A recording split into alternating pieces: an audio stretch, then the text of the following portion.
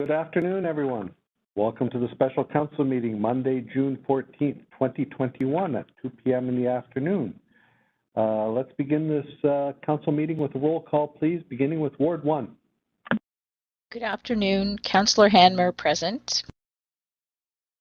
Councillor Bodley here. Councillor Veith present. Councillor Freeman here. Councillor Bassick here. Councillor Henry here.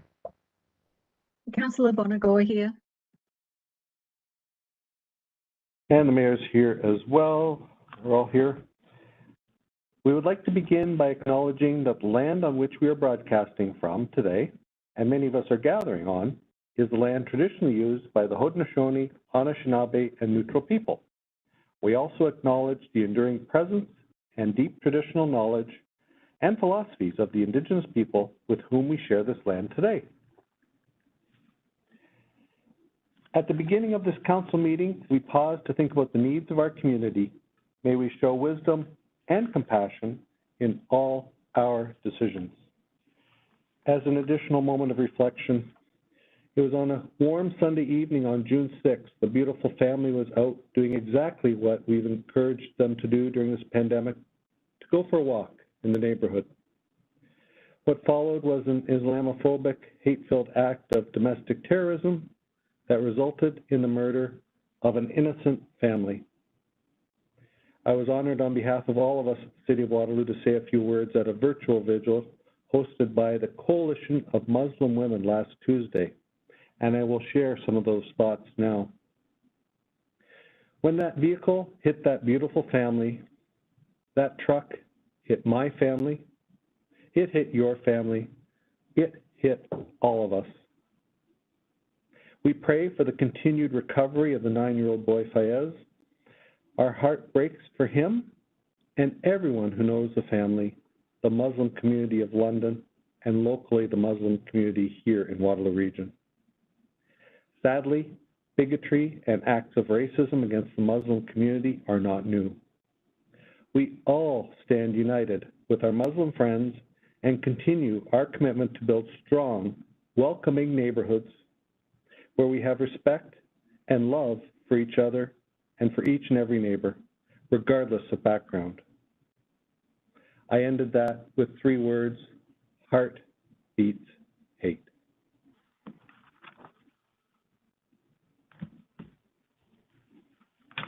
As we move into our council meeting, I'd like to move to item number 7, and that is disclosure of pecuniary interest and the general nature thereof, and I'll turn it over to Councillor Henry. Thank you, Mayor. I disclosing pecuniary interest on item 11E, which is in the evening session, but first up, I'm doing so due to my spouse's place of employment.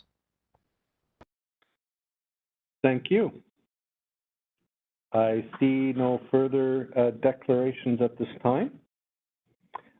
And item 8 is approval of minutes from the special council meeting of May 17th. Do I have any commentary on those minutes?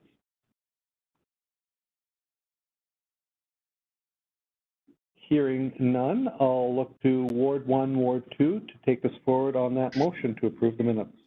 Councillor Hanmer, I approve the minutes of our May 17th meeting and I vote in favor.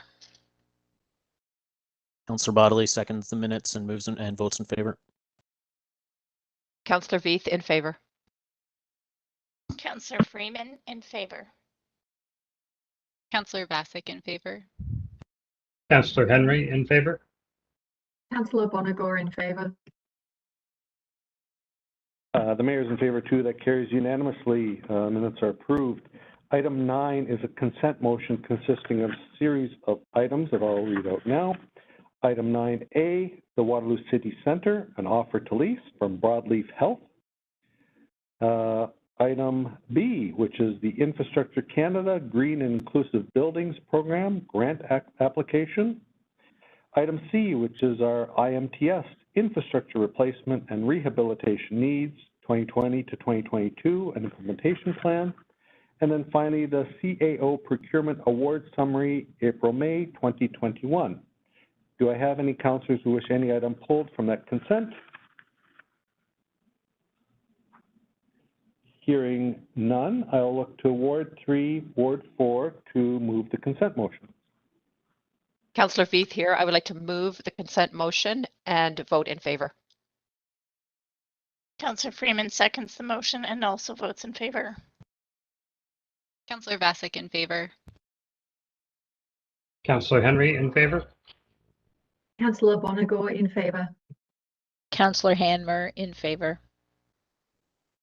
Councillor Bodley in favor. And I'm in favor too. That carries unanimously. Thank you to the team who put together these reports, Liz, Scott, Marcel, Max, Cassandra, and Jason. And welcome to our new tenant in the Waterloo City Center. Well, thank you very much for that. We move on to item 11A, which is the staff reports. A is the draft Parkland strategy, and we do have a presentation today, I think with Jeff Silcox-Childs, the director, Andrew Basler, and Eha Naylor from our partner, Dillon Consulting. Welcome, Jeff. Good afternoon, Mr. Mayor and members of council. Is my volume okay? You sound good. If you're a bit louder, that'd be nicer too, but that's good, Jeff. Thank you. Okay, great. I'll try my best. I am very pleased to be here with you this afternoon, albeit virtually, as we get one step closer to finalizing the City of Waterloo's Parkland strategy. This is the first Parkland strategy for the city, and it is intended to set the direction for parks and open space in Waterloo for the next 10 to 15 years. Like all strategies, the Parkland strategy will set the vision. It does not, however, set the speed at which that vision is achieved. That will be determined through prioritization and, of course, dependent on and linked closely to the budget process. This project has been in the works for some time, and I am happy to report that with council's approval and direction today, we are ready to advance the final public engagement. The draft that you have before you represents a culmination of work completed through the RAV report earlier, as well as an extensive public engagement process that's already taken place to date.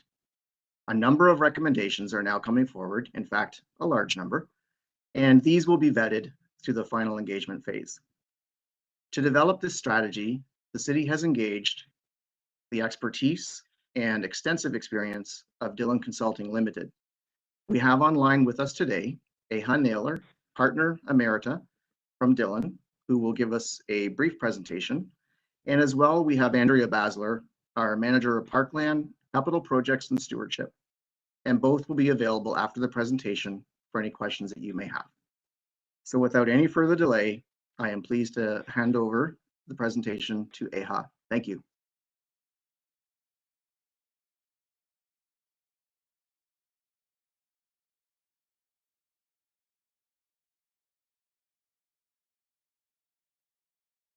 I may we'll just do a sound check with Eha. I am not hearing Eha at this time. I apologize. I was There muted. we go. And Okay. thank you, You're Jeff. loud and clear. Thank you, Your Worship and members of council. May I please have the next slide? Excellent. Thank you. So the first step in this strategic study process was to conduct public engagement. And we were fortunate to receive over 900 responses through surveys, comments, and online surveys. And these were collected at pop-up events, public information centers, at park events, and through online engagement. And the second stage focused really on reviewing background documents, assessing the condition of parklands, reviewing acquisition, development, and redevelopment policies, as well as maintenance and operations practices. And as Jeff mentioned, we are nearing the conclusion of the third phase, which has culminated in a vision and implementation process moving forward. It has been an unprecedented journey. This is Waterloo's first Parkland strategy. And of course, the workflow was unfortunately interrupted by both COVID and the province's legislative changes for development charges. Next slide, please. The strategy envisions the future of Waterloo's Parkland system with the objective of ensuring equitable and inclusive access to parks for all residents of all cultures, genders, incomes, ages, and abilities, including welcoming the Indigenous communities.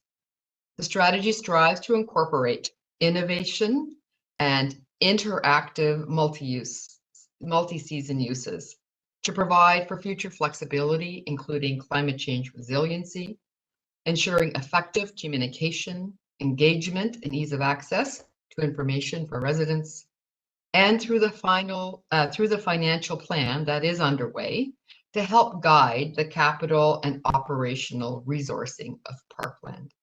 Next slide, please. In Waterloo, there are many accomplishments and much to be proud of. 134 parks covering about 1,000 hectares. The parks and trails are well used and distributed across the city. There's an impressive mature tree canopy and substantial urban forest comprised of urban trees, creek systems, natural areas. And there are, however, some emerging challenges, which include increasing cultural diversity, necessitating a broader range of facilities and services, aging parks that require recapitalization, and an inequitable geographic distribution of parkland, and a shortage of amenities.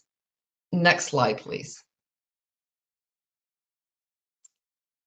Almost every planning district in Waterloo is growing and creating needs for new parkland and placing pressure on existing parks. Waterloo's population is forecasted to increase by 27% to reach almost 140,000 people by 2031. Growth is expected to occur through intensification, often near rapid transit. So what does this mean for Parkland? More people will be using parks, and it means more maintenance will be needed, and it'll be necessary to accommodate larger numbers of residents in the parks and at events. As the city grows and builds out, there are fewer opportunities left for parkland acquisition.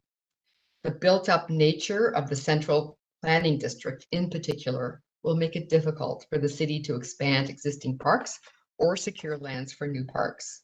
New and different approaches to parkland acquisitions will be needed. Next slide, please.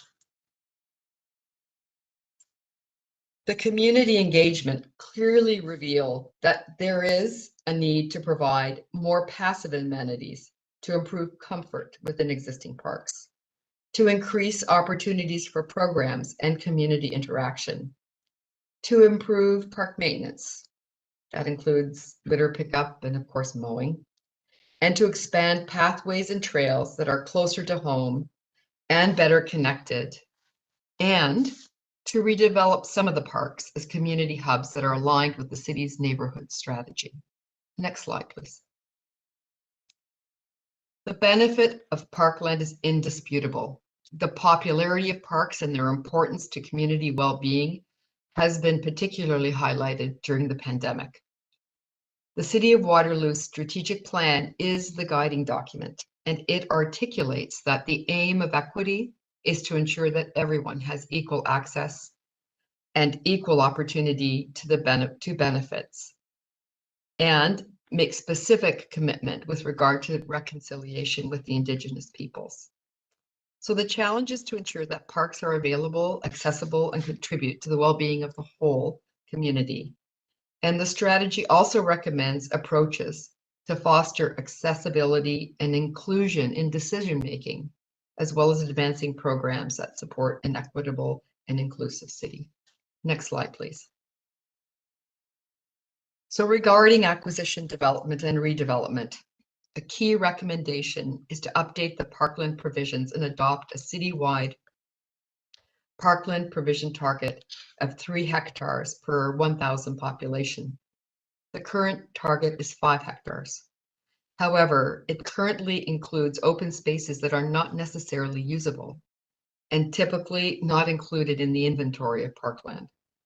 A target of 3 hectares has been widely adopted by cities of similar size to Waterloo and better reflects community needs going forward. A high priority is the preparation of an updated parks and open space classification system, which provides more consistency, reflects the current and anticipated range of park types, and can be used for both park planning and operations. Area-specific plans, like the Uptown Public Realm Strategy, are valuable tools to guide the planning and design of parkland, and should continue to be applied where significant development is anticipated. Next slide, please. When benchmarked with other similar-sized communities, Waterloo has an enviable supply of parkland, but is lacking in user amenities like shade, wayfinding, benches and picnic tables, drinking water, washrooms, community gardens, public art, and Wi-Fi. The public is looking for more of these features in Waterloo parks.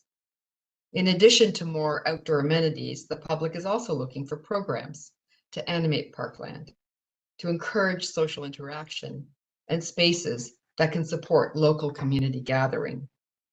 Moving forward, community engagement with local residents ahead of planned park upgrades will be helpful to finding an optimal mix of facilities and programs.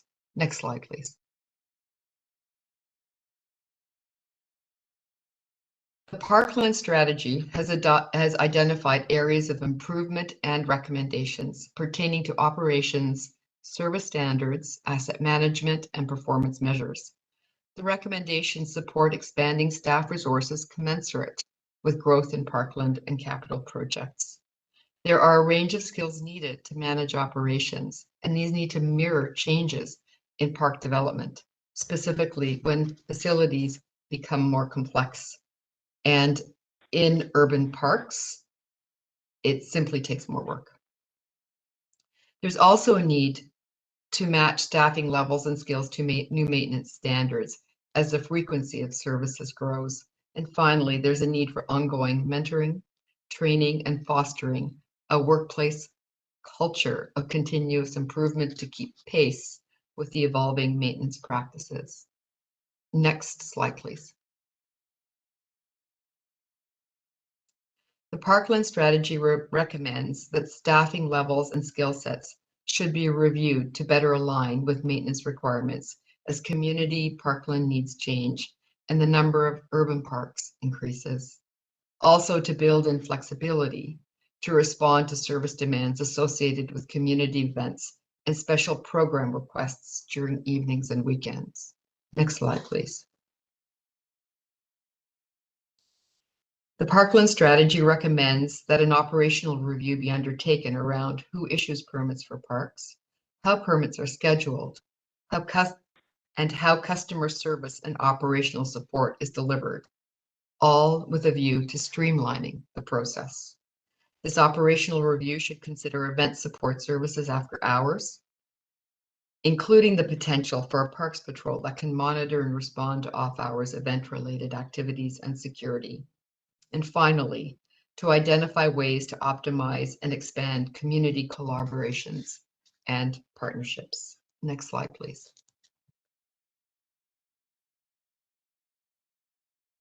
The implementation plan prioritizes recommendations into 4 categories.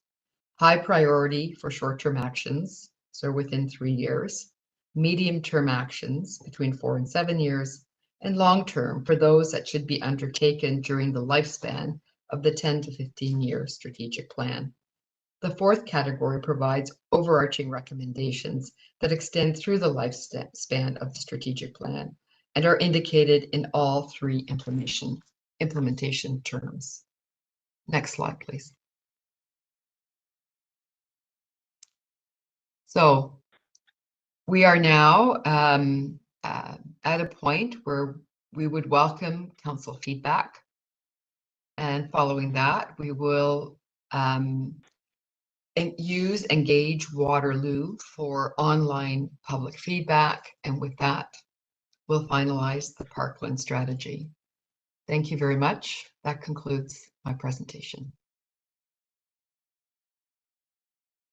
Thank you very much, Eha. That was That was good. And Andrea and Jeff, I know, are there for questions as well.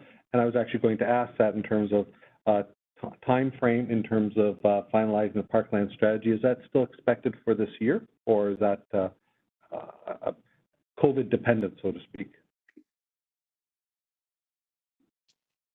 Yes, we are expecting to keep the public consultation open until the middle of September to give people a little more time after the summer vacations to still be able to come back in the fall and take a look at it. And we would close the public, we propose to close the public consultation on, I believe, September 17th. After that, we would make the appropriate adjustments to the strategy and then bring it back to council for final approvals. Excellent, Andrea. Thank you very much for that. And I do have councillors lining up to give input or ask questions. And first up will be Councillor Vasic. Please go ahead. Thanks, through you, Mayor Jaworski. Thanks so much for the presentation. I'm really excited. I think we're all probably really excited about this strategy, especially now after COVID, like you said. Well, not after COVID, but as we are starting to emerge from COVID.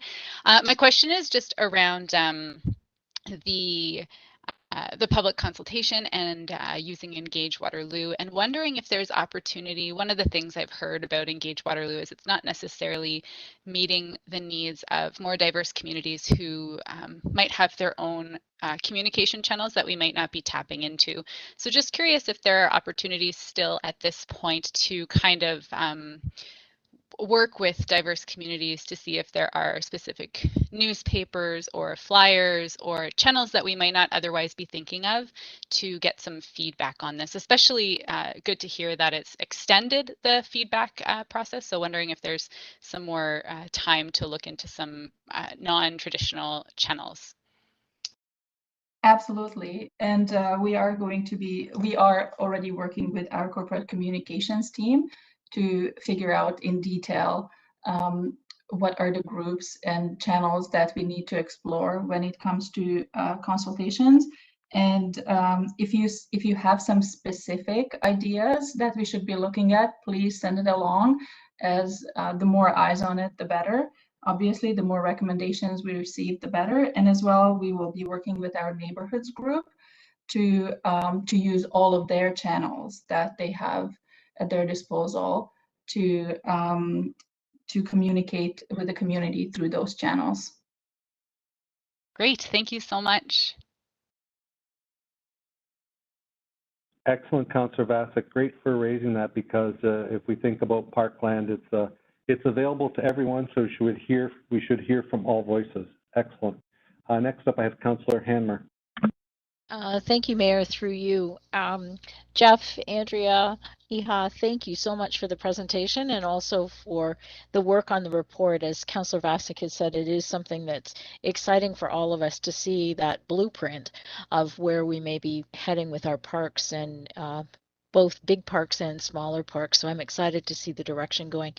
My question is also along the lines of the a community consultation, and with the province starting to open up a little bit more as we get more people vaccinated with COVID, are we also considering not just the online ways that people can be commenting? And I wasn't sure when Councillor Vasic was talking about the non-traditional, if she was also including things like actually being present at where people may be participating in activities over the summer months, or as they're getting ready for fall and winter activities. And what's popping in my mind with the neighborhood groups, neighborhood associations, those that have pools and things like that, there's opportunity to have even a display there, or as people are gathering in small numbers in our parks. But really, are we adapting to the changes that are happening in the province because of our progress with COVID?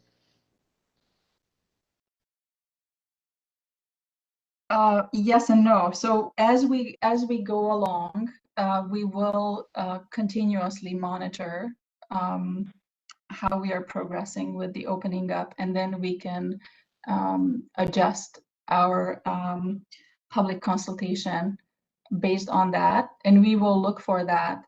There's one sort of, it's a problem in a way, is that this document is fairly long. So if we approach someone, you know, we still need to post it somewhere and people need to be able to read it. We can approach people and raise their attention that it is on Engage Waterloo, and perhaps if people need a different kind of assistance with that, then we can definitely accommodate for that.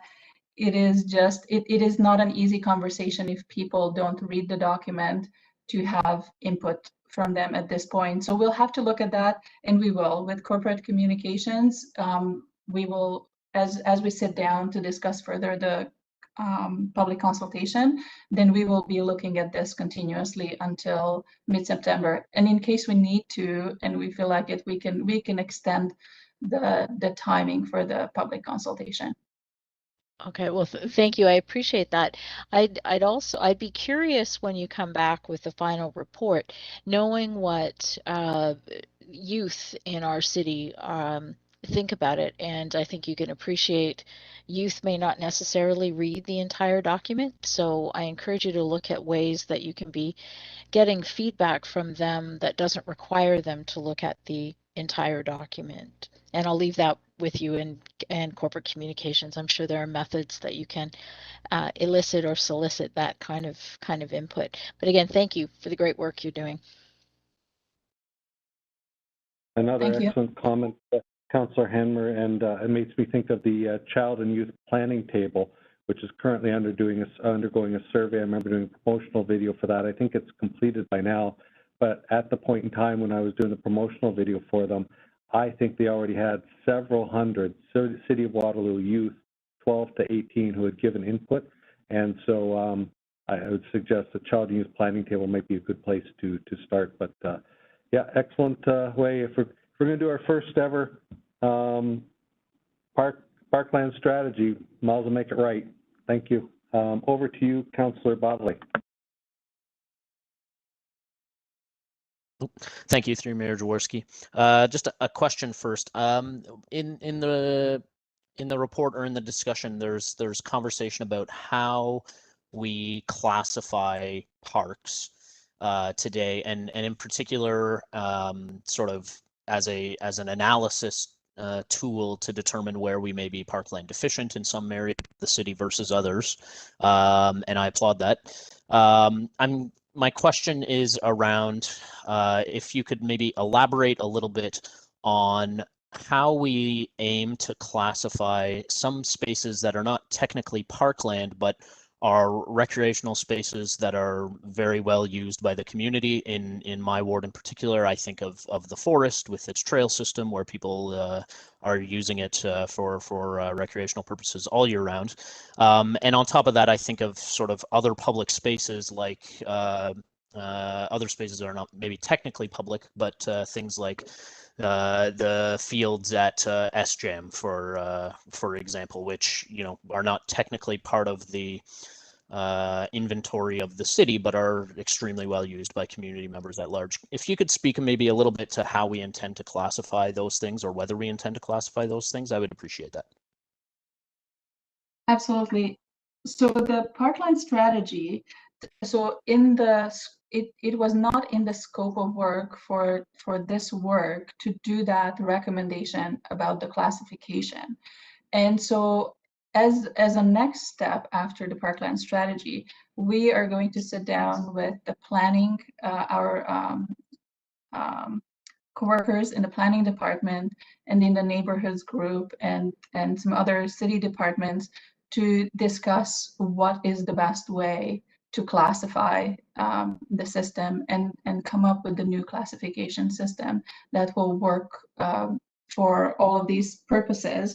And then at the time, we will also discuss with the different councillors and get some feedback about their own wards and what the challenges are, so that we can incorporate that information when we are proposing the new classification system. So it is not set at this time, and that is we are proposing to do that work as the first task that we take on after the park strategy is approved.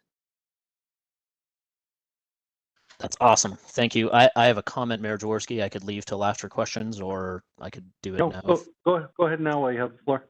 Perfect, thank you. So through you, Mayor Jaworski. So yeah, I just wanted to highlight a few things from the report. I'm sure there's tons of things in the report that everybody's really appreciates or is happy with or loves. And so I just wanted to highlight a few of the things that I'm hearing from residents in my ward that should be priorities as we go through the Parkland strategy. So just from my perspective, one, there's a huge desire for more smaller community level splash pads within the community, and I know that there's a plan for one in the west end of the city, but I think from the conversations that I've had with community members, I think there's a desire for even more, even if they're sort of smaller, less like the large destination type splash pads. So I just wanted to highlight that.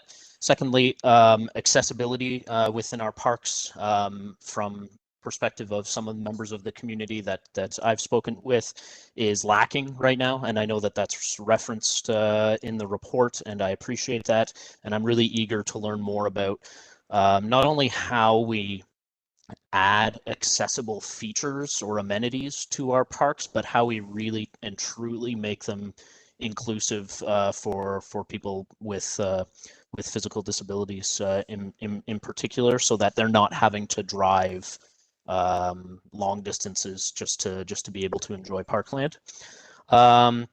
There was a commentary about adding in a dog park on the west end, and I know that's been discussed many times, so I'm just going to add my support for that, strong support for that.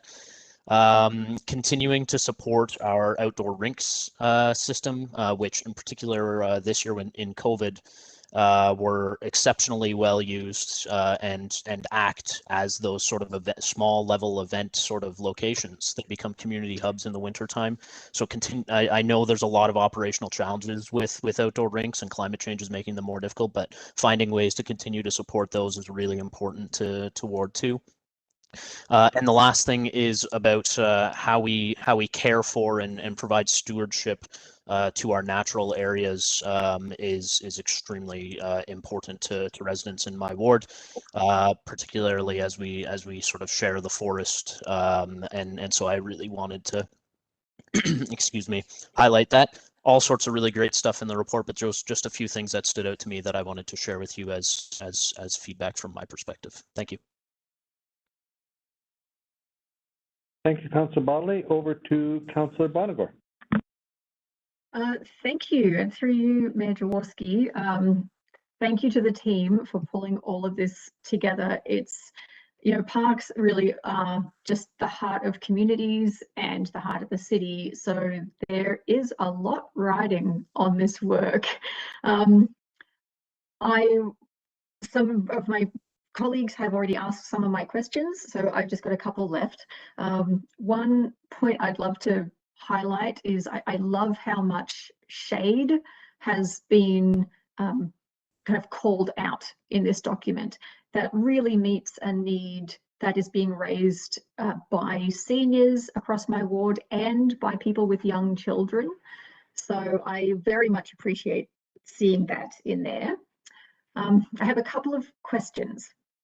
So as you have so rightly pointed out, the challenge of providing green space in a built up urban area that's only going to get more built up, like that's no small challenge.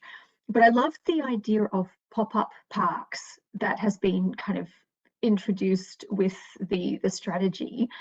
And I'm really looking forward to see what can come from that. I'm just curious, is that kind of planned to be an ongoing program to creatively fill in kind of blank spots within our parks map, or is it a mode of testing out potential new locations? The Parkland strategy didn't go into that much depth in exploring the how we move forward with things. And so while it recommends, it will recommend that we do it, but how we do it, then it is up to us to determine what is the best way for Waterloo how to move forward. And I assume that, usually the best way to move forward is to start with a pilot project and then see how that goes, and then make it permanent if it works well. So I think that's sort of the logical road to follow. Okay, no, that sounds great. I will very keenly be watching what comes from that suggestion. The other question that comes up a lot for me from residents, and I asked you this prior to the meeting, but I'll just ask it now because I know people might be curious. The report mentions community vegetable gardens. It doesn't provide any guidance on kind of edible plants as part of landscaping. This may be too high a document to mention that, but I'm just wondering about edible plants in landscaping. Is that something the city is exploring, or are they just simply too hard to maintain and control?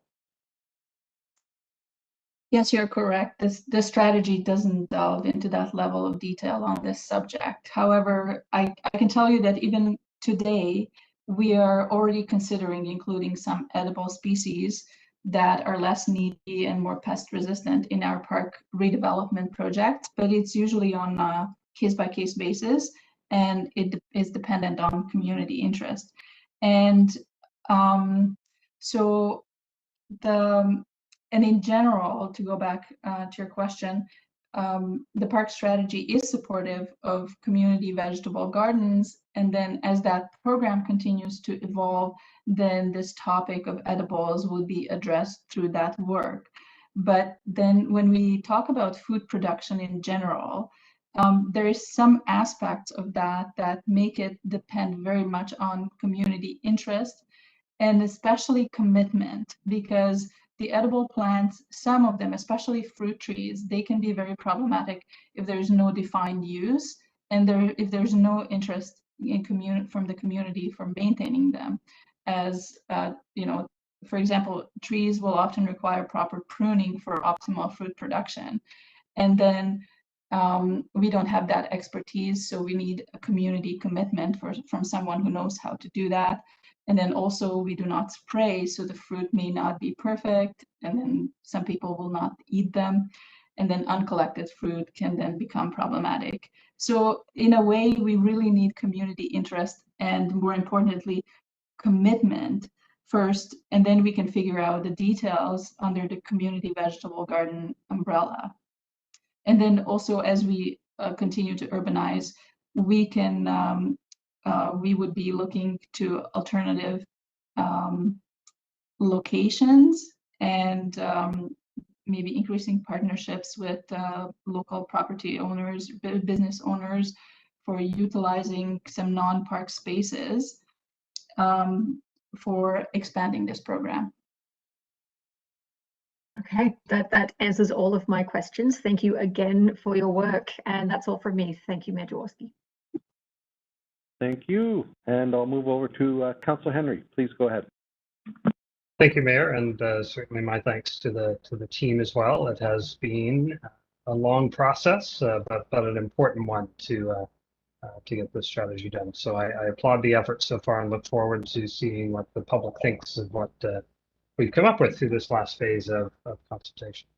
The one place I wanted to go is that concept of equity as it's embedded in our parks. I think we've heard comments from Councillor Bodley around accessibility from a physical and other differing abilities perspective, which is helpful. I know there's commentary in the report around different uses of parks and different accesses to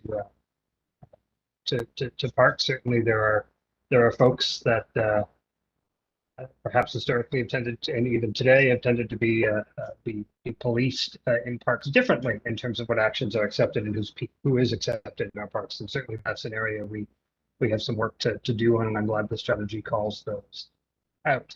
But the one part on equity I wanted to dive into is how we saw underserved neighborhoods and how we saw distribution of parks. The language that I was seeing here was around equity here, meaning equal access to parks across the city, and that neighborhoods are underserved if they don't have sort of the per capita quotient of Parkland. Is that an accurate read of how we've how the strategy is contemplated equity from the standpoint of distribution and access?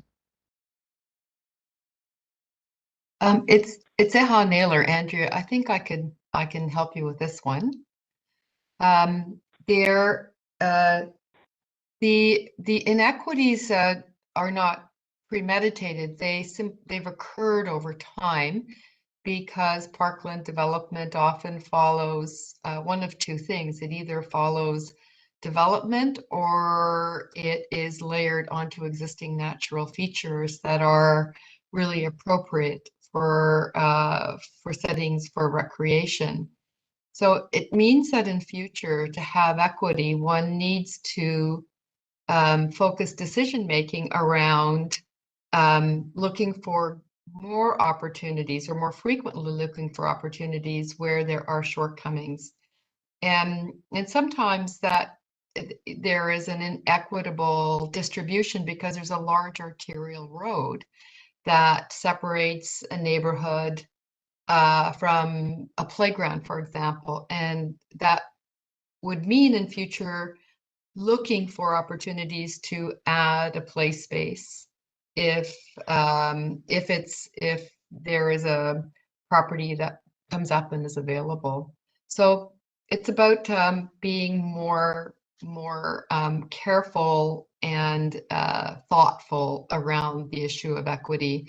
And sometimes it's inconvenient, but it's certainly important to kind of keep that top of mind when one is looking at capital projects.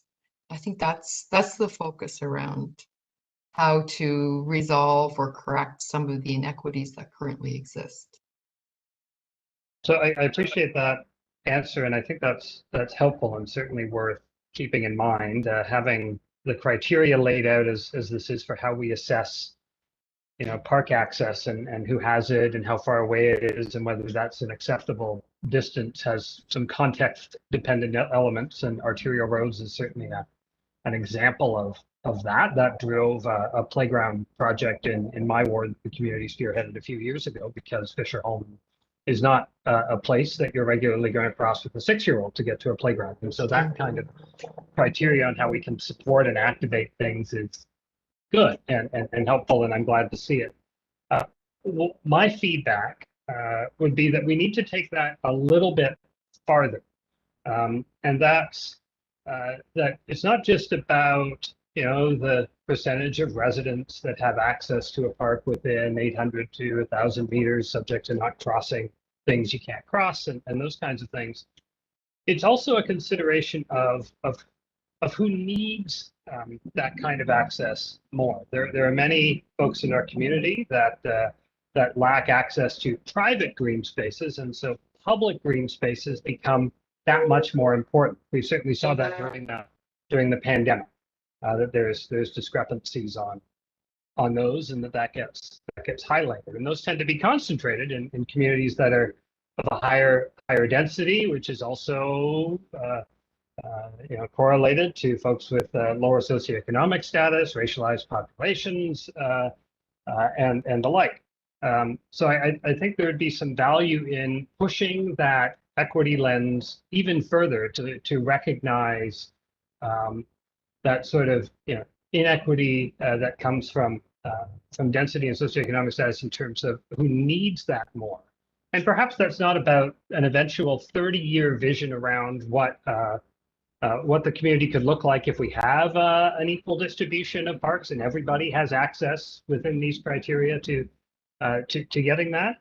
Maybe it's the steps along the way for how we, through budgetary measures and others, prioritize where we close those gaps first and where we look for our opportunities first, recognizing some opportunities just come to us. So from a prioritization standpoint, I would hope that we correct these things, not just based on who's underserved by a raw number calculation, even in context, but that the context is looked at even more critically to understand who doesn't have the benefit of their own private green spaces when we're looking at creating public green space, who lacks perhaps the the means and status to go pay to access private green spaces, whether they be campgrounds or vacations or other trips, and those things that some of us very much benefit from. So I would hope that as we go for this last round, that we think about how we can push that sense of equity even further in our thinking for how we plan and how we establish criteria for prioritization.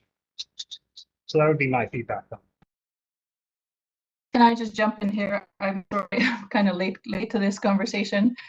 There is an aspect also of the equity that we are hoping to explore that is beyond the spatial, and it's actually the number one recommendation in the Parkland strategy is to work closely with the Indigenous Initiative, Anti-Racism, Accessibility and Equity staff team to implement the projects in a way that includes meaningful engagement with the local communities, and also to try basically not to do cookie cutter park development, but every time we develop a park, to have meaningful engagement from the surrounding community so that the park works for them. And which may mean a different set of amenities in one park from another, as opposed to just in a cookie cutter way, including certain amenities in each park. So that's an additional aspect that we are looking forward to exploring as we will be hiring the Indigenous Initiatives, Anti-Racism, Accessibility and Equity staff team.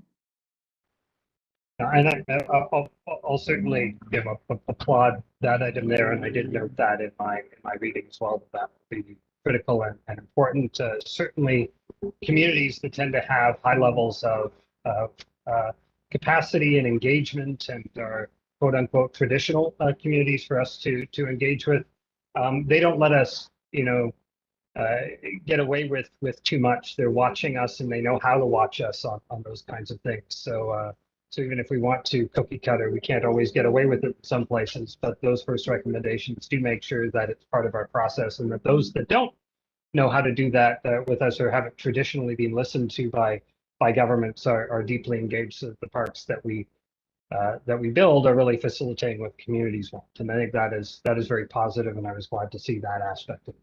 So thank you for that. Excellent commentary by Council today. Before we go to second time around, I will weigh in here. One idea that was brought up by Councillor Bodley, or I thought of, was from Councillor Bodley's commentary, was seasonality of usage. Is that something that's going to be taken into consideration during the Parkland strategy? As an example, we all might enjoy the parks during the summer, but maybe not so much during the winter. And as people would know, during our discussion on campfires recently, we asked staff to go back and look at how maybe an expanded program would take place. Is that going to be part of this thought process, Andrea?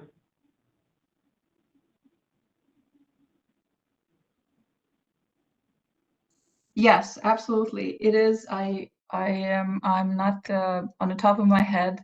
It's hard to pull up the recommendation that that includes it. It was very easy to quote the number one recommendation for Okay. Councillor Henry. But yes, absolutely. Okay, thank you. And I'll just put in a good word for the dog waste containers that seem to be very popular with the advent of seemingly everybody buying a pet during the past 14 months. So put in a good word for our dog waste containers there. Back to you, Councillor Henmer. Thank you, Mayor. Through you, you did just happen to mention one of my comments, but I did think of another one. As I have been sitting as the council liaison on GRAC, Grand River Accessibility Advisory Committee, I have been every time I do an update, I keep talking about the fact that we're coming up with our Parkland strategy. So I really do hope that GRAC is part of your consultation process. It seems over the past 2 years that I've been on the committee, we've been dealing with parks in pretty well every community within Waterloo region, and the committee itself has come up with some pretty good and pretty reasonable strategies on ways to look at the parklands to make sure that there are accessible amenities there. And I've been really impressed with just the approach the group has taken. So I do hope that they are part of the consultation process in this next phase. Yes, absolutely. They're on our list to contact, and we will see with Lolita and what is the best way to do the consultation with them over the summer, or if to wait until the fall. Thank you. That may require you to, I think the end of your consultation is the end of the meetings for the group. They seem to do better when there's presentations. Just a comment.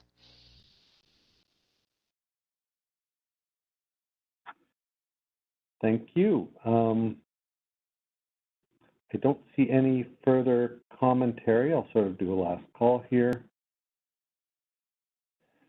I would say, just in wrapping up, I would say Council did give a lot of good feedback, and if you have any questions, you know where to reach them on clarity, but I think the key thing was not just engage Waterloo, not just the engage tool, make sure we're inclusive of all viewpoints, and I think Councillor Henry summed it up on the equity lens, a real clear equity lens, not necessarily equality, but equity for those who really could take advantage of Parkland.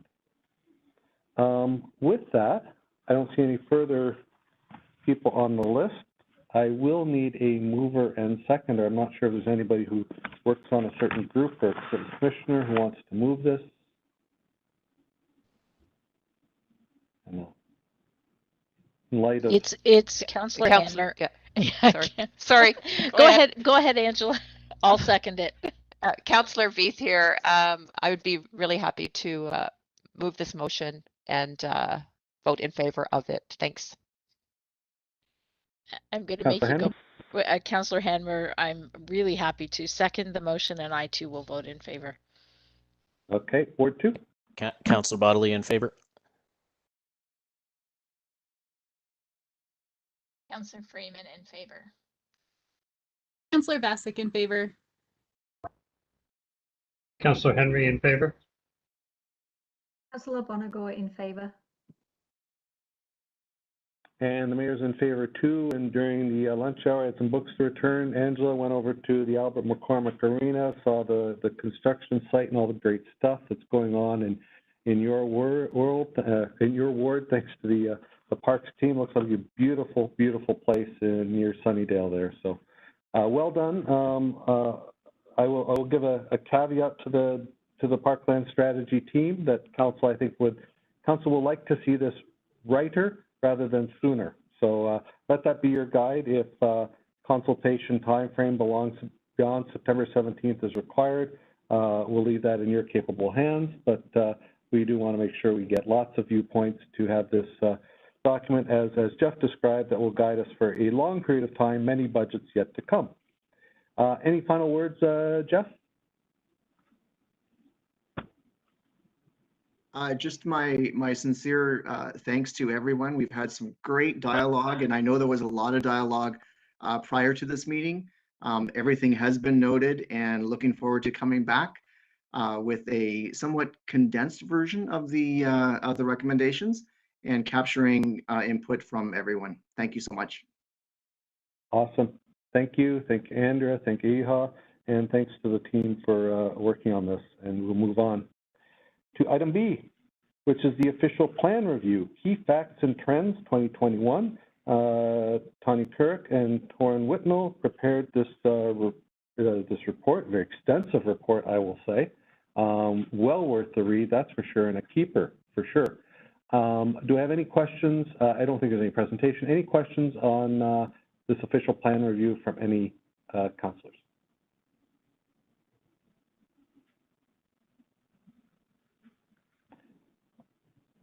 I'm not seeing any, Tanya, but certainly with great thanks for preparing this report. Only comment I have is sitting on both the Region of Waterloo and City of Waterloo Council. I will note that at the Region of Waterloo, when we consider low density versus high density versus low density versus medium density versus high density, in the medium density category, semi-detached and townhouses are lumped together versus some things, and I think in our report sometimes put low density as semis and other detached houses together. Not a big deal, just something I would note for just to note in the discussions I've seen on both sides of things. But I do have some questions for you popping up now. Let me just scroll back to make sure I get the first one. Councillor Bodley first, please go ahead. Thank you. Sorry, my typing fingers were slow. Through you, Mayor Jaworski. Question, in the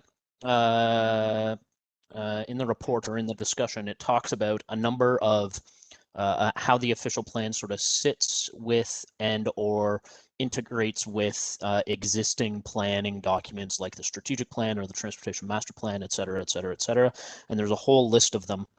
And there were two plans that I sort of note that were not part of that, and I wanted to get some feedback on. The first one is the recently approved Community Climate Action Plan, Transform WR, which was just approved, so understandable that it was not part of this report, but I'm just looking for some clarification that that is sort of part of the consideration, and hopefully a major part of the consideration as we go through the OP review. And the second one is a plan that is still underway, so I think this will be a little bit more challenging to incorporate, but it's the affordable housing plan.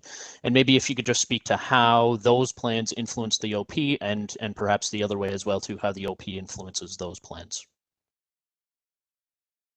Through you, Mayor, to you, Councillor Bodley, great question. So in terms of the report that you have before yourselves, definitely the list that was identified in that first section of plans that have been created or we have been working on since the official plan went into effect, by no means was that exhaustive. It was just to kind of give a flavor of some of the projects. But I can confirm for you that there definitely are a number of other studies and plans that staff, official plan review, the project team and staff are looking at, keeping an eye on, as well as having conversations with the appropriate staff. And definitely it will be considering those two plans as well as many others to identify if there's any additional or modifications that need to be required in the official plan to highlight perhaps wording or new trends or new targets or whatnot as part of the review that is happening. So I can definitely confirm for council, absolutely, that those are plans that we'll be looking at, as well as several others, whether or not, they've been completed and approved. We'll also be keeping an eye on some of the other plans that are still underway. For example, the citywide affordable housing strategy that has been initiated by staff. Awesome, thank you, and I appreciate that clarification. And just a final comment before I give it back to the mayor.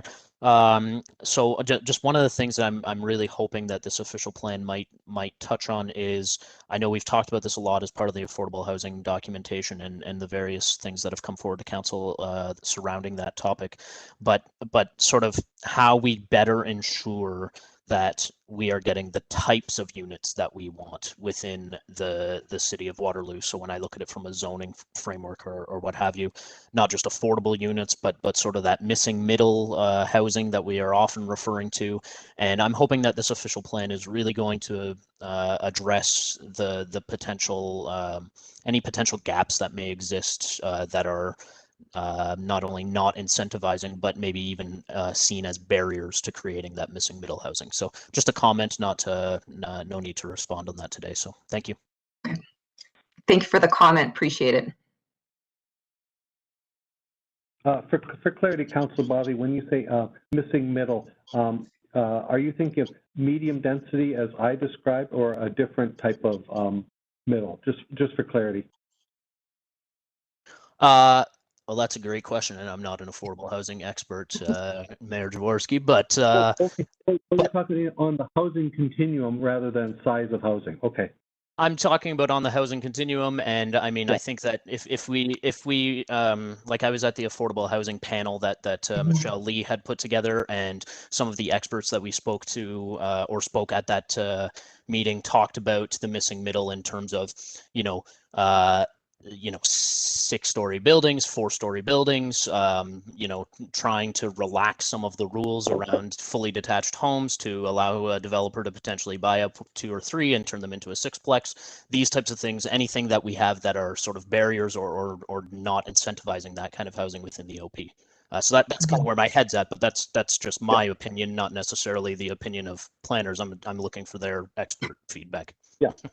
Oh, excellent. I just wanted clarity based on sizing of what we were normally talking about at the region was essentially physical sizing of houses. So it was low density being single detached, medium being townhouse and semis, and essentially everything else being high density versus what you're saying on the continuum. So, so I heard somebody trying to weigh in there. Was that you, Tanya? Yeah, sorry, I apologize for the interruption. No, just what I wanted to mention, and thank you both for those comments. Typically with our ROP and zoning, singles and semis, we would consider to be low rise. And we also consider some forms of townhouses also to be it. But yeah, when people, researchers, academics typically refer to the missing middle, it is what Councillor Bodley mentioned is, the 4 to 6 story developments. But it would also, I think, include certain types of, for example, stacked townhouses. And I can confirm for council, we've definitely heard this comment, and the official plan review project team and staff will be examining the city's current official plan and designations and policies to see what opportunities there are to perhaps strengthen that, to try and get more of that type of development built in the city. As well as also looking at opportunities and/or continued opportunities for what we're going to call gentle intensification. So hopefully most people are aware in 2018, the city zoning bylaw allowed for second units to be built subject to certain criteria. So absolutely, this is something that is on the list that the team has. I heard definitely from now council as well as other stakeholders, and they'll definitely be reviewing the official plan to look at those opportunities. Very good clarity. Thank you. Over to Councillor Henry, please. Thank you, Mayor, and thank you, Tanya. I note in your very detailed background research report that you included questions, mostly to yourself, but probably also to anyone who was reading. And I thought I would take the opportunity to provide a selection of some answers to those questions as part of my input from this table. I think you've sort of seen them in print, but I thought I'd provide them with council and the public as well.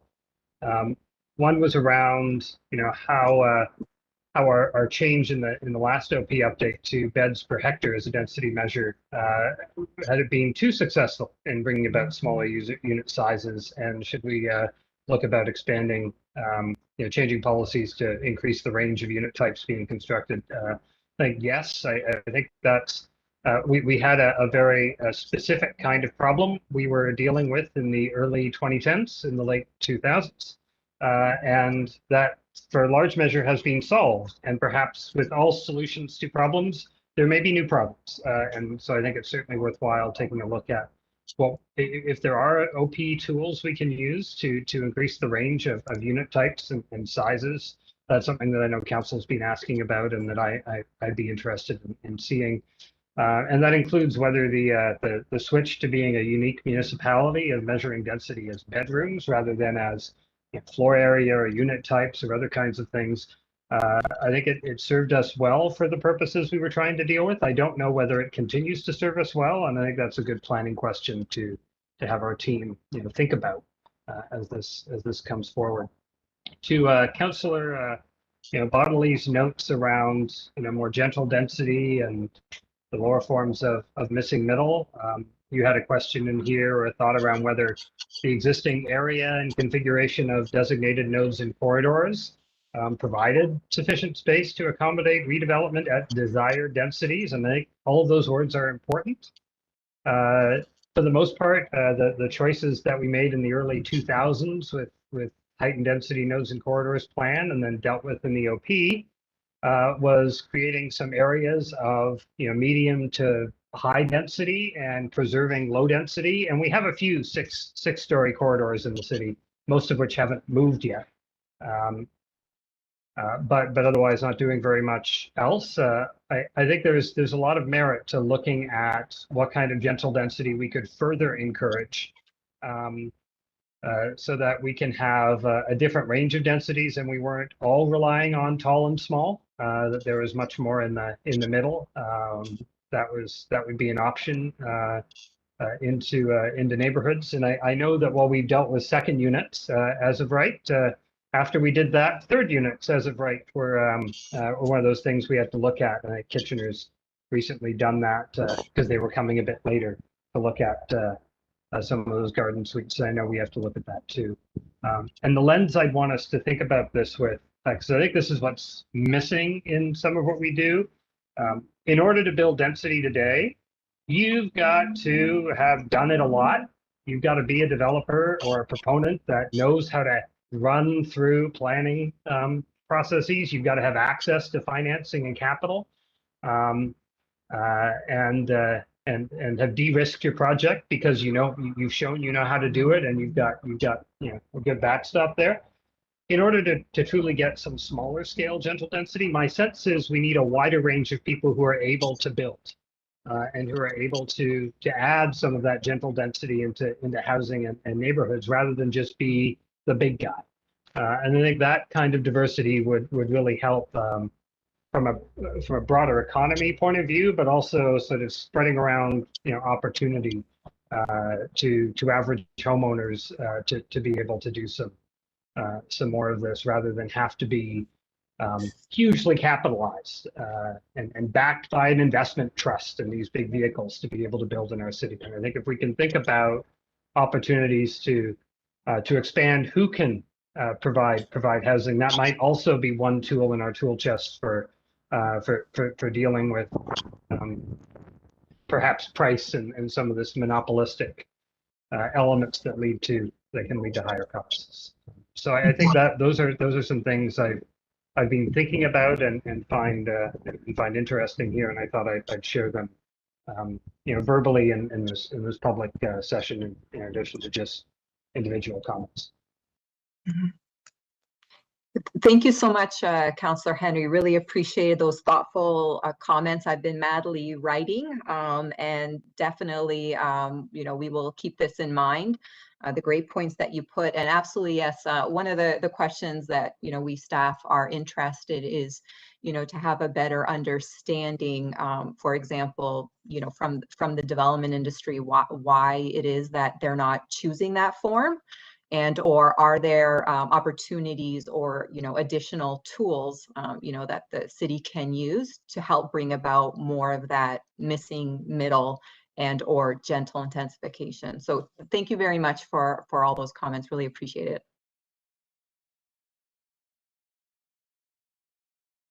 Thank you very much, Councillor. I think Councillor Boniger's questions have been asked.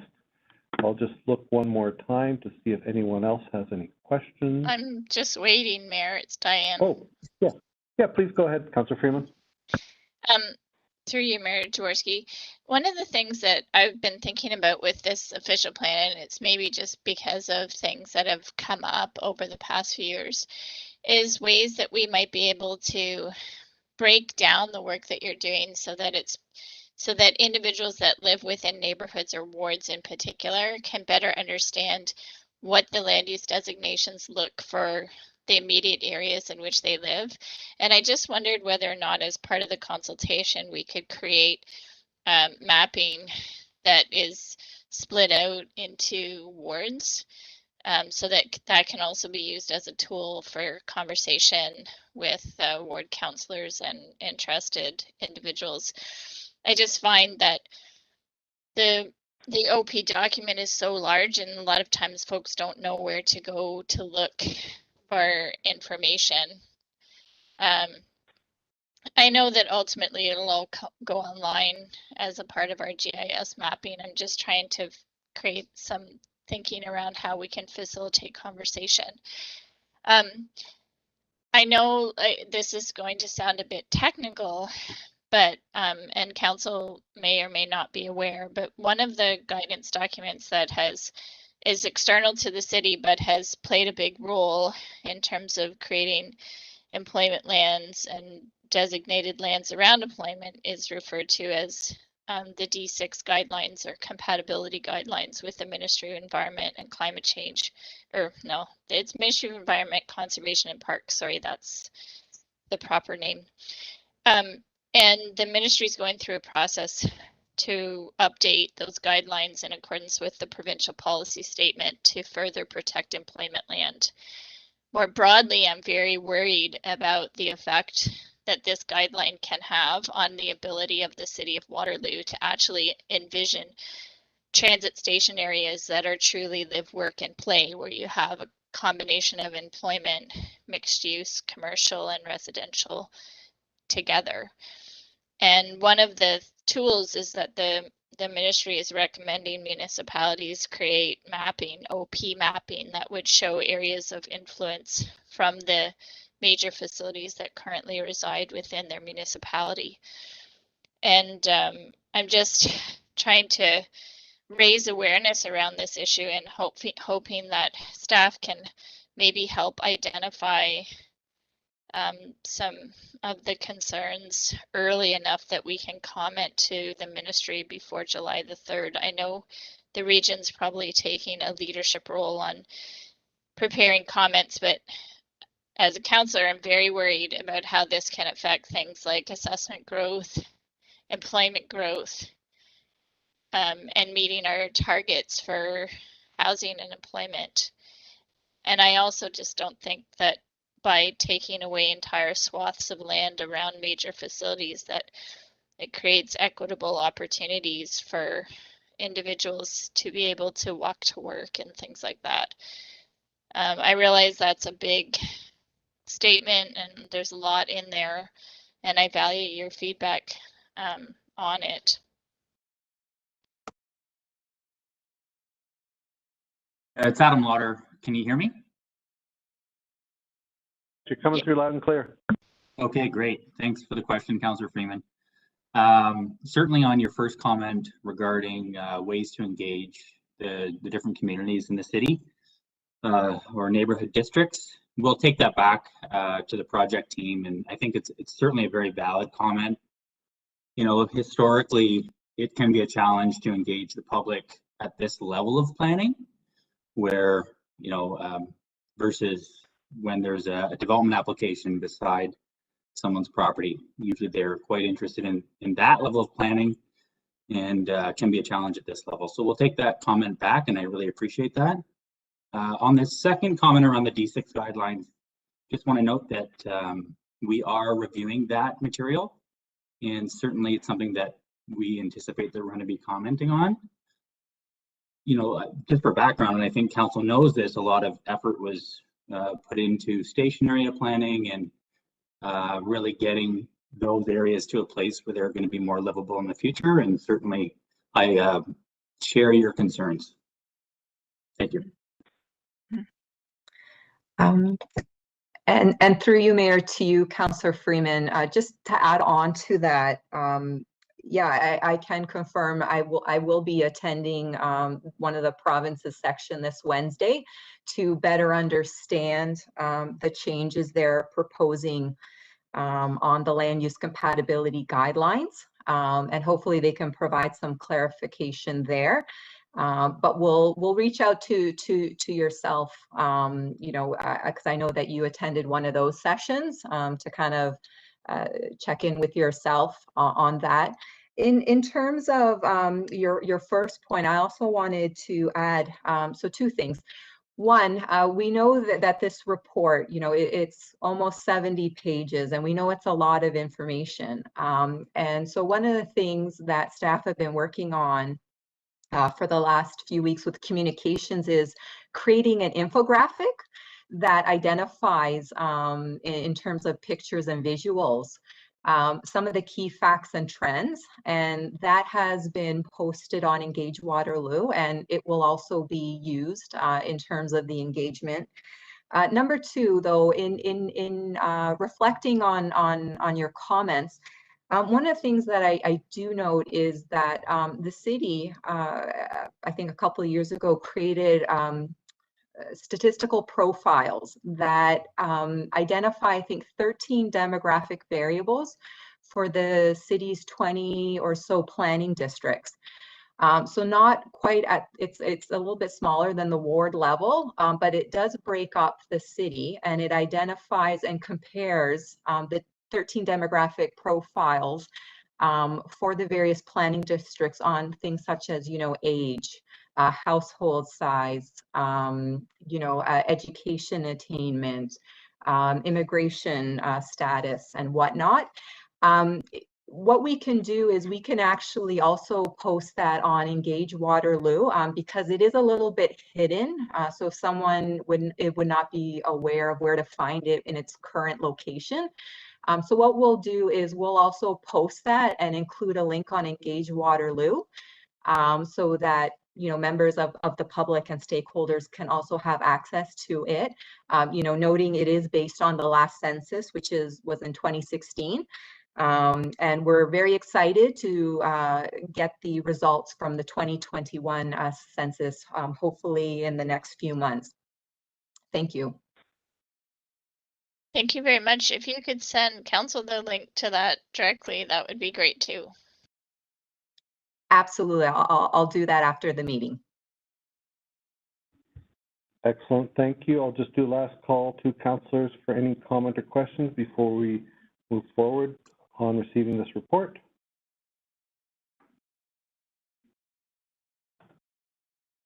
And seeing none, I will go, I'm at a Ward 5, Ward 6, take us forward.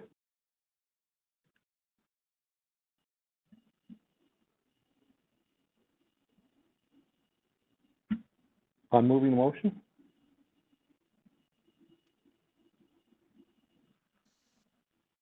I'll move to receive the report, Councillor Freeman. Councillor Hanmer, I'll second and vote in favor. Councillor Freeman votes in favor too. Okay, thank you. And over to Ward 2. Councillor Bodley in favor. Councillor Veith in favor. Councillor Vasek in favor. Councillor Henry in favor. Councillor Bonagor in favor. Thank you, and I'm in favor too. That carries unanimously. Thank you very much to the team for this quite extensive report and on very important input. I'll ask either Tanya or Adam, what is sort of the time frame on the official plan review, and like when, is it a year? Is it more than a year, less than a year? Good question, Tanya. I'll take that particular piece. Mayor, good question. Spring of next year is when we propose to have a draft official plan to council, and then fall next year, if everything works out at the regional level with the regional official plan, is when we would have a final official plan to council for consideration. Yeah, just want to speak to the regional process very quickly in that they are undertaking their own official plan review, which Doris, I know that you're involved in. And we really need to work kind of with their timing. We can't get out in front of them. So if there are any delays there, then that would impact us, but spring for a draft and then final in the fall. Okay, thank you very much, Adam and Tanya, and I see report prepared by Torrent here. Thank you very much for that. And with that, we'll move on. Sorry, Mayor. I just thought of another question. Is it possible before we leave this? I know we've received the report. Yeah. Go It's ahead. just with regard to employment land conversions. I just wondered, because we're going through this municipal comprehensive review, whether staff anticipates that we might receive a deluge of employment land requests, given that people kind of looked for those requests during our zoning bylaw amendments. And I just wondered if you're anticipating them for this process too. Mhm. Through you, Mayor, to you, Councillor Freeman. So not quite certain. I can note that the way that the employment land conversion works is it's done through the region. The region is currently undertaking what's called a municipal comprehensive review. And as part of that, it will be considering requests for conversion of employment lands within the area municipalities. And that's based on the process set out in provincial policy, which speaks to the region doing this municipal comprehensive review process. And I am not aware at this time how many requests, or if they have received any requests for converting employment lands in the city, but I can definitely reach out to our counterparts in the region to inquire of that, and then get back to you with that information. That's great. Thank you so much. Sorry for the last minute question, but I think it's going to be really important as we start looking at the designations as a council to make sure that we've given good consideration to how we want our employment land in our municipality to be used to create opportunities for people to work. So, and I see that Jeff says they've received dozens on their Engage ROP page. So that's very helpful. I don't need to belabor this conversation. It's a bit early in the process, but I just wanted to get it in people's minds. Thanks, Councillor Henry. Excellent. Thank you. And thank you, team. We move on to item C. And it's the traffic calming recommendations for Dunvegan Drive, Margaret Avenue, and Woolwich Street. And it's a report prepared for us by Jenny Setterfield. And I think Jenny has a guest here today, Heather Hector, to present. I'll turn over to Jenny or Heather. Thank you, Mayor Jaworski, and good afternoon, Council. Through you, Mayor, I'd like to introduce Heather Hector, the Transportation Engineer with Paradigm Transportation Solutions Limited. She is working as the Project Manager for the Traffic Calming Studies and will be presenting the results and recommendations. Jean Chartier is also with Paradigm and is here in attendance today as well. We will be available for any questions following the presentation. Over to you, Heather. Thank you, Jenny. As you mentioned, I'll be doing the presentation for the traffic calming studies for Dunvegan Drive, Margaret Avenue, and Woolwich Street. Next slide, please. So just a short agenda. We'll start with the background and study overview, talk a little bit about the engagement program, detail the traffic calming plans and neighborhood feedback, then the stakeholder feedback, and finish off with some recommendations. Next slide, please. So as you may all know, the city's traffic calming policy approved in 2011 as part of the Transportation Master Plan details a formal traffic calming study process for addressing requests for traffic calming. So once a request is received, staff complete a two-phase screening investigation to determine if a study is warranted. This is based on traffic data such as volumes and speeds, as well as roadway characteristics.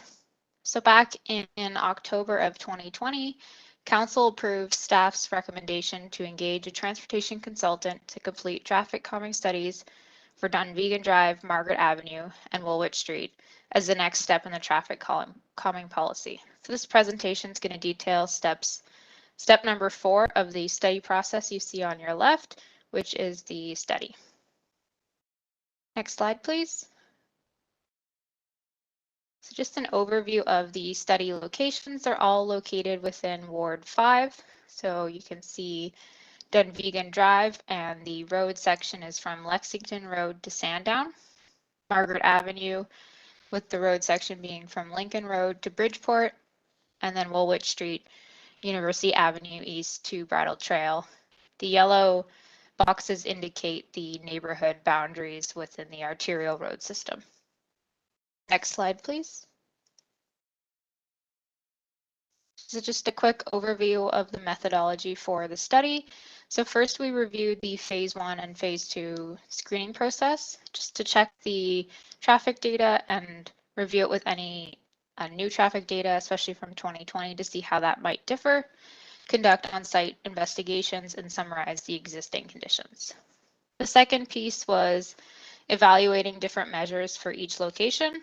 So for all 3 study areas, vertical deflection measures were selected as the primary measure for the plan, as they have the greatest impact on speed reduction. This includes things like speed cushions, speed humps, raised intersections. The third step was preparing the conceptual traffic calming plans with the objective of reducing the overall operating speed to 40 kilometers an hour on Dunvegan and Margaret and 50 kilometers an hour on Woolwich. So the quantity and spacing of the measures is based on recommended best practices to achieve these posted speed limits. The fourth part was consulting with stakeholders to note any of their potential challenges and incorporating their feedback into the plans. And then lastly, we presented the plans to the public to incorporate their feedback and finalize their plans to bring them to council. Next slide, please. Here's just a quick overview of the engagement program. Because of all of everything that was going on, all of our engagement was done online, but we did use notices posted on Engage Waterloo, as well as posted through a Canada Post mailout to all of the residents in the study areas. And as well, we had a virtual online public information center with a survey.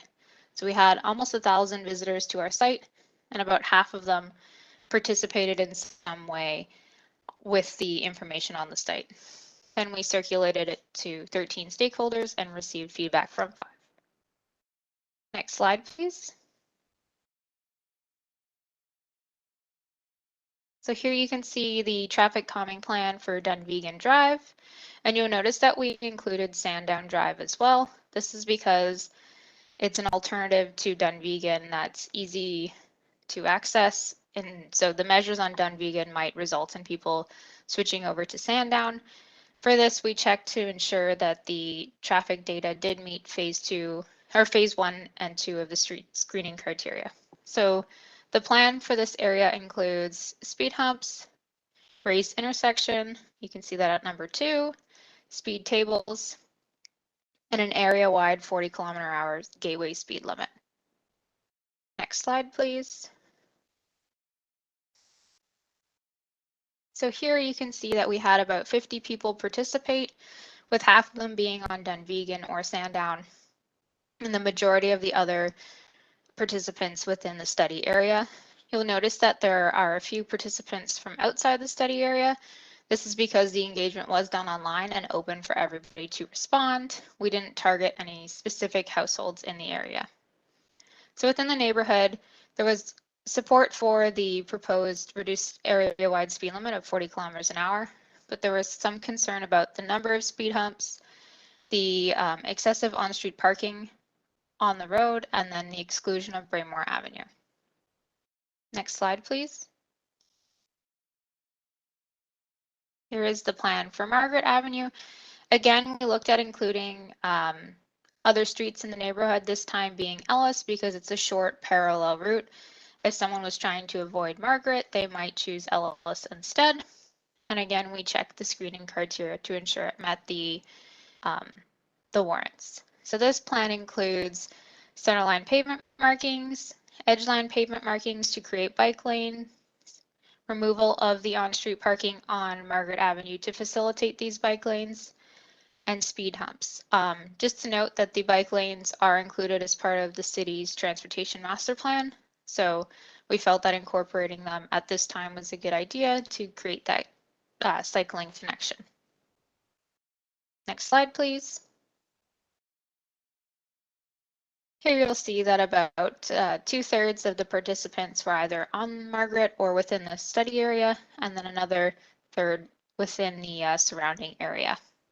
So here we had support for the measures and to get lower speeds, but there were some concerns about the installation of the bike lanes requiring removal of parking and the exclusion of Blue Vale Street North and Mayfield Avenue.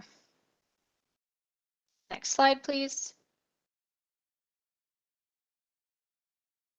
So here you'll see the plan for Woolwich Street, which includes speed humps and additional knockdown signs. The city already places knockdown signs in the east-west section at the top of your screen.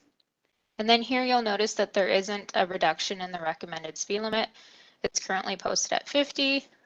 This is because Woolwich Street is a boundary road, so reducing the speed limit through a neighborhood area would be quite difficult, considering we'd require more consultation with the City of Kitchener. However, a lower speed limit could be implemented through the city's speed management program. So the measures here are currently spaced to achieve a 50 kilometers per hour operating speed. Next slide, please. So here you can see the feedback again. We had about a third on Woolwich Street, half of the participants serviced by Woolwich Street, and then some outside the study area. And here we had support for the measures and support for lowering speeds in general, but there are some concerns about the installation of speed humps, the absence of a lower posted speed limit, and then the need for additional police enforcement to be included as part of the plan. Next slide, please. For stakeholder feedback, we circulated the plans via email to get feedback. From that, most of the feedback received recognized the need to increase road safety and the benefits of the proposed measures, but there are some concerns expressed about the potential adverse consequences of vertical deflection, especially on emergency and transit operations. This includes the impacts on the response time and headways, additional wear and tear on vehicles, and reduced occupant comfort. Next slide, please. So together with city staff, we reviewed the plans with resident and stakeholder concerns in mind and found opportunities to either reduce the number of vertical traffic calming measures or propose alternate measures for each of the streets. However, if these modifications were considered, we felt that we wouldn't be able to achieve the goal of reducing the overall operating speeds to 40 on Dunvegan and Margaret and 50 on Woolwich. The vertical traffic calming measures have been proven to be the most cost-effective and successful method, and the number and spacing of the measures is in accordance with published best practices and designed to achieve the operating speeds that we were looking for. So we recommend to implement the proposed traffic calming plans late 2021 and early 2022, and as part of the implementation, to monitor the effectiveness of the plans and make minor refinements if needed. This also includes monitoring the traffic conditions on Braymore, Blue Vale Street North, and Mayfield Avenue, following the implementation to assess the need for future measures on these streets in the neighborhoods as well. Next slides. So thank you. That concludes our presentation. So we'll be happy to answer any questions. Thank you very much, Heather and Jenny. And I'll just look for councillors to put their hands up. First up is Councillor Vasek. Please go ahead. Hi, thanks so much for that presentation and for the work you're doing for Ward 5. I'm the Ward 5 councillor. Just a couple of questions for you. I'm curious, is it typical to have mixed feelings about speed humps by residents in the areas? Through you, Mayor, to Councillor Vasek, yes. In my 10-year history of putting in traffic calming, I have typically found it's a 50-50. They love them or they hate them. And then what happens over the long term? Do they continue to hate them over the long term, or do people kind of grow more accustomed to them? Through you, Mayor, in my experience, the voices have calm down once the information is out there, once they're built and they see the results. Great, thank you. And then just a clarification question, and I know I asked you a little bit about this before, but I don't know if I fully understand. And I know that residents on Dunvegan have talked to me a lot about parking. So I just want to fully understand if council approves this and it's implemented, what's going to happen with the parking on Dunvegan? Through you, Mayor, to Councillor Vasek, we will need to look at, I think you're speaking specifically about the raised intersection. And that in that area, we'll have to look at extending the no parking. Typically within an intersection, we would say you cannot park within 9 meters of an intersection. But with the raised intersection being a little bit larger and with the slopes coming down, we may need to extend it by a few meters on all 3 sides, just to ensure that we have sightlines and safety operations considered. Yeah, I think that's mostly the current concern on Dunvegan is just because it's pretty windy and people are concerned about the sightlines and then the playgrounds there and so worried about kids running across the street. So thanks for that. I might touch base with you about that offline a little further. And then my third question is around fire services, and we just got kind of different responses both from Kitchener and Waterloo Fire Services, and I was curious if someone might be able to speak a little bit to fire services concerns and balancing that with traffic calming, and just for a bit of a fuller understanding of where they're coming from and what they might direct.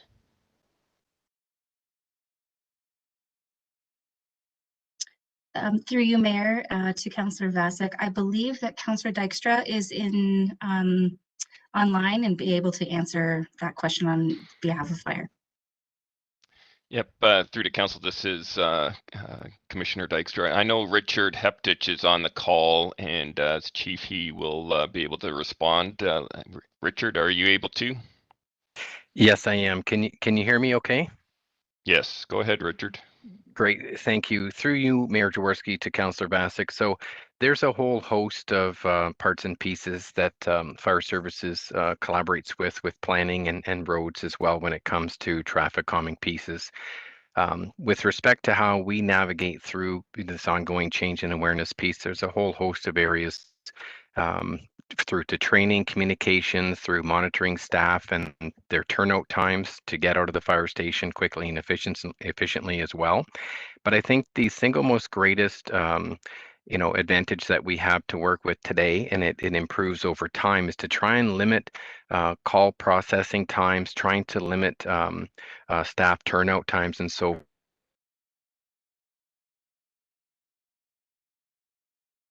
forth.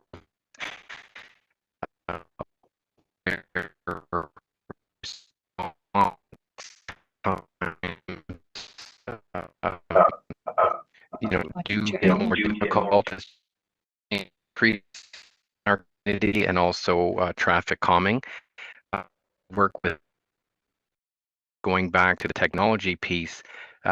We have online or back online really in 2022, something that as pre-alerting, that when the call comes in through communication centers for the operator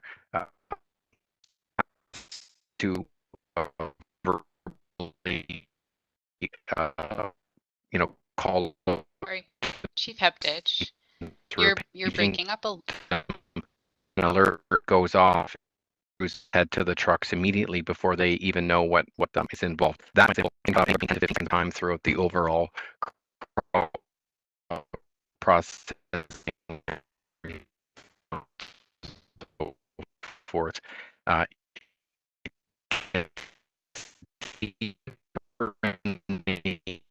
Chief Heptich. Chief Heptich, can you hear me? 19. You hear me now? Yeah. I think I'm just seeing if you can hear me now. Well, it's breaking up a lot. Oh, sorry. Yeah, a lot. Yes. Yeah, I'm not sure. We'll turn to Councillor Vasek to say, where do you want him to start? I'm not sure, Rich, you'll be able to hear us effectively because I think I still hear some of what you're saying. So let me just see.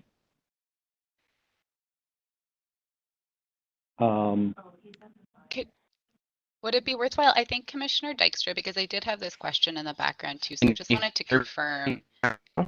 Not real. It's really breaking up. I can take it from here, Council. Our apologies. Chief was remote supporting the operations team right now, so we had tried to leverage technology for him to provide his update. So just want to note that overall fire service is supportive of traffic calming, but with it comes a delay in response. That is a challenge with the vertical items that get implemented. So recognizing that, they also recognize that there are inherent risks as well on the street, potentially pedestrians and cyclists, and we need to balance both those in terms of fire response and also the risk that and mitigation that council and this report wants to support for traffic calming. So overall, fire service supportive of the direction, but wanted to just inform council of the response times. And in Chief Heptich was noting that to fill that gap, technology is on our side, training, extensive training to support response times, and communication between dispatch, captains on the crews, platoon chiefs, and the firefighters themselves as they respond, all part of ongoing efforts to mitigate any concerns here. So I offer that to Councillor Vasic.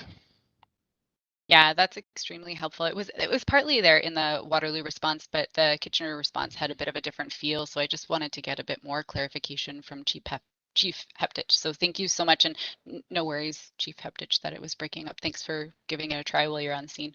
Bye. Yeah, thank you. Thank you, Chief, for trying to weigh in while doing dual duty, supporting your team and actually doing your job and supporting council and that us here. I'm just going to scroll up here on my list of who is next, and I have Councillor Bodley next. And if anybody else wants to weigh in, if you could put your hand up again in the chat room. Thank you. Please go ahead, Councillor Bodley. Thank you, through you, Mayor Jaworski. I'm just, it all looks great, and I'm not super familiar with the ward as Councillor Vasic is, although I can definitely say that I've used the Dunvegan Drive to Braymore shortcut to get to the highway before, so I can understand and appreciate the need for this. I'm wondering what went into the decision between some areas getting speed humps and some areas getting raised crosswalks. And I'm looking at the Dunvegan one in particular, and it appears there are 2 raised crosswalks, one to go to Sandown Park, one to go to the school, but there isn't one to go across to Dunvegan Park.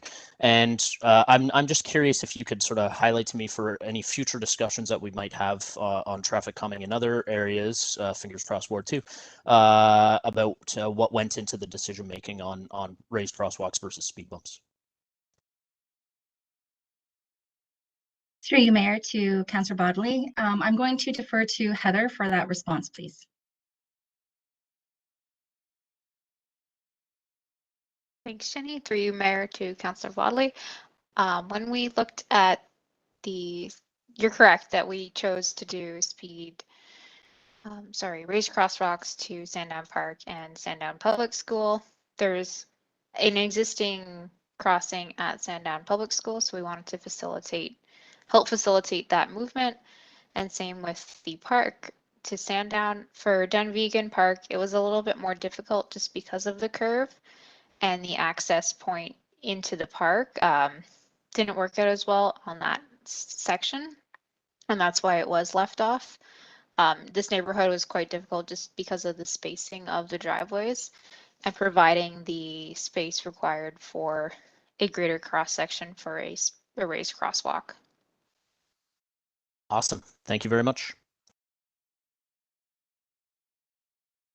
Thank you. And I do not see any further questions, so I'll do a last call before I look to probably Councillor Vasic to take us forward. Seeing none, I'll turn over to Councillor Vasic. Yahoo! I move with 8,000 exclamation points, and I vote in favor of these traffic calming initiatives. Thank you so much, everybody. 8,000 exclamation points will add about 3 pages these minutes, but that's okay. Councillor Henry, happy to second the motion and vote in favor. Councillor Bonagor in favour. Councillor Hanmer in favor. Councillor Bodley in favor. Councillor Veith in favor. Councillor Freeman in favor. And I'm in favor too. That carries unanimously. Thank you very much, Jenny, and particularly Heather Hector for your work on this. Good to come to such a great conclusion and so quickly too in council time. So that's good. Thank you all. We move forward to our last item of this afternoon, and it's item number D, and it's the separated cycling pilot outcome. And this is the Region of Waterloo program that was run, including on a couple of city streets, Columbia and Albert. We have a report here for consideration. It's prepared by Chris Dedman. I know a lot of other people are standing by for questions. I'll ask either Jenny or Chris, or Chris or Chris. Is there any commentary before we look for questions from council? Through you, Mayor Jaworski, I don't think I have any comments unless Chris Hodgson or Chris Kaler, but I don't think anyone has any comments. We'll just take questions. Yeah, okay. Yeah, okay, good. No, I just wanted to make sure I didn't want to cut you off and go straight to questions. We had any overview first. Any questions from council on this report? I will go to Councillor Henry. Thank you, Mayor. And I guess in this community, we had the Kraut line, and now we've got the Chris line, the reporting line of Chris Dedman to Chris Hodgson to Chris Kaler. So whichever Chris needs to answer these questions, happy to have it. And I appreciate the responses individually over the last little bit. So I'll just do some of that here for everybody's benefit. In terms of what exists on Columbia Street today, what my observation, and staff can confirm, that basically most of it has been sort of self-removed already through strikes by vehicles, probably a lot of them being our plows, and there's really not a whole lot left there today. Anyways, is that an accurate characterization of what's on the ground?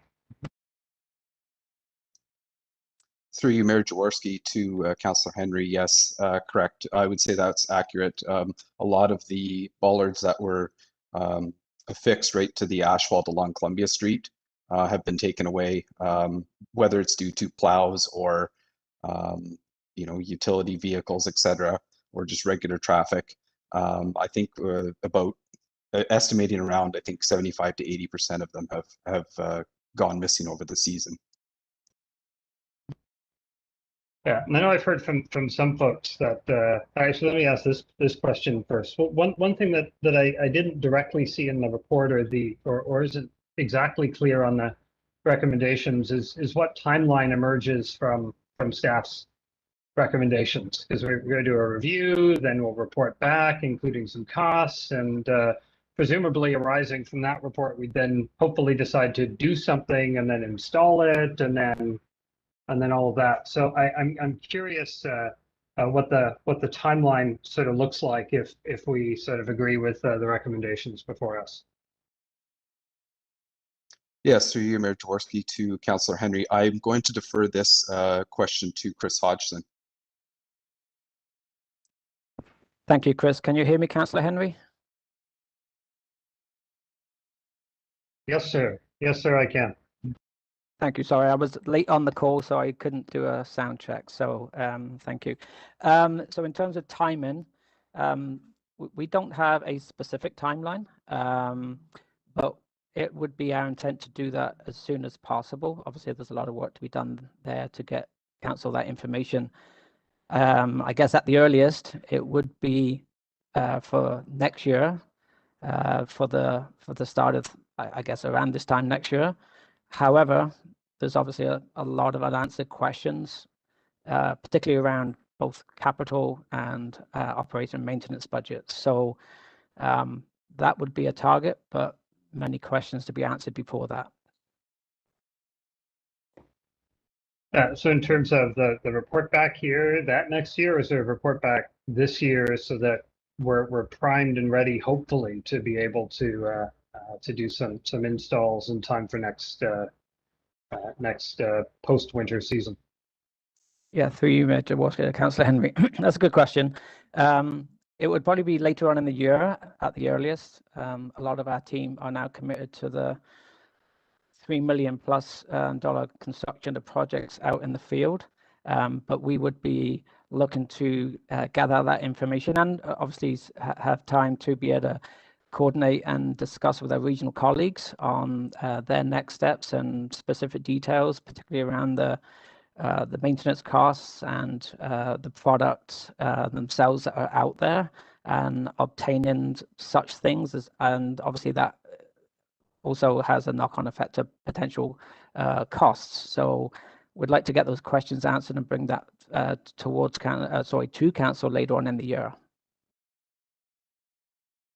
I think that would be helpful. I think what the recommendation sort of presents is an unfortunate sort of gap between the end of the regions pilot, which, based on the fact that almost all of this stuff has come out of the ground already, is effectively over on Columbia Street and has been since midwinter, aside from the snow removal. And when we might get stuff in the ground at the earliest, which would be sort of early spring next year. So I suppose that's more of an observation. I'm wondering if staff have thought about if there are ways that sort of close that gap, or if there are reasons why we're sort of left having this gap between the end of the pilot and being able to do an install. Because certainly I'm sensing some disappointment from members of the community, and I share that myself, since this is something I used frequently while there was still bollards.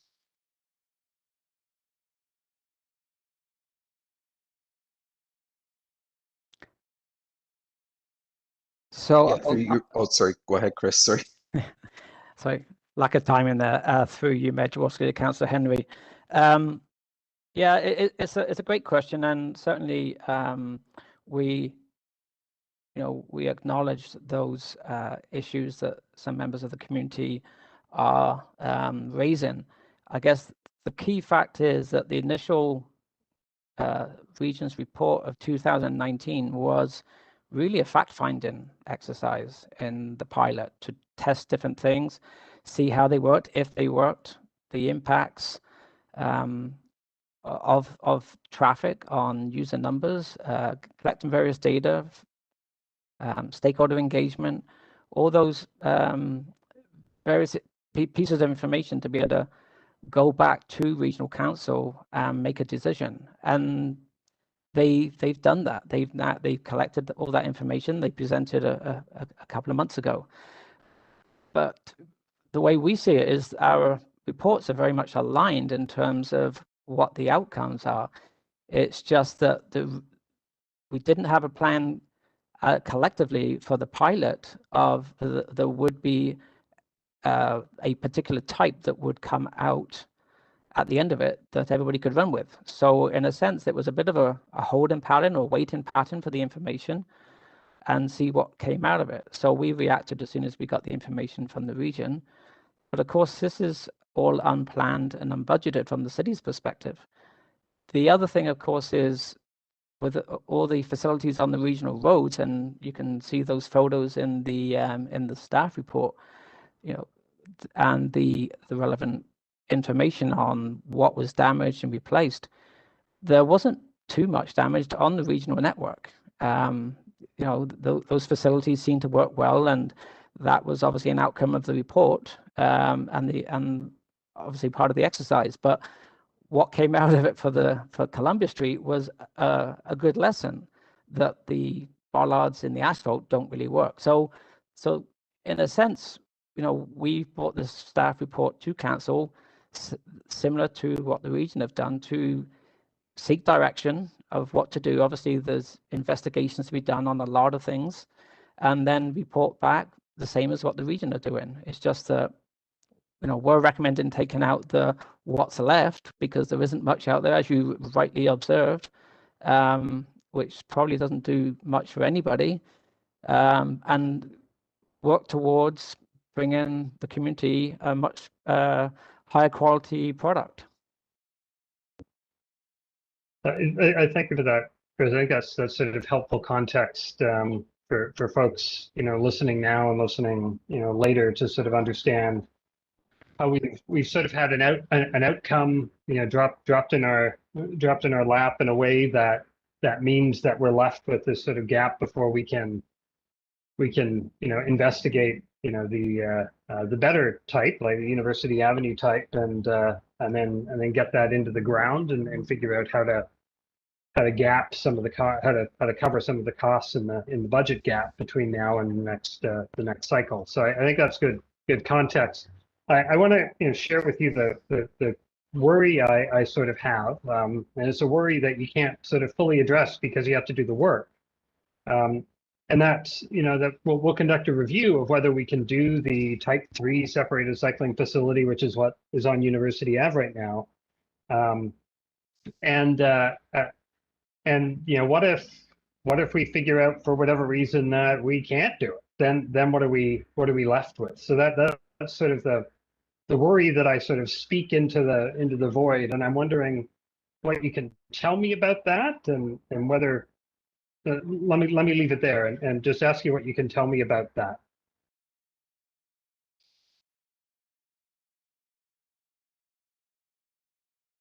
Through you, Mayor Jaworski, to Councillor Henry. Again, I'll defer this to Chris Hodge, and I think he's got the answer for this one. Yeah, thank you, Chris. Through you, Mayor Jaworski, to Councillor Henry. You know what, that is an excellent question, and part of what that pilot project was all about, of trying different things in different locations, recognizing, and I guess this comes, back to maybe some of the context that we brought through the TMP of each street has its own unique challenges, constraints, opportunities, etc. That's something we have to answer. But they are two very similar streets in terms of the number of travel lanes, and possibly the right-of-way, although the right-of-way doesn't help in a retrofit situation like this. But we're hopeful that the Type 3 does fit. I think one of the biggest differences in terms of context, of course, is Columbia Street, particularly the section kind of like King to, say, Albert on the north side. You've got a lot of driveways, a couple of transit stops in between, etc. So recognizing what that looks like on University, we also have to kind of determine what would that look like in certain blocks. So in some sections, I would anticipate it could work, but again, I'd prefer to get that information verified so that we can provide that an accurate statement to council. But again, it's just that context piece. We want to get that answered, but also what costs are going to be we're going to bring to council, again, because this is unbudgeted. What do we see as the operating maintenance costs, and we want to bring that to council, and all those impacts, etc. So again, it's just it's filling in the gaps of that information that we don't have at this time. I think that's sort of helpful to the extent that it's helpful, right? Because you can't know the answer from investigations until you do them. But I think what I would want to express, and we'll see if council generally agrees with me. It is a short-term priority in the TMP. It is a critical network, gap. The alternative routes shown in the report are as clear an indication as any that they aren't good alternatives, and that the best alternative is east-west and along this corridor.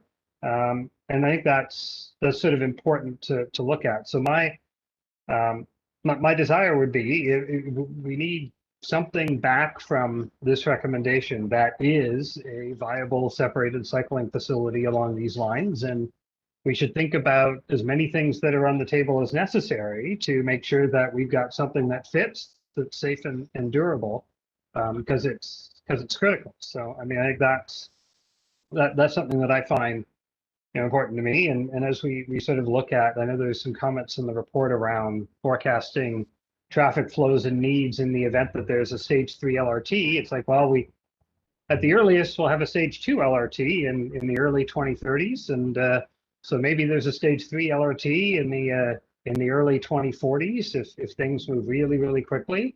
And by then our climate action plan is suggesting that 40% of all trips under 5 kilometers will be done using active transportation or other means. And so I think as we're looking at forecasts for what's possible and what we need to think about for road network and movements, we should look at the targets that we need to meet on our climate action, transform WR climate action strategy for what the mode splits will be and what the traffic volumes need to be, and plan to achieve those rather than plan to achieve just forecast growth. And maybe that gives us more space to think about what the road can or needs to look like to achieve the AT stuff and to facilitate what vehicular traffic will still exist at that time.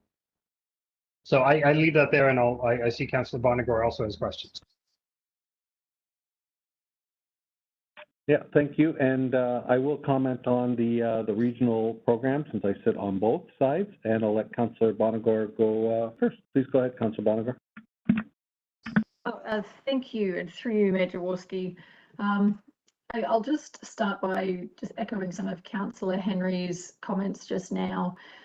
I mean, the rate of replacement of the bollards on Columbia very clearly shows us that we do need a better solution for that road. We don't want these cars to be hitting people, that's for sure. And if the bollards and the infrastructure was in decent shape, perhaps that would be a discussion we could have now, but that really doesn't appear to be the case on Columbia. But I do share Councillor Henry's fears that we may end up with nothing when the pilot has shown us very clearly that we do need something, and we need that something to be good. My questions, though, are unsurprisingly about Albert Street.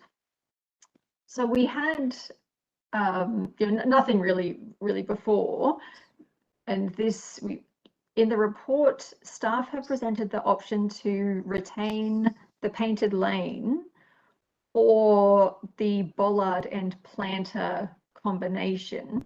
I'm just wondering, what does it look like if we retained the painted lane and bollards but no planters while the broader review is being conducted?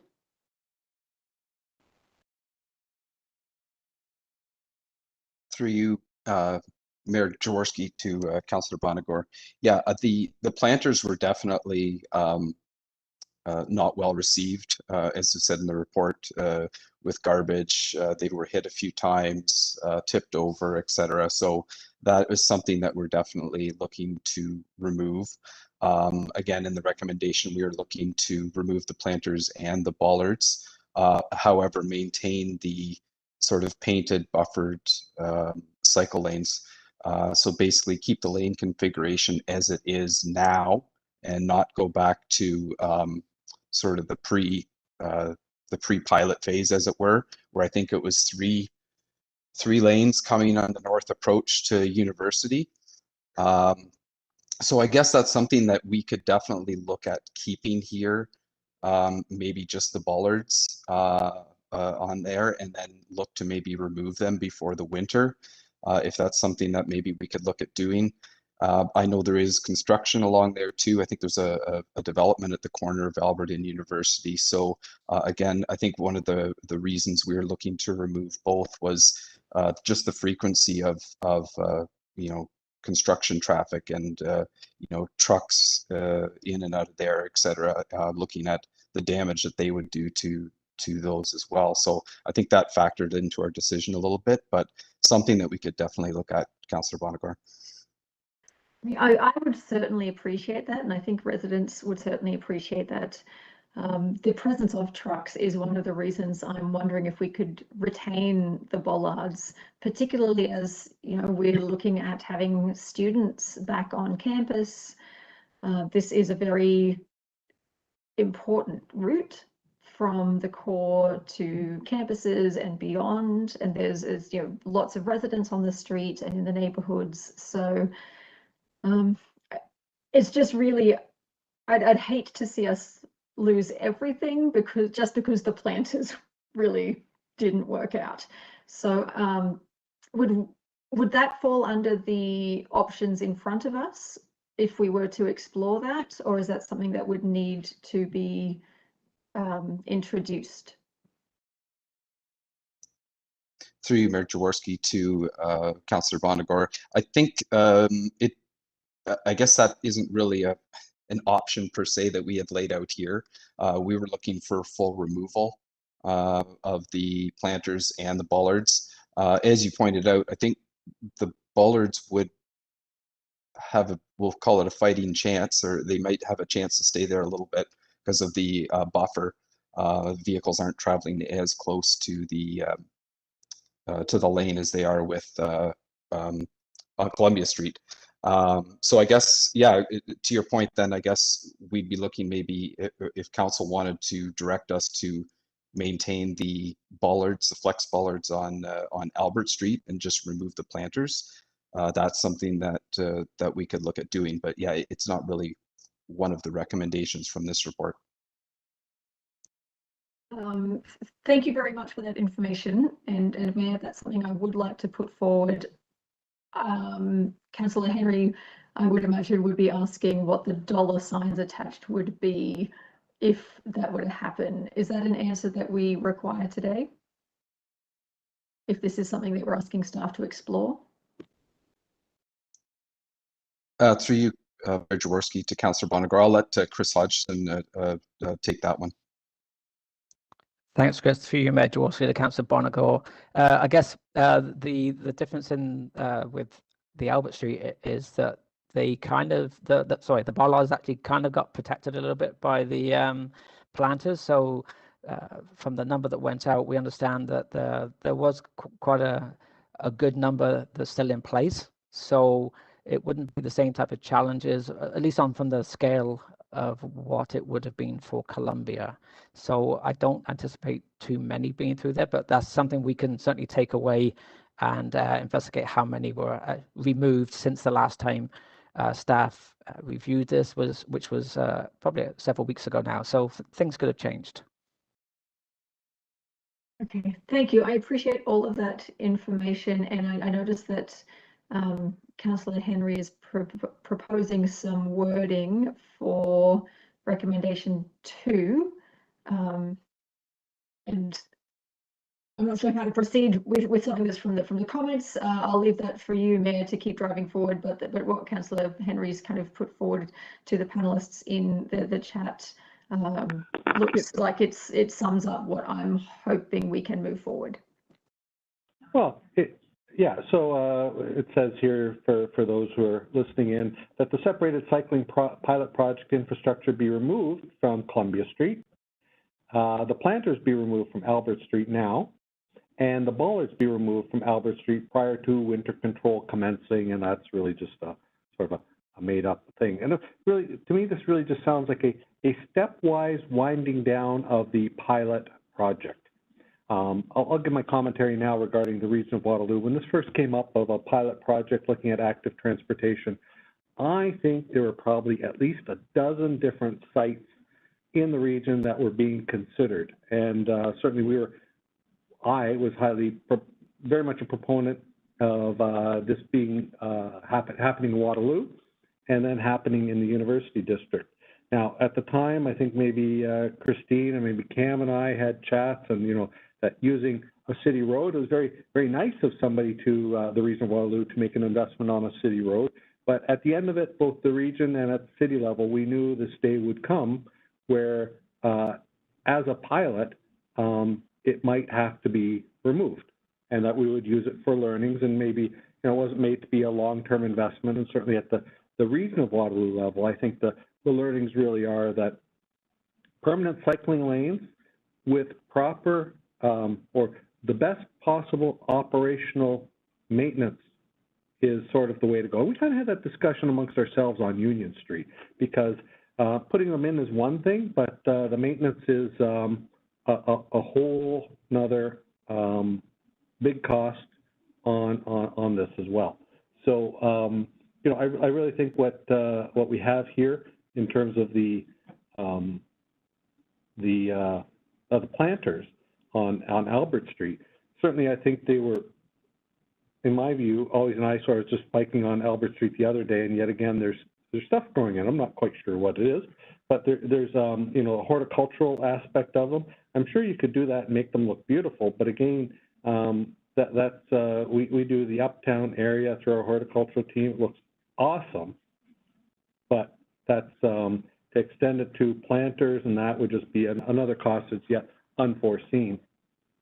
So probably my only question to staff on what we have at hand here, because I really don't think we have any option. It's the useful life of the infrastructure along Columbia is long gone.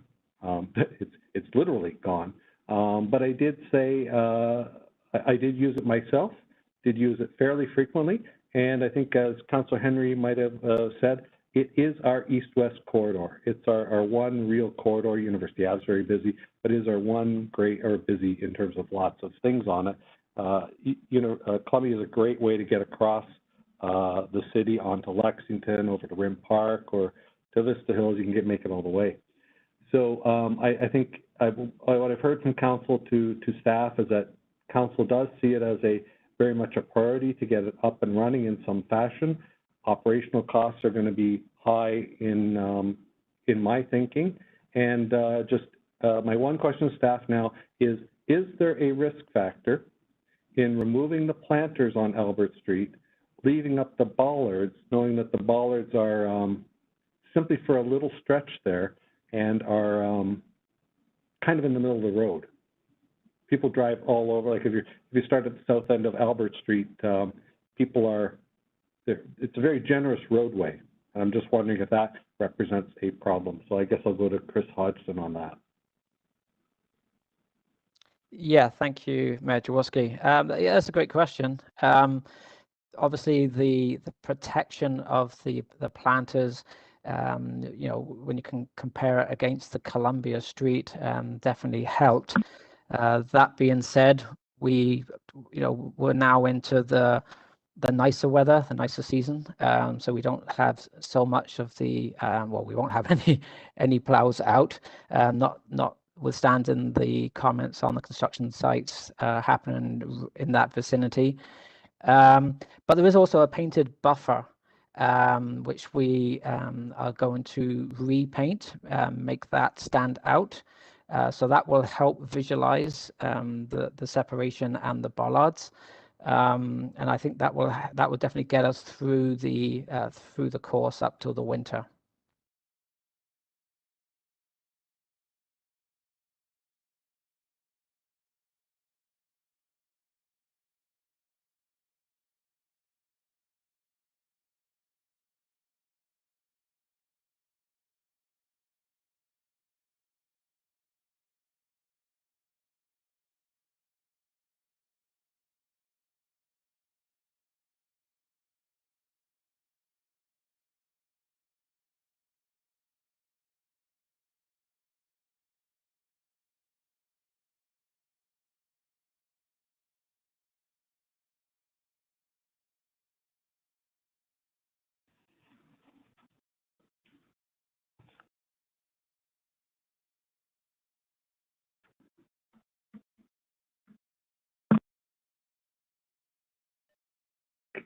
Councillor Bonagor, can you hear me?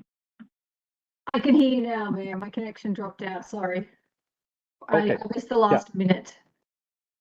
Yeah, go ahead. All I was saying is the fact that may we leave it in staff hands that if the bollards can be retained and are additive, leave them in, and if not, then they can remove them along with the planters. But please go ahead. And I was just wondering if staff find that they are working reasonably well this year, would it be something that would be considered for replacement next summer while we work towards that larger review? Through you, Mayor Jaworski, Councillor Bonagor. I think that that's something that, again, we could look at through our review.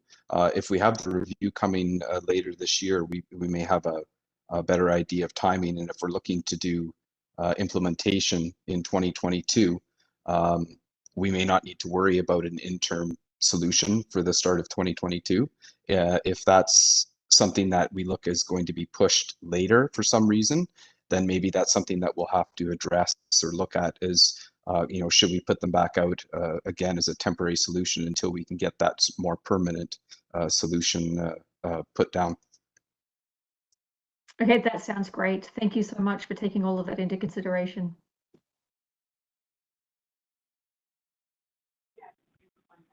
Yeah, thank you. We're just going to put something up on the screen so we all know what we're considering. It'll just take a moment, please.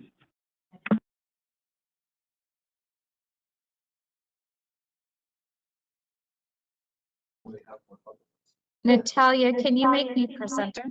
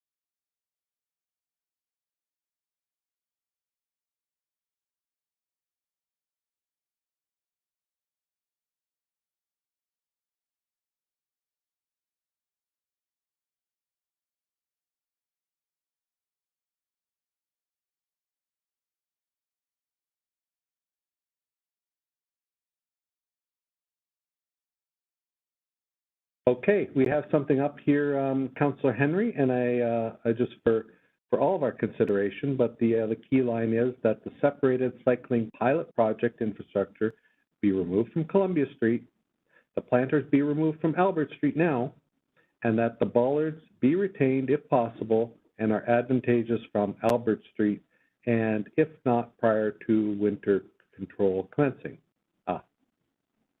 And if not, removed prior to winter control commencing. Over to Councillor Henry to consider. Thanks, Mayor, and I will move this amended motion, and I'll just comment on it first. I know this isn't the motion in the direction that I'd like to have before us. It is not ideal to be in this position where the time necessary to review, cost, tender, and construct is not conducive to closing the gap between now and when the new infrastructure is there. We will have a gap, and I find that unfortunate, but I also find it to be what we have before us and what's available. The positive element from this, and I can't express this enough as staff go off to do this investigation, is that the outcome of this must ultimately be durable and safe cycling infrastructure that is separated from vehicular traffic for years to come as a result of this, and that will be immensely beneficial for people making the necessary choice and shift towards active transportation for their health, for the environment, and for all of us in the future. I think this is a very critical corridor along Columbia. There's a stub on Albert that is a very helpful connector to make sure that it happens, and that this is momentous in terms of a shift to starting to do this properly and have the city lead that work on our road ourselves. It is about time, and I'm just sorry that the time can't come sooner than what we can get through this report and recommendation. And to that end, what I would encourage staff to do, given the short-term priority in the Transportation Master Plan, is as we look to subsequent budget cycles in the very, very near term, looking at how we can extend whatever we will do here all the way west to Fisher Holman, so that we can have a separated connection from Herbsville all the way to King along Columbia Street, which is exactly 5 kilometers, the distance below which we really need people to be taking and considering taking as often as possible active transportation on those trips. So that's this, I think, will be an important first step that the city should lead, and we should not stop. Once we finish with this, we should keep that work going so we can build a truly safe and durable east-west connection across the city. So with that, I've said that I've moved it, and I will be happy to vote in favor of it. And this is And I'll look for Councillor your neighbor to Yeah. consider and comment. Councillor Bonagor is, I second the motion. I do appreciate staff kind of looking into what can be retained on Albert, and I will vote in favour. Councillor Hanmer in favor. Councillor Bodley in favor.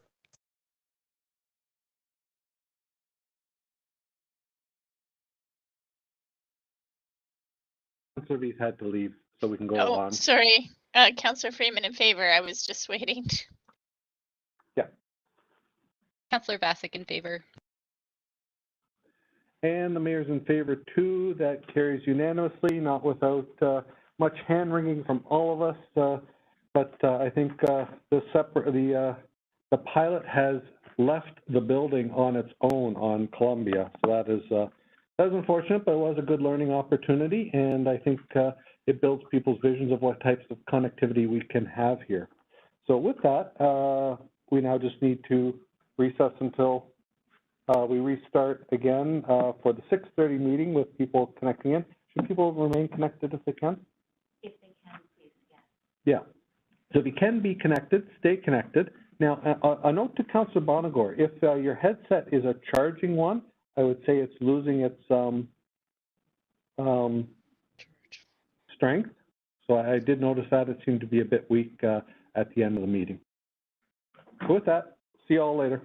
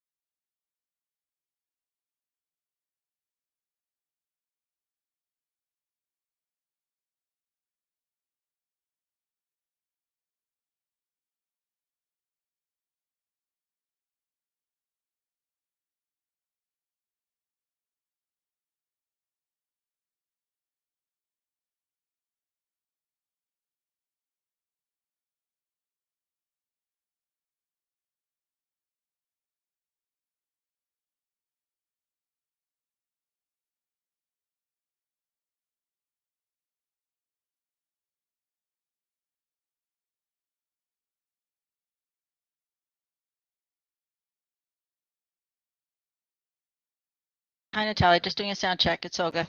Hi, Olga.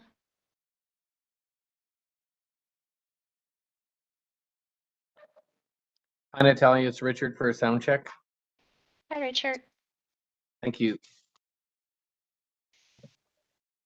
Hi, Natalia. It's Cam. I'm Hi, just Cam. double checking. Okay, Thank perfect. you. Thank you.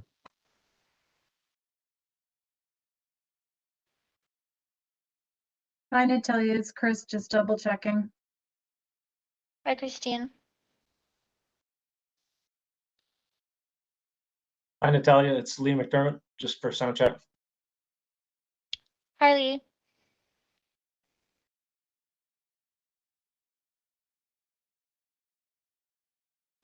Hi, Dave. Can you hear me? Hi, Natalia. Yes, I can. Okay, thank you. Go ahead and mute your mic, please. Thanks. Hi, Natalia. It's Tennille here, just returning to the stream, checking that you can hear me okay. Hello, Councillor Bonagor. Thank you.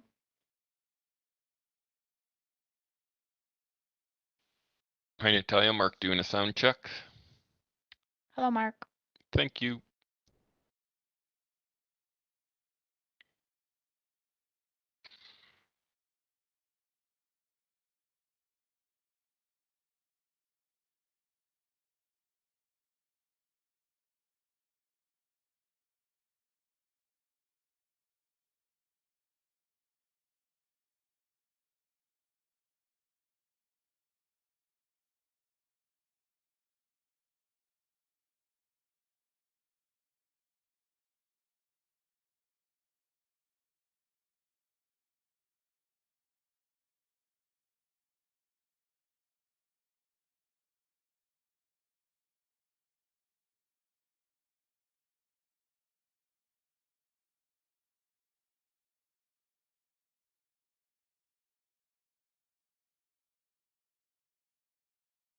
Hi, Natalia. It's Councillor Veith here.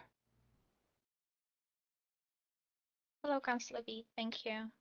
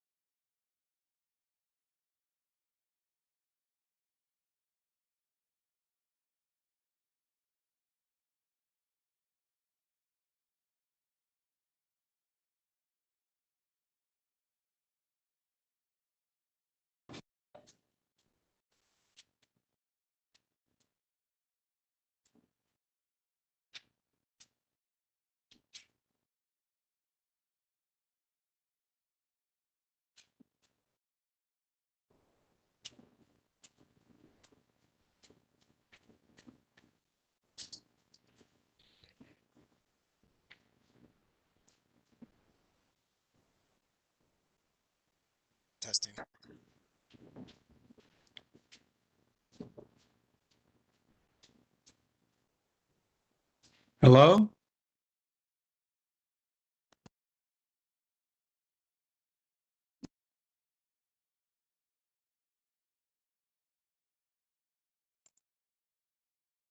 Hello, can I ask who's speaking?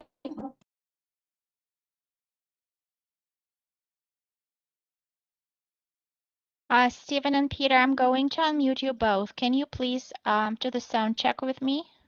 Sure. Hello? Hi, is this Natalia? Yes, hi, Stephen. Hi, nice to meet you. Uh, And this is likewise. Sorry, Peter, were you speaking? yeah, can you hear me okay now? Your sound is a little bit muffled.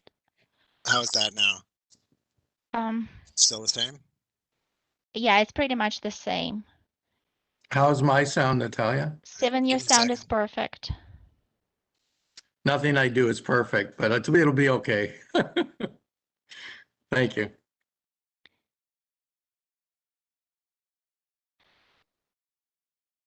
Joel, I'm going to unmute you. Can you please do the sound check? Natalia, this is Joel Blitt. Hi, thanks. For my presentation, can I share it or do I have to send it to you guys ahead of time? Can you please send it to me? I will. So what's your email? Let's take it offline. I'll send you a message. Perfect. Thank you. How is that? It's Peter now. Is this any better or the same? It's better, thank you. Great, thank you.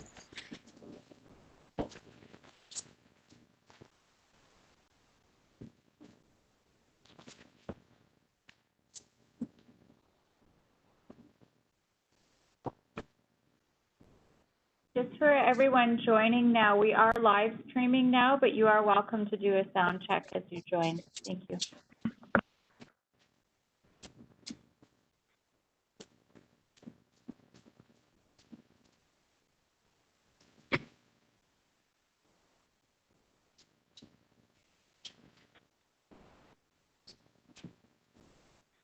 Hi, Cassie. Oh.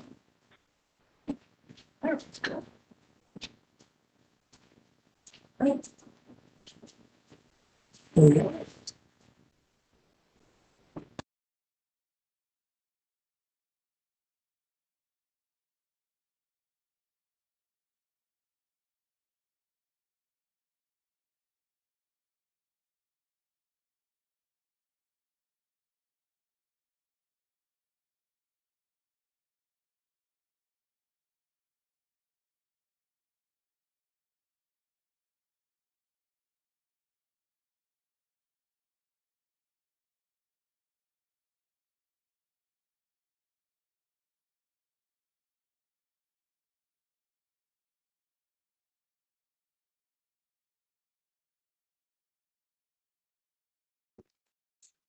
Hi, it's Councillor Freeman, just doing a sound check. Hello, Councillor Freeman. Thank you.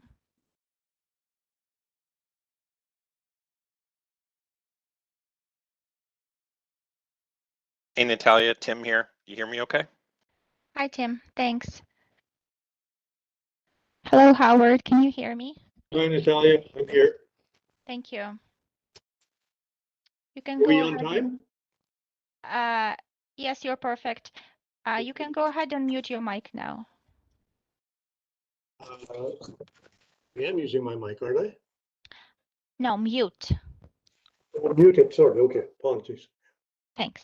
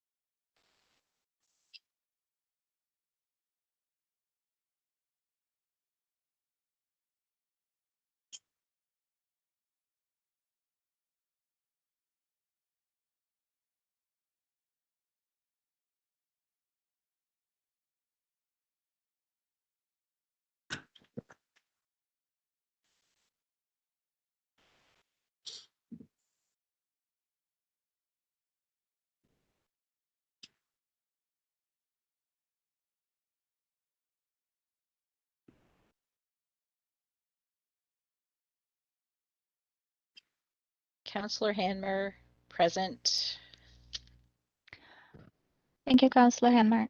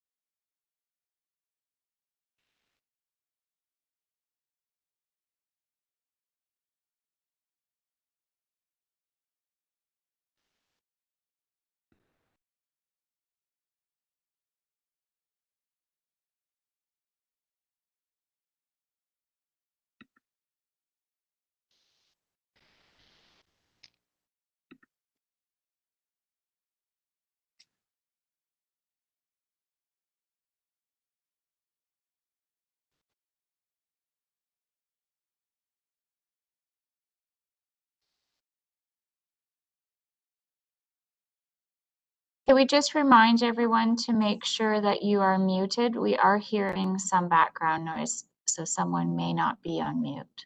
Thank you.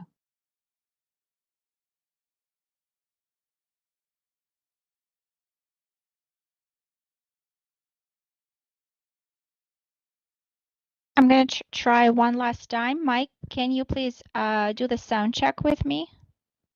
Hello, I'm here. Okay, great. Thank you. Thank you. I'll go back on mute. Thanks.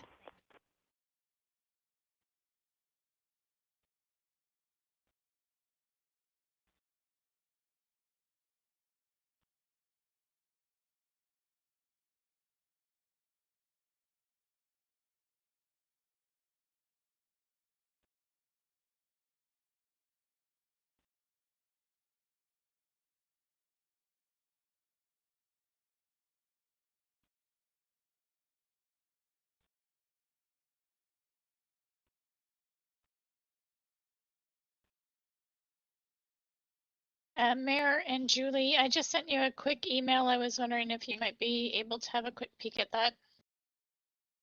Thank you.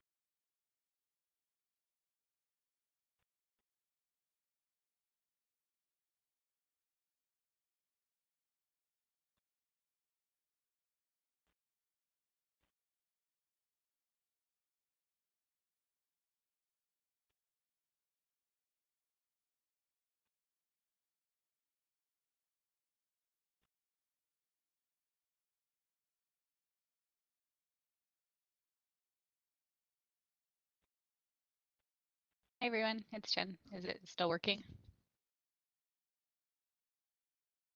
Thank you, Councillor Vasek.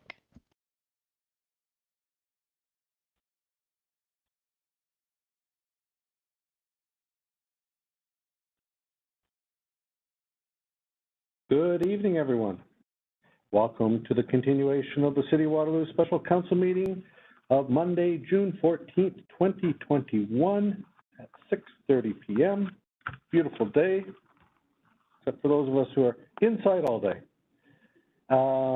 We move on to item E in our staff reports, and the first item is the leaf collection program review. And certainly a lot of interest in that one. And I have introductory remarks from Christine Keeler, our Director of Transportation Services.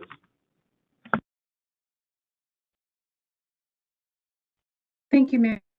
If I could have the presentation put on the screen, that would be great. And it's coming up, and if there's anything you can do to increase your volume or add volume to your voice, that'd be good too. Is this better? That is a lot better, thank you. Good evening, Mayor, Council, staff, and members of the public. I will provide a brief overview of IPPW 2021-028 Leaf Collection Program Review initiated by the Council Resolution from February 22nd of this year. Next slide, please. This program exists to help keep leaves out of the stormwater system and to prevent blockages and potential flooding. Currently, the city provides loose leaf collection for the city street trees, and residents also have the option of using the region's yard waste program. For the past 2 years, this program has been scheduled for the 4 weeks of November, while the region's yard waste program runs from the last week of March until the last week of November. Next slide, please.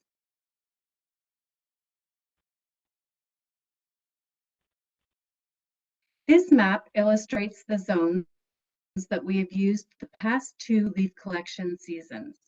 All residents received 1 pickup. These zones were chosen based on the size of the street trees. Transportation staff perform the leaf collection duties, and the funding to do so is provided by city utilities. Next slide, please.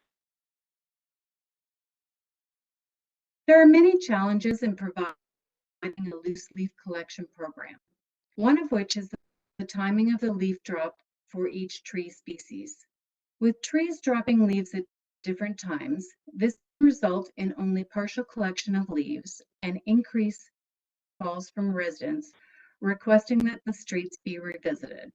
The intent of this program is to collect the leaves from the street trees. However, some residents rake all of the leaves from their property to the curb for the city to collect. This results in an increased volume of leaves, which in turn takes staff longer to collect. Another challenge is the fluctuating weather conditions. Precipitation can slow the leaf collection process. Wet leaves are more difficult and time-consuming to collect. Winter weather conditions can also play havoc with our well laid out plans. If winter weather occurs in November, the leaf collection program has to be halted. Trucks have to be prepared for winter maintenance by removing the leaf box to allow for salt storage, and plow blades also need to be installed. The timing of homeowner yard cleanup may not always coincide with our collection timing. Providing the residents with the week that we are scheduled to collect leaves via signage and on our website has reduced the number of phone calls and emails. This system has provided the residents with a specific week to have all their raking completed. All of these items are further complicated by the fact that the same staff and trucks are used for both leaf collection and winter operations. Next slide, please. As noted within the report, we have trees in various stages across the city. The mature areas produce the most number of leaves, while the newly planted trees their leaves can easily be placed in yard waste bags. Next slide, please. The report reviews 3 options with respect to this program. Option 1 is the status quo, with the city continuing to provide loose leaf collection for the month of November. However, this option will require an additional $40,000 to the budget to meet the actual cost of the program. Option 2 is providing this service for mature areas of the city only at a cost currently provided within the operating budget. Staff are recommending option 3, the discontinuation of this program, which will require the residents to collect, dispose, and/or compost the leaves from both their own property and from the city street trees. Please note that the Region of Waterloo has provided a letter to the city that is part of this report. They have expressed concerns for shifting the cost of the program to the region, as well as for the residents with respect to the purchase of additional yard waste bags. Next slide, please.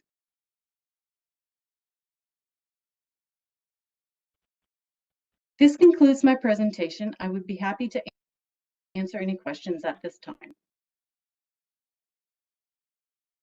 Excellent. Thank you very much, Christine, for the succinct presentation. I would say, I think on behalf of all of us, everyone, including the delegates, know that this service is one of the most difficult to provide for all the reasons that you outlined. So thank you very much for that. I will look for questions from council, and first person with a hand up is Councillor Veith. Please go ahead.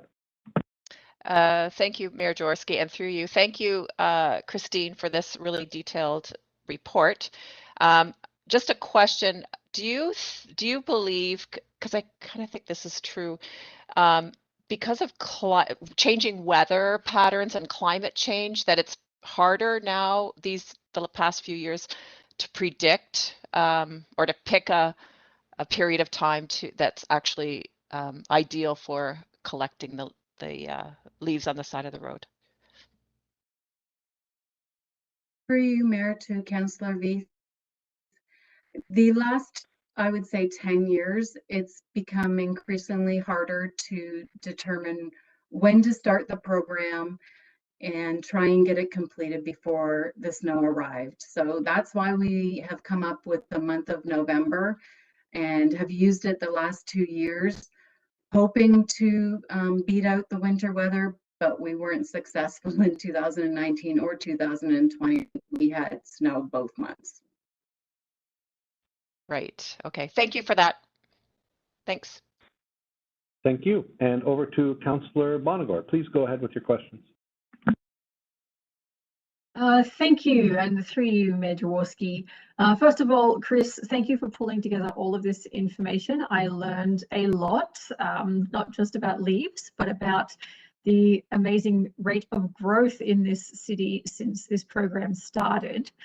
I just have a few questions about the program itself and comparisons to other cities.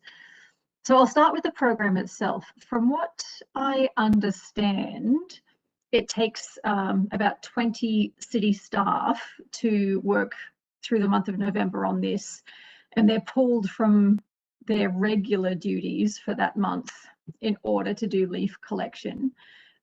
Can you or Mr. Rapp please give us an idea of what kinds of things those staff would otherwise be doing if this program were discontinued?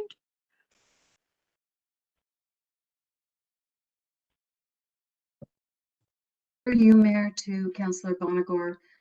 Councillor, the approximately 20 staff that do this work in transportation, the bulk of them would be working on other tasks. We would still have our street sweepers out, so that does not change with this program. The other operators would be completing our summer work, such as landscaping and asphalt work that we sometimes don't get completed in November, and we'd be starting our winter prep work, because our winter staff would be getting ready for sandbox installation, snow fence installation, as well as providing, going to training for snow fighter.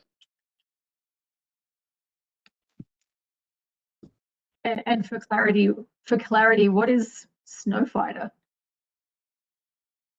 Through you, the training you just mentioned. Councillor. Snow fighter training is training that all of our staff who work winter operations go through each winter season, so that they go to the region's facility and basically learn what they need to know about plowing and salt applications and things like that.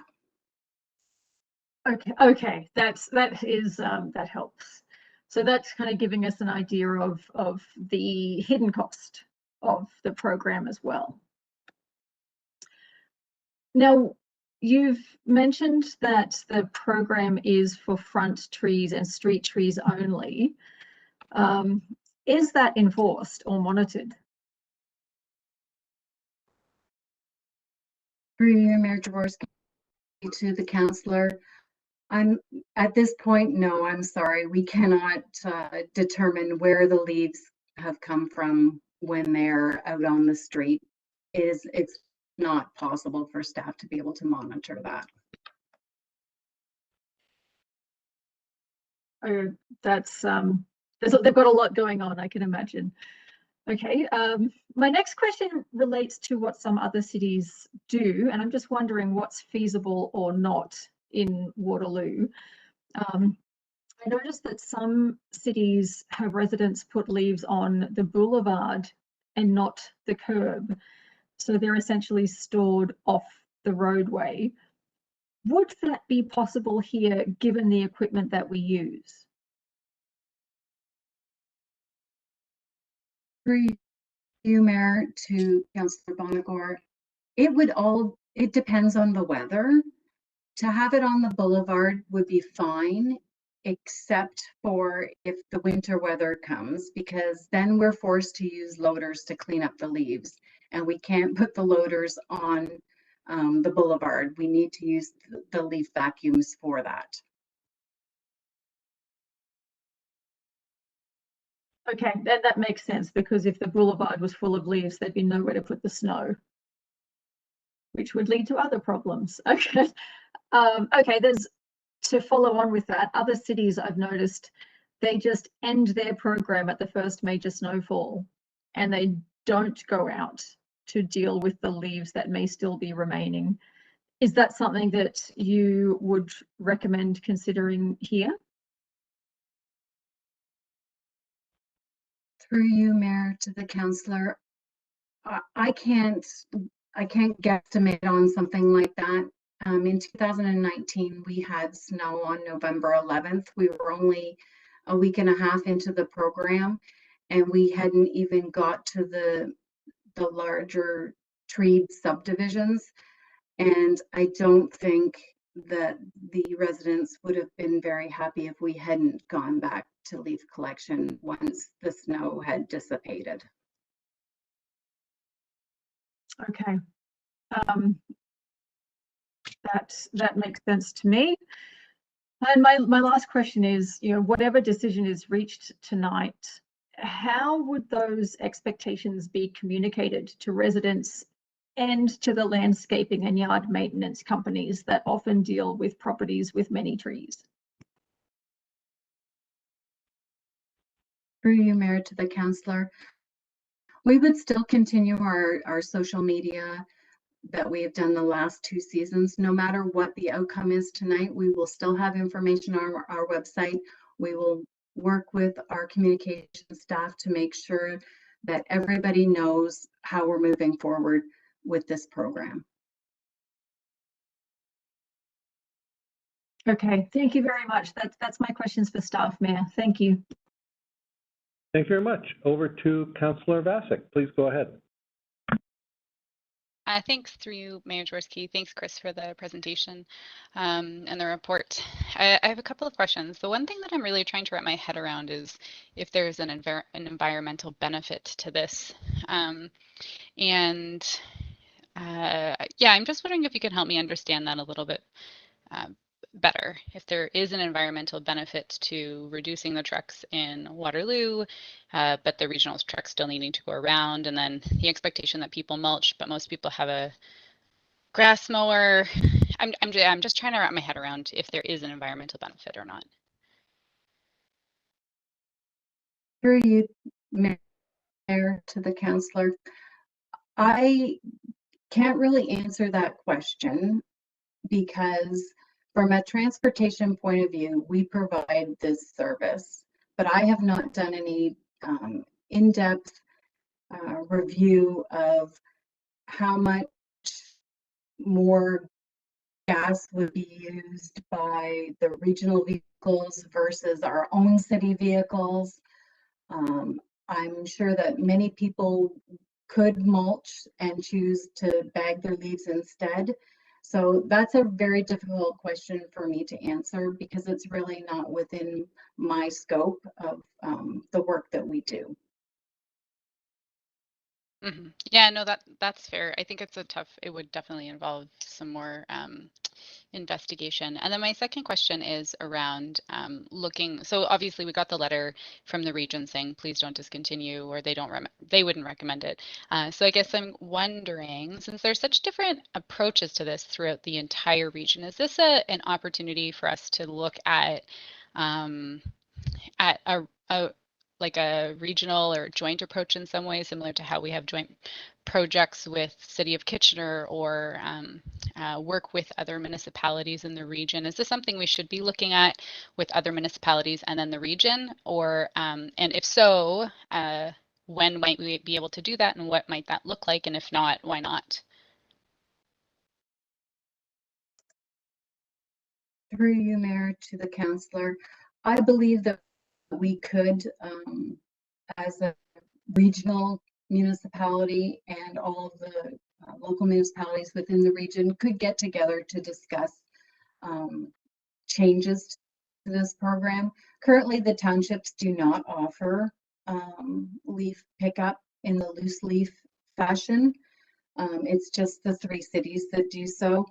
And I couldn't really answer the question as to when it could be completed by. That would have to be discussed with the area municipalities if they were even interested in participating in something like this.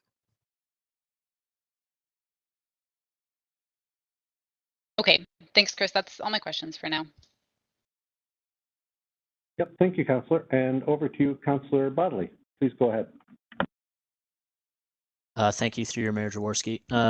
You addressed one of my questions already, which was with respect to the street sweeping. So good to hear that that service would not be changing regardless of what we do here. Through your Mayor Jaworski, my question, I have a couple of questions. So in the report, it references that $50,000 if we were to cancel this program would need to be kept back in the program in order to deal with sort of ad hoc problem areas. And so I'm wondering if you could maybe speak to what that might look like. Would that mean that we are still using the leaf vacuums in some locations to deal with problem areas, or is that using the loaders in areas that are problematic, or some other sort of method to deal with the potential of clogged stormwater drains? Through you, Mayor, to Councillor Bodley, I believe that those dollars would be used for the street sweepers that we're not getting rid of because obviously they still have to perform their duty, as well as ensuring that there's always going to be somebody who puts their leaves out on the road.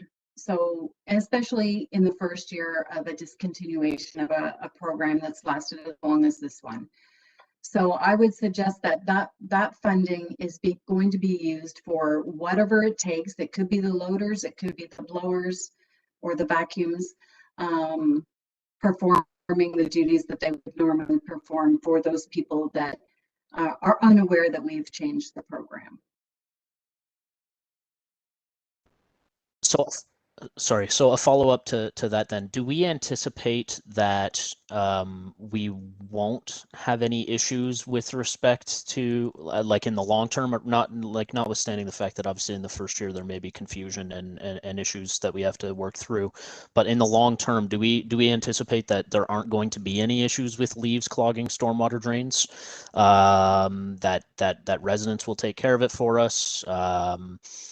That you know, the nature, like they're not just gonna blow into storm drains that are maybe sometimes at the end of a cul-de-sac or something like that. Do we think that that's not really going to be an issue long term? Through you, Mayor, to Councillor Bodley, I would have to say that I am not qualified to answer a question about the leaves going into the storm system. So I probably should let the Director of City Utilities, Lee McDermott, answer this question. Through Mayor Jaworski to Councillor Bodley, this is Lee McDermott. I just wanted to elucidate on your question, and we would expect to see some some issues with storm drains, catch basins being clogged. Currently, we deploy to deal with ice jams in the wintertime. So this would be essentially an extension of that work into the fall. So I think generally the road cleaning would be probably a two-part effort. The normal transportation activities, which Christine has talked about, and then our activities to deal with ad hoc issues. So yeah, certainly we don't want to have a situation where storm drains are clogged and getting backed up.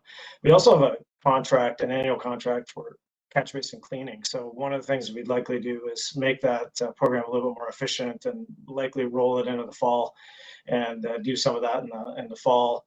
Or maybe exclusively in the fall. So that's already a program that we run, and likely we'd adapt that depending on what we end up doing.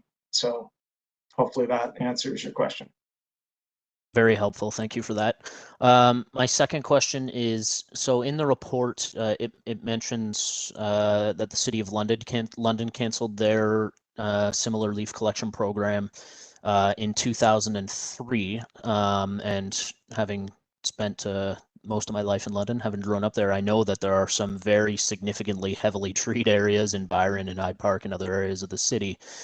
So nearly 20 years later, do we have any feedback from London as a municipality about whether there were any challenges that were associated with canceling the program in the short, mid, or long term? Do we have any feedback about whether it, for example, impacted the tree canopy? Did people all of a sudden start cutting down trees? Did it significantly increase the yard waste collection? Do we have any feedback on what happened in London? Through you, Mayor Jaworski, to Councillor Bodley. Unfortunately, when we talked to the staff in London, all they could give us was that the program had been discontinued in 2003, and the staff that had been there at that time were no longer with the city, so they had no statistics to be able to share with us. They did share with us that they only serviced the core and older areas of the city up until 2003, and then they decided it was costly technique and it was an unfair service to the residents in the other part of the city who had to bag or somehow get rid of their leaves in another manner. That's super helpful, Chris. Thank you for that. Councillor Bonagor is saying here in the chat that she's got some feedback that I'd love to hear. I have one last question, but maybe I'd see what Councillor Bonagor has to say first, if that's okay. If that's okay. Continue. You have the floor. Hold on. Wait. Are you continuing on, Councillor Bodley, or turning over the floor? It's your call. Well, I actually didn't understand the question. I think you were going to continue on with the question, then we go to Councillor Bonagor, who has raised her hand. No, Councillor Bonagor in the chat has said she has feedback, specific feedback to that question I had about London. So I thought maybe she could add that context before I ask my final question. Okay, please go ahead, Councillor Bonagor. Thank you. Through you, Mayor Jaworski. In trying to find out more about the options before us, I did reach out to a councillor in London. He was not a sitting councillor at the time the decision was made in 2003, but he did give me some context in the community's response. So he did tell me that at the time the decision was controversial, and the first few years there afterwards, I think it remained a bit of a testy subject, but he said now it seems to be just accepted procedure, and it's just the way that people do things now. So it's no longer controversial. It's now bagging leaves is the accepted process. I hope that helps, Councillor Bottomley. Yes, of my family that live in London in some of those areas, I would suggest that that's probably correct. Thank you for that, though, Councillor Bonnegar. Appreciate that. My last question for you, Chris, through you, Mayor Jaworski. And sorry, I have a bit of a preamble here to this question, but I kind of think, regardless of what we decide here tonight, I think for the reasons that Councillor Beath mentioned regarding climate change, I think it's just going to continue to wreak havoc on this program with respect to unpredictable weather patterns, freeze-thaw cycles, and that all of these operational challenges that you've identified are going to continue to get worse. It's going to increase overtime costs. It's going to provide challenges with snow clearing. And ultimately, I think that's going to lead to us picking up less leaves because they just won't have fallen before the snow comes and we can get to them. And so I give that as a bit of a preamble because for me, in looking at the decision today, there were a few pieces of information from the report that I thought were really helpful, and those are primarily in section 4 of our report. And looking at sort of the financial implications, showing the actual cost versus the budget over time, as well as the region sort of note that indicated the tonnage of leaves that we were dropping off under the program and what the cost per ton is to the region. And so my question, I guess, is if we were trying to figure out how to word this question. I think it's really prudent of us as council to have our eyes on this program on an annual basis. And I'm not asking for a full-on report like this. If we were to continue the program, I wouldn't be asking for a full-on report like this every year. But I think in the long term, if this year we saw a $70,000 increase in the cost of this program versus last year. If that were to happen again in 2021 and again in 2022, et cetera, again, I think that decision is going to be made for us. So I'm wondering if the costs and the average tonnage are simple information for you to gather that could theoretically be given to council in even if it's just in a briefing note on an annual basis, so that we can, as a council, make those sort of financial decisions and look at it through that lens going forward, or if that's just not feasible because it's more complicated than I think in my head. Through you, Mayor Jaworski, to Councillor Bottomley. It is a bit complicated because we don't send all of our leaves to the landfill site. The leaves on the west side of the city primarily do go to the landfill, but the leaves on the east side of the city go to a farm area off of Bridge Street. And so we're not taking everything that we collect to the landfill. It's much more, it's easier for us to go to Kunz's on Bridge Street, drop off the leaves, because then we're not traveling all the way across the city to the landfill with the leaves from the east side of the city. So I'm not sure that I'd be able to give you the appropriate amount of leaves that we are taking to the landfill site.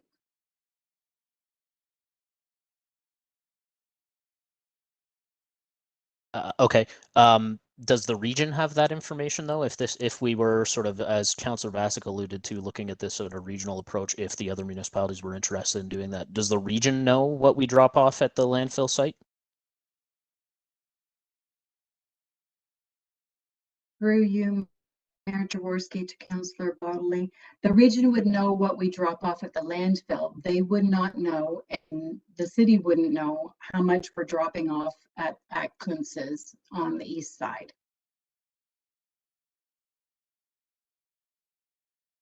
Okay, interesting. I'll leave it at that, and we can move on. Thanks, Mayor Jaworski. Yeah, thank you. And that is all our questions. We can move on to delegates. Thank you very much, Christine, for your responses to council on all our questions. We'll hear from a set of delegates, and let me just pull up my delegate list somewhere. Thank you. And first up, let's invite in Joel Blitt, representative of Beechwood Parks Home Association. And just one moment while we invite in Joel.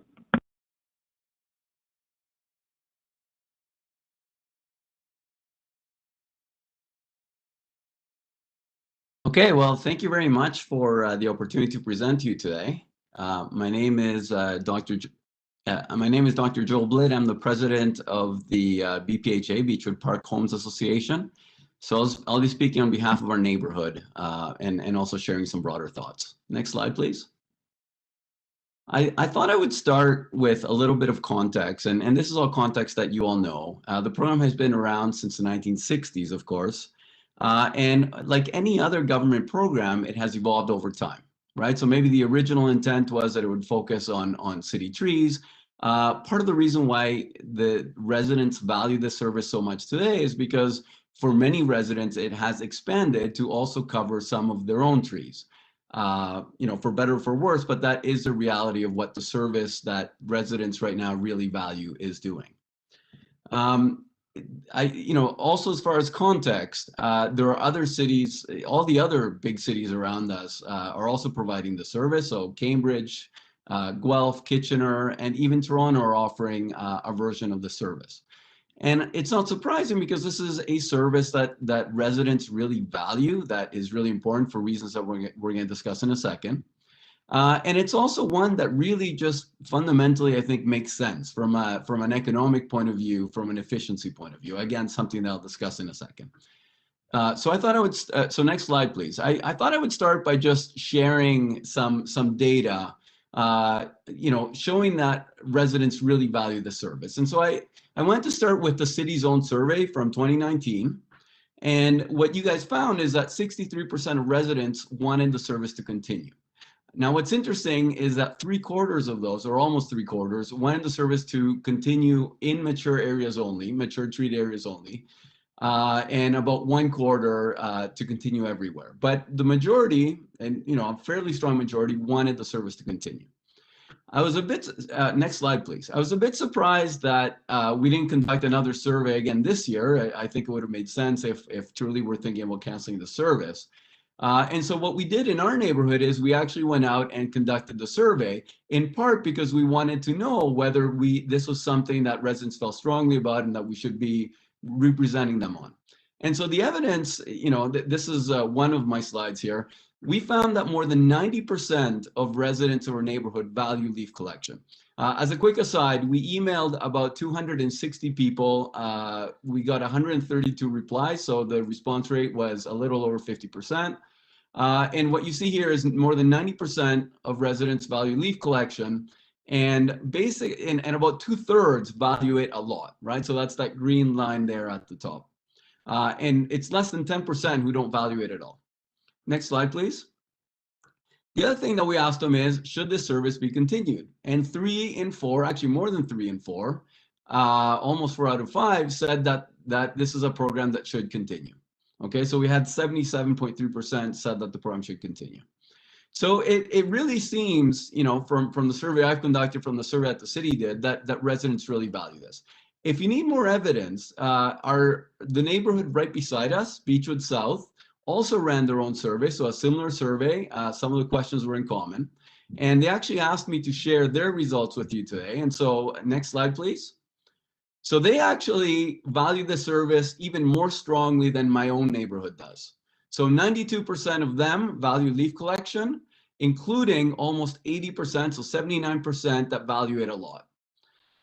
This is a smaller sample because it is a smaller neighborhood. They had 72 responses. Next slide, please. They also found that 82% of them wanted this program to continue. Again, this is even stronger than what we found in our area. And this compares to 11% that wanted the service to be terminated.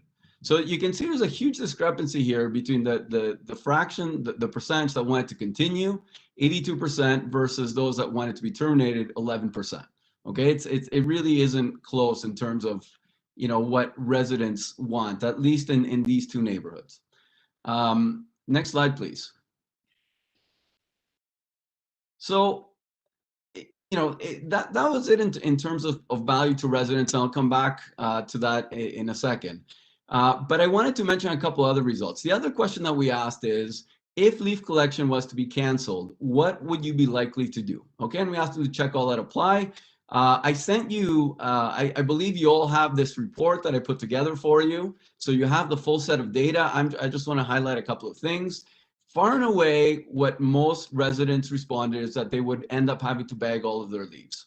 Okay, and I do, so 66% Beechwood Park said that they would have to bag all of their leaves, and 72% in Beechwood South said that they would bag all of their leaves. The other thing that we found, and this is what to me is quite upsetting, is that in Beechwood Park, 1 in 6 residents said that they would cut down at least one tree to facilitate maintenance. And I mean, to me, this is the single most worrisome thing. In Beechwood South, it was a little lower, but still quite significant. It was 11%. Okay, so I'll come back to these two things in a second, but I just thought I'd put the data out there. Next slide, please. And so I talked about the value to residents, and I want to shift gears for a second and just talk about the efficiency of the program. And so by efficiency, one thing that we can think about is cost. And if when I read the city report, it seems that the biggest reason to propose canceling the service is that it would save $230,000 a year. And of course, if these savings are had, those leaves are going to have to go somewhere. And if we learned anything from our surveys, it's that the large majority of residents are just going to have to bag their leaves. That's what they're going to do. Now, the region estimates that if all these leaves are bagged, then their cost is going to increase by at least, and they do say at least, $195,000 a year, and that the cost to residents is going to increase by $60,000 a year. Now, if you add those up, you see that that's more than 230. And of course, it's not surprising because when you have massive amounts of leaves, it just is more efficient to use big machines to pick those up and take them to the dump or compost or whatever, wherever you're taking them, than doing it with one little bag at a time. It just cannot possibly be as efficient to have people picking up garbage, picking up one bag at a time, loading it onto a truck, when in front of some houses there might be 50, even 100 bags in front of a single house. I did a back of the envelope calculation, by the way, based on the data put forward by the region. And the estimate, if you do the back of the envelope calculation based on their numbers, is that there would roughly be 100,000 yard waste bags that residents in the city would have to be filling if this service were to be canceled. So definitely not a small number. It's actually a really big number. And you can imagine, how much work that is for residents, and therefore why residents value the service so much. Next slide, please.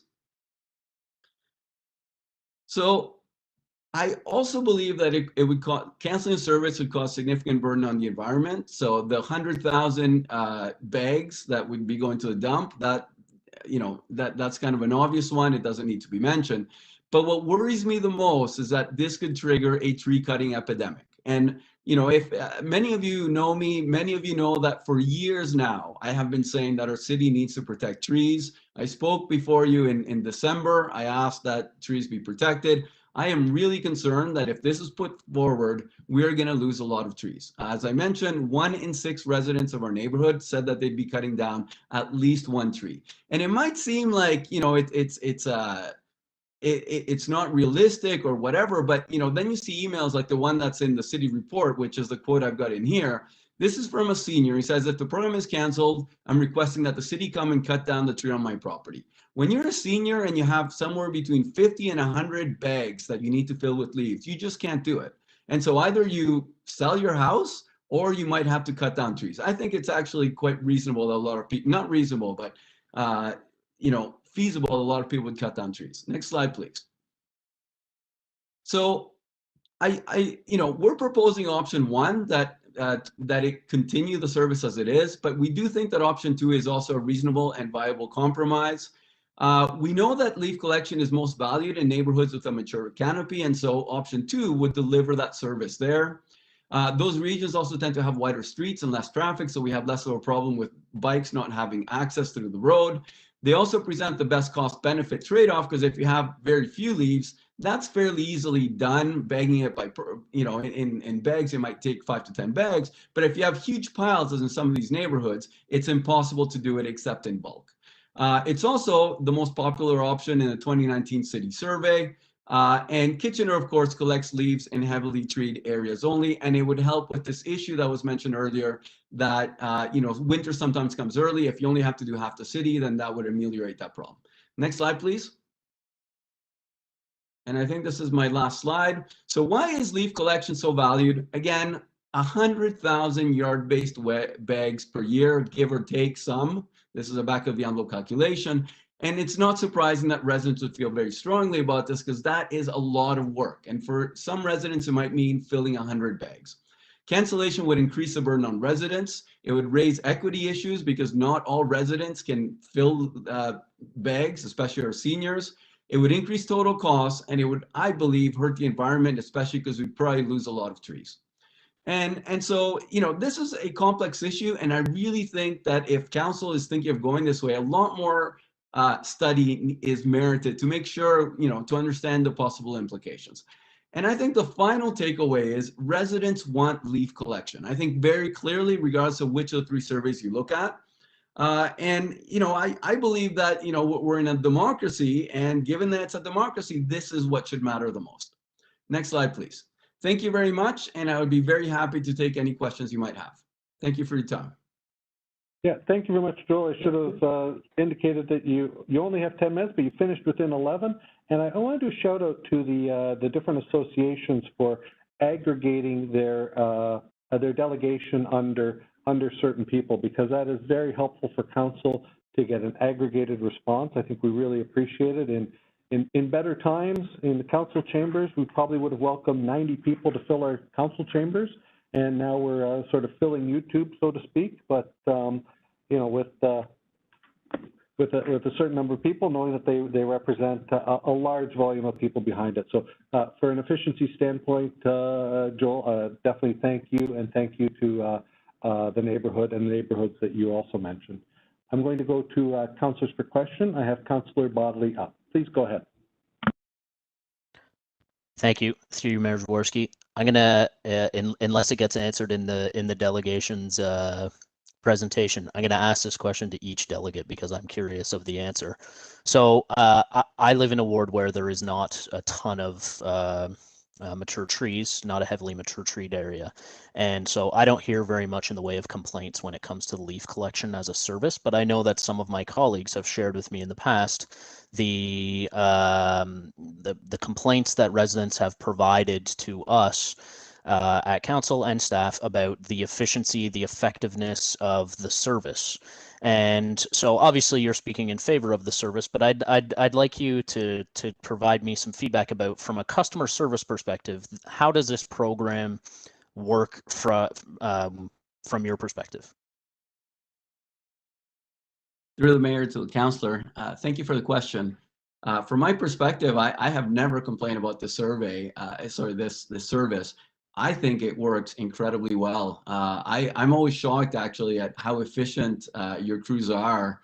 In our neighborhood, the amounts of leaves are absolutely shocking. Like I'm not it might sound like I'm exaggerating when I say that it would be 100 bags, but I'm really not. Like I am quite certain that in my property alone, it would be between 50 and 100 bags. I don't know the exact number.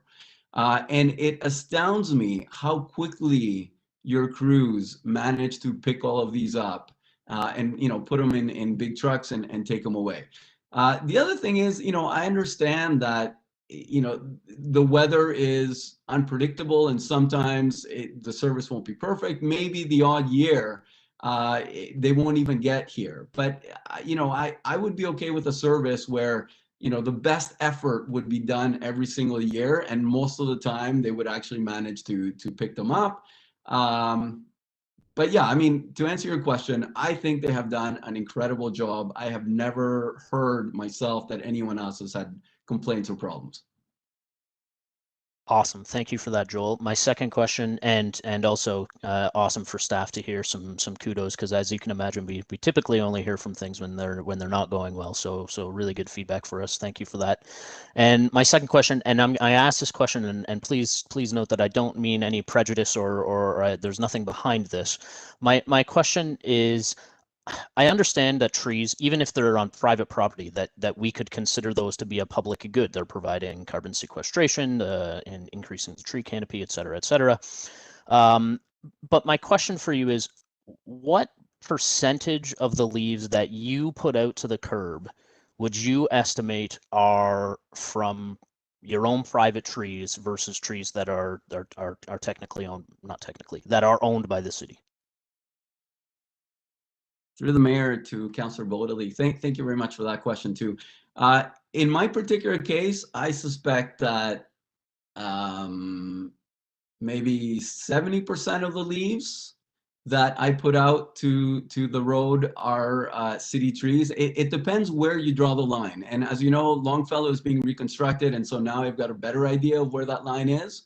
And so based on where that line is, I would say that in my front yard, it's maybe about a third of the trees that are on city property.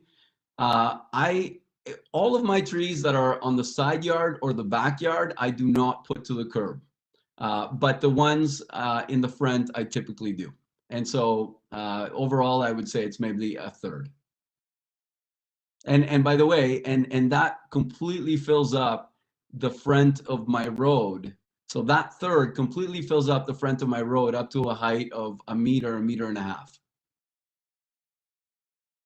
Awesome. Thank you for that, Joel, and I appreciate the delegation here tonight. Thanks. Thank you very much. Over to Councillor Lee. Please go ahead.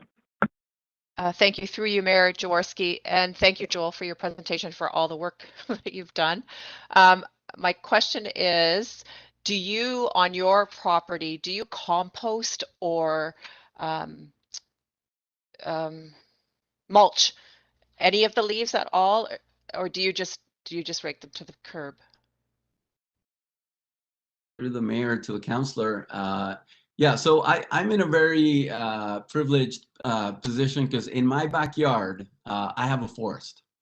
And so I actually don't have much of a backyard. I have, most of my backyard is a forest. And so anything from the side and the backyard part that's not a forest, I just put into the forest, and then the forest does its business. So I'm in a very particular situation. I don't do any mulching. I don't do any of that other stuff, but I've got a forest there, which of course 97 that I'm really trying to protect, by the way, and I'm encouraging all the other residents to protect. And yeah, so I'm not representative of most, I think. Okay, thank you. Thank you very much, Joel, for your presentation, and again, aggregating all that for all of us. That was awesome, and doing the surveys and getting a significant number of people to participate. Often that is so difficult. I do have a question. So thank you very much, Joel, and we'll see you later. And in the meantime, I do have a question of staff, just based on one of the things that we've been discussing here. And in Joel's presentation, it mentioned how Kitchener still does leaf pickup in mature areas. But I believe Kitchener also still runs leaf dumps throughout the community. Is that still true? I remember when Rosalind went there, I think she had leaf dumps to deal with. Through you, Mayor Jaworski, to yourself. Yes, City Kitchener still does provide leaf depots. They do not recommend for us to do the same thing. They become a loading ground or an area in which people bring all of their garbage, not just their leaves, but the yard waste, and they've had the odd refrigerator and things like that as well. So they become more of a garbage dump than a leaf depot. Oh, I use the word leaf dump appropriately, I can tell you that. Yeah, I used to have one near me in Roxton Park, and I can tell you it gets everything, even the kitchen fridge. So thank you very much. I just want to make sure they still ran that for residents in the non-mature tree areas, and or anybody who wants to come by with the and empty out their bags or whatever they do there. So thank you very much, Chris. Next up, I invite up delegate number 2, our old friend Howard Armitage, resident of Waterloo. Welcome, Howard. Thank you, Dave, or Mayor Jaworski, I should say. Is my voice coming through all right? You sound loud and clear, Howard. Good, thank you. Okay. For the others, my name is Howard Armitage, and along with my colleague Peter Gilbert, we represent the residents in the Roosevelt, Warrington area and several adjoining crescents and places. On the issue of loose leaf collection, we have been in close contact with Joel and his group from Beechwood. So as Joel presented the survey, I'm going to take a little different tack and provide some of the more individual responses from our neighborhood about the loose leaf pickup service. All three of us, of course, Joel, Howard, Peter, have spent considerable time communicating with residences in our respective communities about this issue. And as I hope you can appreciate from some of the letters that you have received through Councillor Bodley, and Councillor Bodley, thank you very much for your help on this. We are very much opposed to the option of discontinuing the loose leaf pickup service that the staff has recommended to you. Let me make a few brief initial broad observations and then some specifics from the residents. First, even though staff had received the letters and views of our residents, we were more than a little surprised to learn that almost none of the points raised by these residents is noted in the body of the report. The staff report outlined a history of loose leaf collection in Waterloo, information on collection of programs in other municipalities, history of financial implications, and the costs associated with the three options.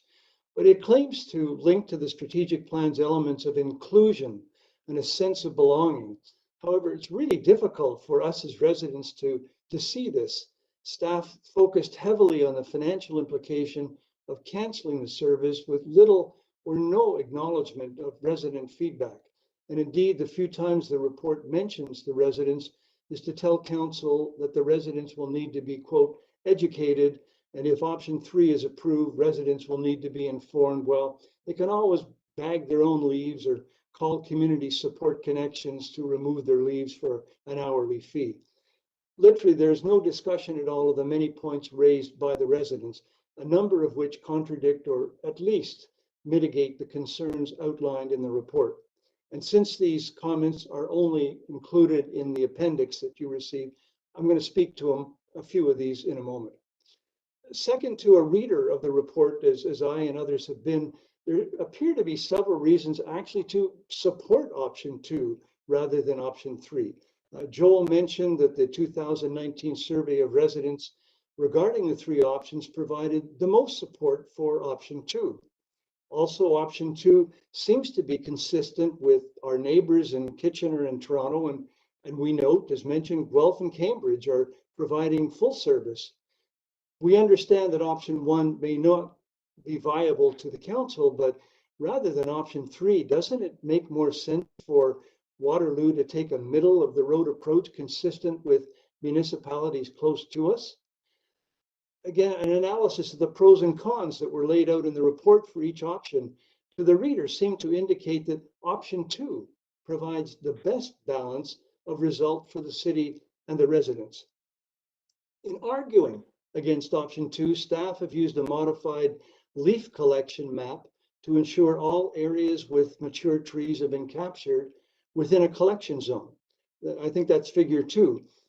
My colleague will speak to this more in some detail, but it appears that Roosevelt and adjacent streets clearly one of the heavier treed areas in the city, is not even included in this map. I mean, shouldn't a decision be made on more up-to-date data? There also seems to be considerable friction between the city and the region concerning the choice of option 3. I won't go into this because Joel talked about it as well, but the incremental cost to the region going up by 195,000 and the residents incurring an additional cost of 60,000, it just doesn't seem to jive with what the total out-of-pocket costs of 255. The staff report claims savings of 230. So to us, it seems that the additional system-wide costs exceed the savings, and the residents are getting caught in the middle of this city region friction. We're all residents of the city and the region, and this squabble just seems counterproductive. Anyway, let me turn to some of the issues that residents have pointed to in the appendices that seem to have been largely ignored in the report itself. First, to reiterate what Joel said, the letters make clear that the loose leaf pickup is perceived as a very valuable service, and losing it would be troubling to residents, many of whose property contain large numbers of mature trees and who rely heavily on the fall's roadside leaf collection service to assist their removal. Some of the specific comments raised to address the concerns raised in the staff report and even earlier reports, such as that produced by Jonas Hamburg for Councillor Bonegard. To wit, a criticism of the leaf collection service is that it creates huge headaches, particularly for cyclists. This may be true in high volume areas, but Roosevelt and its connected crescents is a quiet area. We have many cyclists in our area, and we have never heard of this complaint. We're equally skeptical of the claim that leaves cause challenges to drivers and walkers. As residents who have lived here for many years, we just simply have seen no evidence of this. Next, we recognize that residents often rake their excess leaves to the street before or after the pickup date. It's partly due to the fact that the advertised pickup date is often not the actual pickup date, and partly due to the lengthier fall seasons that have been referred to earlier, when other leaves like beech and oak trees have yet to fall. But given the closeness and communication within our community, we can work with the city to keep streets and storm sewers clear before the leaves are collected. There seems to be an underlying philosophy that leaves do not damage properties. And up to a point, we clearly acknowledge this. But residents in our areas are good land stewards. We know that a limited amount of composted or mulched leaves are good for grass, bedding plants, and forested areas in our properties. We understand the beneficial nature of returning nutrients to the ground. However, the issue that we're trying to address with these letters to council has to do with the quantity of leaves that fall on the properties. For many of our areas, the quantities, as Joel said, are just enormous. Letter after letter sent to our city councillor and onwards to staff and council highlight this issue. In a moment, my colleague will show a picture of what it looks like to live in an area with 80 to 100-foot mature trees. In the meantime, here's some other resident comments that relate to the quantity issue. Many properties would need not the 100 bags Joel's talking about, but 200 to 300 bags to collect the leaves. This can't be good for either residents or city workers who have to pick them up and put them on trucks. Excess bagging leads to potential health issues to those residents who have to lift them to the curb, or for the city worker who has to lift them from the curb to a truck. Excessive leaf cover is detrimental to plant and lawn health. Left in place over the winter, large quantities of leaves become wet and compacted and damage the ground beneath. Grass areas get smothered, lose their ability to breathe. Heavy leaf coverage stops air, water, sunlight, and healthy nutrients lawns and bedding areas need to stay healthy. In short, we must remove excess leaves and believe that the loose leaf collection service is the most efficient and valued way to do this. There also appears to be an argument that leaf removal from properties creates ecological damage. Again, I don't think this argument factors in the quantity of leaves. Years of experience have convinced property owners that they just can't give diseases a chance to take root. Thick layers of leaves lead to diseases such as snow mold or brown patch, and if these diseases take root, it takes a long time to get rid of them. Some tree leaves are even toxic to the soil. Heavily treed areas, the only viable solution is to rake the leaves to the curb. Finally, residents in our area, and I know in other treed areas of the city, have a high degree of appreciation for the environment, maintain their properties, engage in mulching, composting activities, often minimize grass content, take care of their trees, encourage conservation practices, and are certainly not all wealthy. This service is a valuable community program. Trees benefit everyone. They provide positive externalities to neighbors, citizens, and the environment, and help with stormwater management. We need to encourage residents to plant more trees, not discourage them by increasing the workload associated with their maintenance. Cutting leaf collection would be a short-sighted measure that flies in the face of efforts to green cities, capture carbon, and protect the environment. Hopefully, Mayor Jaworski and council members, this will help you to understand our position. If you haven't yet had the chance, please take the time to review the many thoughtful letters that you have received on this subject. Residents do understand that the city has a responsibility for managing its limited resources. In general, we're all good stewards of our properties, but feel the city needs to better understand the rationale for why this service is so crucial to them, and that leaving the quantity of leaves that exist in the fall on the ground or bagging is just not a viable option. We're opposed to the cancellation of this service and believe that council should either adopt option 2 or, as the conversation at the beginning of this indicated, maybe defer a decision on this matter because there seems to be so many unanswered questions at this point. Thank you for this opportunity. Thank you very much, Howard, for your passion. And I do think I have a picture of you from about 7 years ago. I was walking by your house of you raking the leaves off your roof. You had so many of them. So that was certainly, I can attest to the fact that you do, and that area does have lots of leaves falling, that's for sure. I'm going to turn over to councilors for question. First up is Councillor Hammer. Thank you, Mayor Jaworski. Through you to Mr. Armitage. Howard, thank you very much for coming today and representing your neighborhood, and it certainly is one. It's next door to my ward for sure. That is very heavily treed, and I appreciate the comments from residents in your area. I'm just curious. You talked just in your closing remarks about environmental stewardship and all the different things that neighbors in your area are doing to try to maintain, I'll call it my words, maintain the amount of leaf coverage on the ground, recognizing that too much is not a good thing, too little is not a good thing either.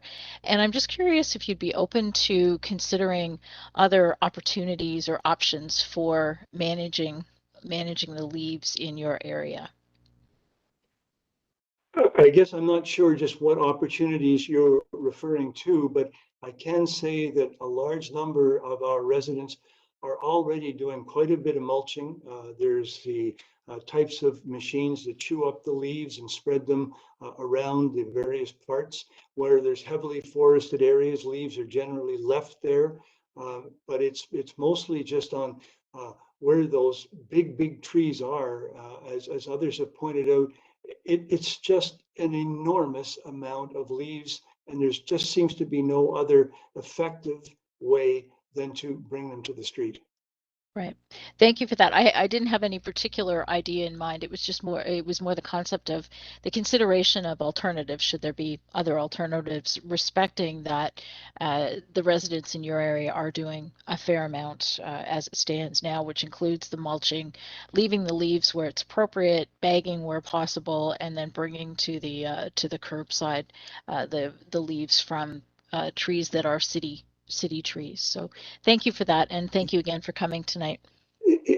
Thank you, and thank you for that. If I could just add one other thing, that, and Joel mentioned this as well, but if Councillor Bodley is going to ask the same question, perhaps I can just take this opportunity of responding in the same way, that we have found city staff to be extremely helpful. We recognize that the weather plays a factor, and if things are delayed, as they often are, or even in advance, we're perfectly willing to accept that fact. And then if something happens and we have to bag a little bit more at the end, well, of course we'll do that.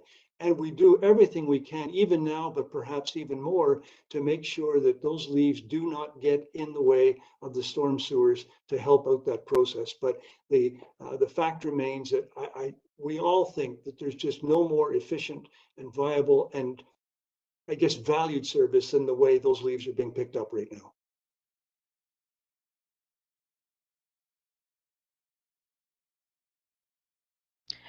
That's it for and, me, Mayor. Thank you. Yeah, thank you. And Councillor Bodley, do you have a question, or did Councillor Hanmer cover that, or the delegate cover that? Well, I just wanted to make a quick comment if I could. Yeah, please go ahead. Okay. Howard, I know that I mentioned this to you privately, but I really, in Councillor Henry's absence, it was a real pleasure to work as your acting counselor on this topic, and I do appreciate all the conversations that we had, and I appreciate the effort that you and many of the other delegates here today put into sort of connecting with the community members, and for helping to educate me as somebody who is not typically your council representative, but as I said, I really valued the conversations that we had and appreciate the work that you put in. You answered the one question. I'm going to ask you the second one again real quick. Like, what percentage of leaves that you put out to the curb do you think are private trees versus public trees? I'll just answer for myself, because of course many homes are different depending on the number of trees that are on city property.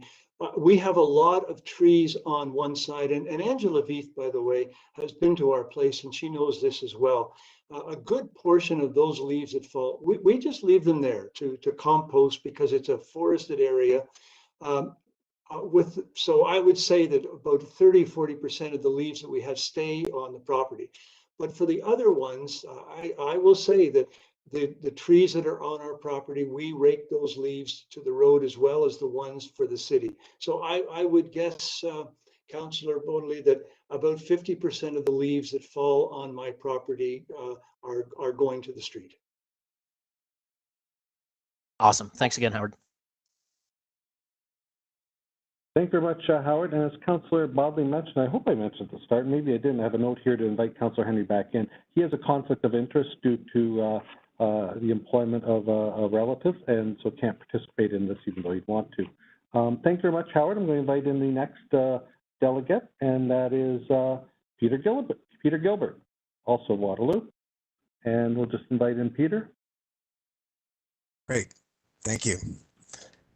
Mayor, Hi, members Peter. Hi, how are you? You Good. can hear me fine? Great. Mayor and members of council, thank you for the opportunity to speak. I'll start today by showing some pictures of my property and neighborhood. I live in part of Maple Hills with an extreme urban tree canopy, so Warrington, Roosevelt, and the cul-de-sacs. I actually went out last week and counted the trees on my property, which I'd never done before, and I actually have 94 trees aging from 10 years to 100 plus years. Each year I have about 2,700 pounds of leaves. You probably asked me how I know that. Well, the first year when I moved in was in November, and the previous owner didn't bring them to the curb, so I trucked them to the multiple trailer trips to the dump that had that total weight. Next slide, please. Just a Google Maps view of our neighborhood highlighted. Even from that distance, you can kind of see the unique sort of abundance of large trees in that area. Next slide. I reviewed carefully all the three options presented by city staff and found each to be inappropriate. Based on what I will present today, I believe the most appropriate option is to not fully eliminate the leaf pickup, but eliminate it for the majority of the city. I'll explain that shortly. For the purposes of my presentation, I'm introducing a position to ask council to ask staff to go back and analyze and develop critical improvements to the option 2 of the mature tree areas only. Why should we bother doing that? If we define option 2 to be only a small number of neighborhoods that warrant the service based on tree height and tree volume, the city can achieve the vast majority of the financial, environmental, and operational challenges without taking undue risks, which I'll outline shortly. Why is the current definition of mature trees insufficient? City forestry and horticulture staff identified the leaf collection zone with trees with large crowns resulting in large amount of litter. However, you can see by kind of the bottom image, 10 of the 16 leaf collection zones were still included in this mature tree definition, an amount that would net no material cost savings. However, there's a much smaller percentage of city streets that truly have 100-year plus mature trees, as high as trees will grow, and large numbers of them. I'll throw out a hypothetical conjecture for the purposes of this presentation that say 20% of this or less of the streets would qualify for this extreme definition. Another concern of the report for the definition of mature trees outlined by my colleague is even with a very generous mapping of option 2, our area outlined with the red dot in the bottom picture wasn't even included. So it makes me further question the preciseness and the care taken to truly identify those areas. There are obvious benefits of these extremely mature treed areas and related services in Waterloo. Not only do these tree canopies filter air pollution, generate oxygen, cool the streets, and offer habitat for birds and other fauna, streets like this are part of the special sauce that attract businesses and families to locate in an area. However, these benefits do come with challenges that can't be ignored. Next slide.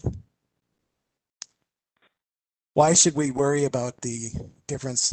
Oh, next slide. Yeah, the difference between the city's broad definition of mature trees and a more narrow definition of extremely mature trees.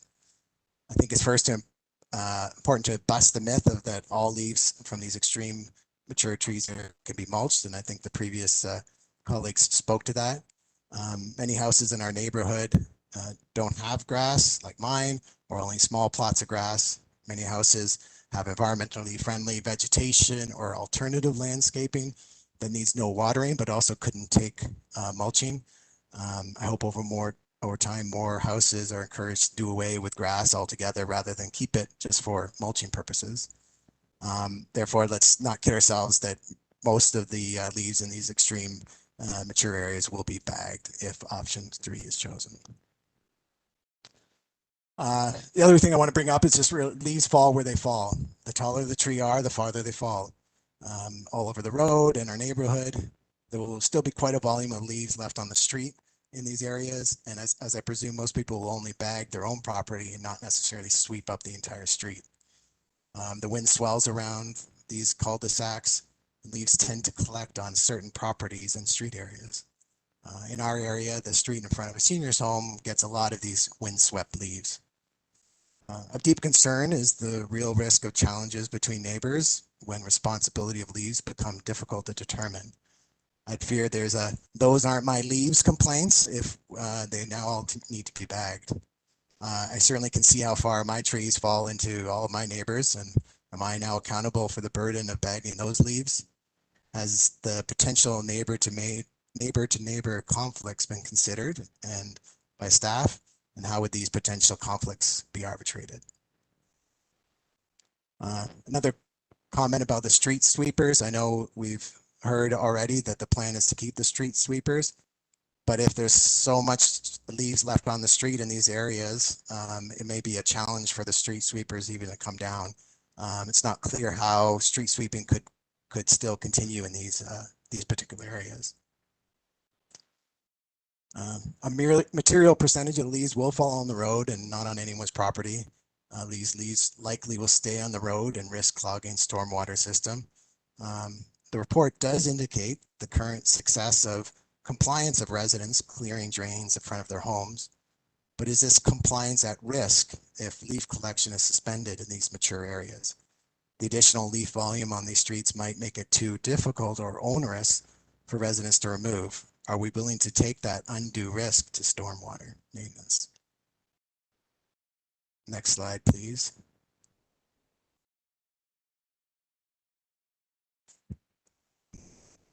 What about the question of fairness and equity? So I hear that in the report. You know, some people might say it's not fair or equitable that this service be provided to just some neighborhoods and not others. In my opinion, the decision to offer an appropriate service to some areas and not others is no different than the decision the city makes when allocating the budget in other areas.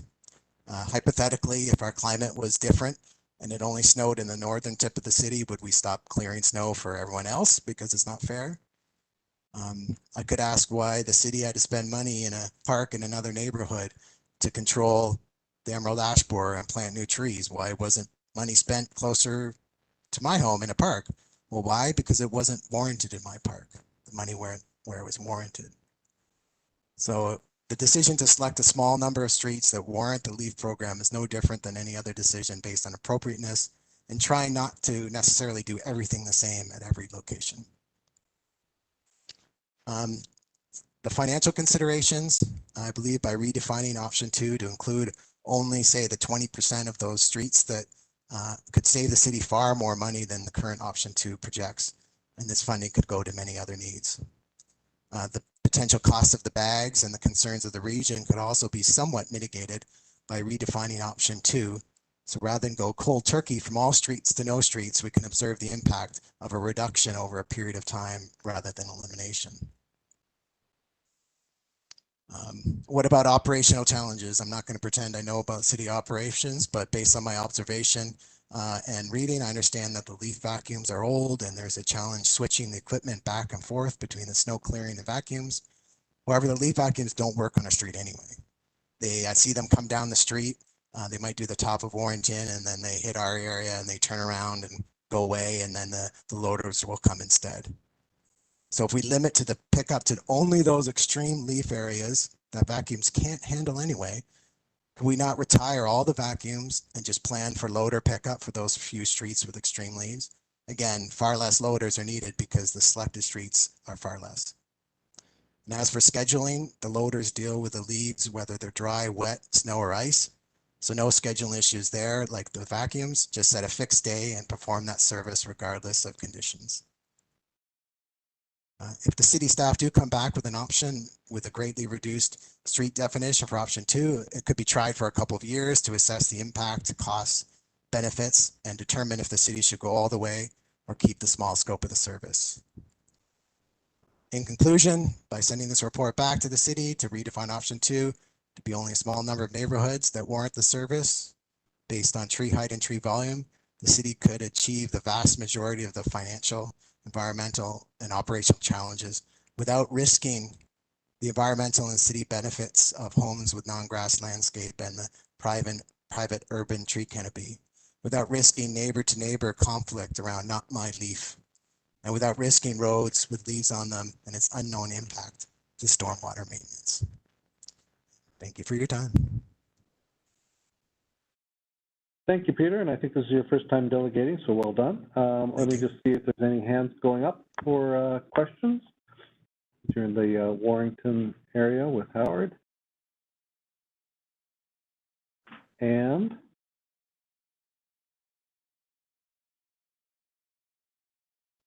I'll do last call for Councillor Bonagor. Oh, question for staff, sorry. Any last call for this one? Councillor Bali, do you have a question? Fine. I thought you were just getting sick of hearing from me, so I'll ask my 2 questions again. What percentage, hey Peter, what percentage of leaves do you think are from public trees? And overall, how is your view of the service being from a customer service perspective? Yeah, when you started asking that question, it's like, geez, I don't know where my exact property line ends. I would say the majority of my trees are private trees. I'm not exactly sure which of the trees. I would say 90% are probably private trees. Yeah, no, I think the service is really good. I think there's a lot of anticipation and support of those that do the service, and understanding that, you know, we watch the website, we read the reports of what the date is, you know, to make sure not to bring out the leaves too early and get them out at the right time appropriately. And I know my wife loves bringing everybody a double-double when they come down and pick up the leaves. But I think they do a great job. Yeah, thank you. Awesome. Excellent. Thank you, Peter. Appreciate your time. Thank you, Peter. I see no further questions for you, so thanks very much for your delegation. Thank you. And before we bring in the next delegate, I'll go to Councillor Bonagor, who has a question for staff. Thank you, Mayor Jaworski. Just following on from some points the delegate was making, I was curious about the loader versus vacuum point. The residents seemed to indicate that the volume of leaves in his area was so great that it defeats the city vacuums. So can staff please give us an idea of the difference in cost or workload when it comes to vacuums versus loaders?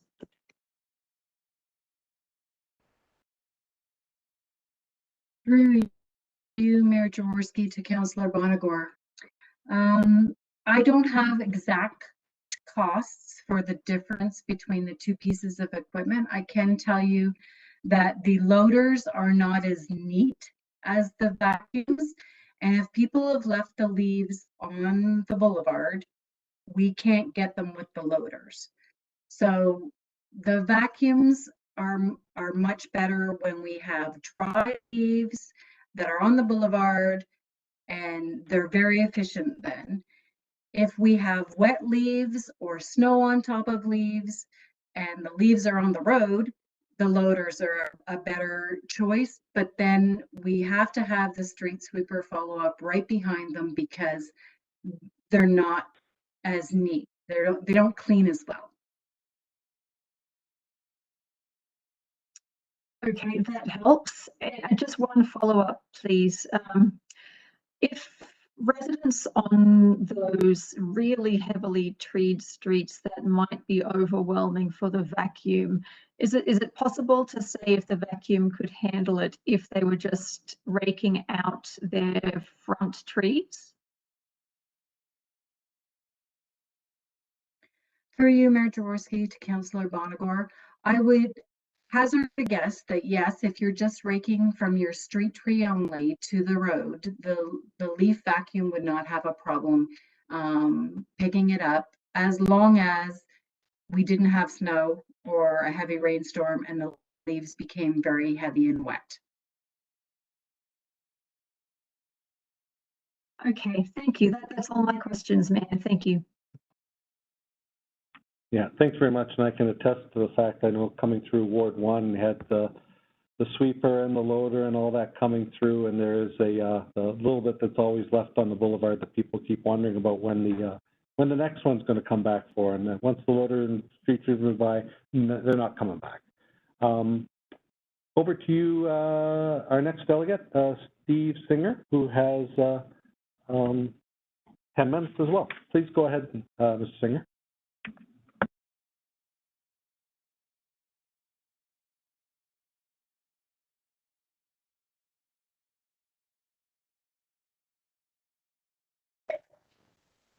Hello? Hi there, you're coming through loud and clear. Sounds good. Okay, great, thank you. Good evening, Mayor Jaworski and Council. Thanks for the opportunity to address the issue of whether or not to continue the loose leaf collection program that has been in place in Waterloo since the 1960s. As some of you may know, I've been involved in several neighborhood issues over my 38-year tenure living in Beechwood Park, from helping change the student lodging house system to counteracting over-densified high-rise development, to the amalgamation issue, to preserving Clare Lake.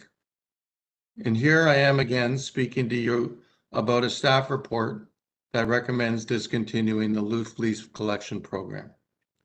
At the outset, I must disclose that I do have a lot of trees on my property, and we are also a two-vehicle family, one of which is a bicycle. I hope neither of these will taint the objectivity of my observations today. I must confess that after reading the staff reports that's before you tonight, including the strongly worded dissenting letter from Thomas Schmidt, the Region's Commissioner of Transportation and Environmental Services, as well as the many letters from city residents appended to the report, I was somewhat puzzled to read that city staff recommended the loose leaf collection program be discontinued effective immediately. Moreover, in their conclusion at the end of the report, there was inexplicably no summary of the reasons why they chose this option over the others presented. Rather, in my considered opinion, the objective and very clearly stated facts presented by city staff in their report pointed strongly towards recommending either option 1, continuing the current collection program unchanged, or option 2, using the 80-20 rule to focus on highly treed areas. Below are a summary of the report's facts that support my thesis. And I apologize for repeating some of what the previous delegates have spoken about tonight. I guess that comes with being the last speaker of the evening. The closest cities to Waterloo, Cambridge and Guelph, have a full leaf collection system in place, and Kitchener a targeted partial system. Only the townships and Brantford, as pointed out in the report, have no system in place. Parenthetically, I believe Stratford does have a leaf collection system in place. So my question is, why would we emulate the townships rather than our closest sister cities, who apparently believe that loose leaf collection plays a positive role in their infrastructure and environmental policies and a good use of taxpayer dollars? Second, the region of Waterloo's submission to staff, where 50% of our tax dollars are spent, obviously does not support discontinuing the leaf collection program. Their landfill processing costs would increase an estimated $195,000 annually, pretty much negating the City of Waterloo's projected savings. And this doesn't include the incremental contractual costs the region would incur in picking up the estimated 100,000 additional leaf bags. As well, the region points out that the City of Waterloo would incur an estimated $59,000 in tipping fees for bringing bagged leaves to the landfill. It would appear, therefore, that as taxpayers, looking at how our dollars are spent on a regional basis, discontinuing curbside collection will at best save us nothing or very little, and at worst, increase our tax bills for a reduction in service. This cannot be a policy change that City Council should support from a purely fiscal position. 3, a clear majority of residents in the Engage Waterloo survey are either in favor of maintaining the current system, 17%, or a partial system, like Kitchener and Toronto, 46%. A minority of residents, 1/3, favor eliminating the current system. Most probably, I suspect, from some misguided idea of elitism that Dr. Jonas Hamburg, a PhD candidate at University of Waterloo, suggested in a report. In reality, our leaf collection system is not elitist whatsoever, but rather an efficient, environmentally sound policy in line with our city's goals for healthy and resilient neighborhoods, protecting our infrastructure, and environmental sustainability. Further, as the staff report points out, there are many city programs where the benefits are not shared equally by all the residents. But that doesn't mean these programs should be eliminated because of some idea of or sense of citizen equity. In addition, I believe it is a real misconception to believe that only wealthy people have treed properties. And while we are on the topic of surveys and submission in the staff report, I did find it strange that staff presented not one letter from a cyclist, pedestrian, or car driver lamenting the supposed safety hurdles of fall leaf piles on the streets in November. Notwithstanding this being one of the principal justifications in proposing eliminating loose leaf collection. As Councillor Bonnegar stated in the February 22nd council meeting that kicked off the current review of the leaf collection program, and I quote, "While some of her main I'm sorry. While some of her constituents appreciate the leaf collection program, she hears many more complaints from cyclists, pedestrians, and car divers who find the leaves a safety concern. My question is, where are these complaints? As two-time past president of the Beechwood Park Homes Association, I have never received a complaint from a resident about the safety issues surrounding leaves on our street in November. And parenthetically, while on the topic of complaints, I would add that, as staff points out in their report, complaints about the leaf collection system drastically dropped from 106 in 2016 to 31 in 2020.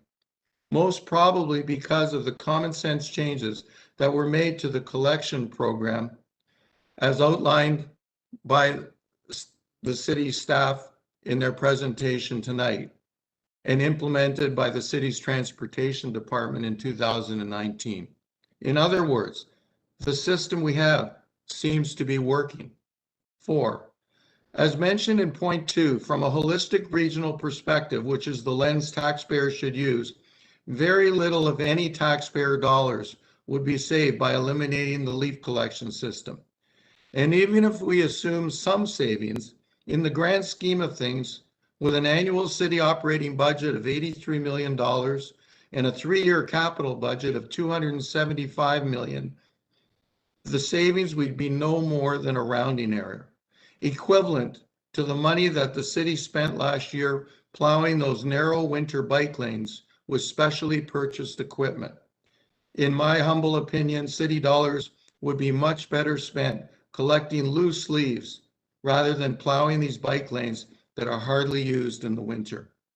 5, the city already has the equipment in place, sweepers, loaders, trucks, and vacuums, to do this job much more efficiently than individual property owners, who by some estimates would have to purchase 100,000 more leaf bags, which the region does not want in their landfills, and which will cost homeowners another $60,000.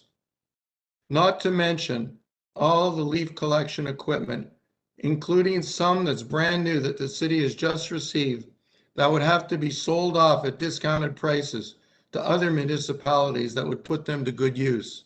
Remember, once this equipment is gone, it's gone. 6, mulching, which Dr. Hamburg and staff promote, is not a practical alternative for those property owners who have more than a minimal amount of leaves. Many of the submitted letters and previous presentations tonight spoke eloquently and knowledgeably about this issue, so I, in the interest of time, won't try and recreate their arguments. I would say, though, there is an analogy between the Green Box program that centralized the collection of food waste several years ago and the centralization of leaf pickup that we have today with the street curbside program. I, for one, used to attempt to try and compost leaves in an individual composter in my backyard, very unsuccessfully, attracting all kinds of rodents, animals, etc. The centralization of the Green Box program using special purpose equipment, to me, created an effective solution to composting food waste, just as the curbside pickup program provides an effective technological solution to the collection of leaves in our city. 7, street leaf collection promotes our local environment and tree canopy by making it easier for Waterlooians to grow and nurture trees in our city. Without this system in place, many homeowners would elect to cut down existing trees or not plant new ones, totally counter to the city's sustainability objective. 8, as the staff points out, Waterloo's homeowners represents an increasingly aging population who depend on the city leaf collection system to help them affordably maintain their properties and live in their own homes as long as possible. We should be encouraging continued senior home ownership, not making it more difficult for them, especially in this time of COVID. And in several of the submitted letters from this demographic, Homeowners even offered to pay the additional monthly stormwater management costs of $3.84, estimated by staff in their report. To these homeowners, this would be the best $50 they ever spent. I, for one, would support such an additional levy. 9, and finally, it would appear that the increased difficulties by the city's transportation department of leaf collection due to increasingly changeable weather patterns from global warming is a key argument in justifying the discontinuation of the leaf collection program. Leaves don't drop from different tree species all at once. Snow and rain sometimes make the leaves harder to gather. And the city personnel sometimes are forced to switch gears between snow and leaf clearing. Global warming issues are affecting many aspects of our lives, including infrastructure, activities like potholes, sewer breaks, freeze-ups, and hydro outages. And in none of these cases would we recommend discontinuing building streets, sewers, and electrical grids. We have to adapt, find new technology and new methods, which, as previously mentioned, the city's transportation personnel have done so well in the past few years. Essentially, in 4 weeks in November, during a shoulder season when staff activities are not as busy in many cases, our leaf collection personnel collect in an efficient, safe, and environmentally sound way approximately 1,500 tons of leaves. Why get rid of a system that works so well? In conclusion, as a citizen of our great city that has always looked at issues, and as a citizen of our great city who has always looked at issues from the point of view of what does the most good for the most people, I urge council to reject the Planning Committee's option 3 recommendation and consider, in consultation with the region and our sister cities, either option 1 or 2 for the future of our loose leaf collection program. I'd be happy to answer any questions you have about the information I have presented. Thanks so much for your patience and time tonight. Yes, and thank you very much for your well-stated presentation there, Steve. Very well done. I will just look to councilors to see if we have any questions. I do have on the side here, Councilor Freeman has a question of staff coming up. Thank you, Mayor George. Oh, sorry, yeah, did you want me to ask it? Sorry. No, I just see Councilor Bodley's hand has gone up, so let's go to Councilor Bodley and hear from him. Hey, Stephen, good to hear from you again. Thank you for that presentation. And through you, Mayor Jaworski, I'm going to ask the 2 questions I asked beforehand about what your thoughts are about the service, how you feel about it, and in terms of from a customer service perspective, and approximately what you think percentage of leaves are public from public trees that you put out to the curb. It's good to talk to you again as well, Councillor Bodley. As far as the level of service, I would say, as stated, as indicated by the few complaints that we get now from Waterlooians, and I would say that the level of service the last couple of years has been astounding by city staff in the transportation department. I think I echo the comments of our current Beechwood president, Joel Blitt, in that regard.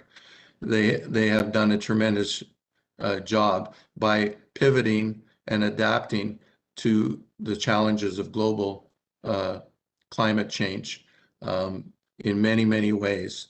One of them, I didn't realize that the staff presenter tonight indicated that many of the leaves are sent to a Bridge Street holding area from the east side of the city, rather than trucking leaves across the city to the landfill.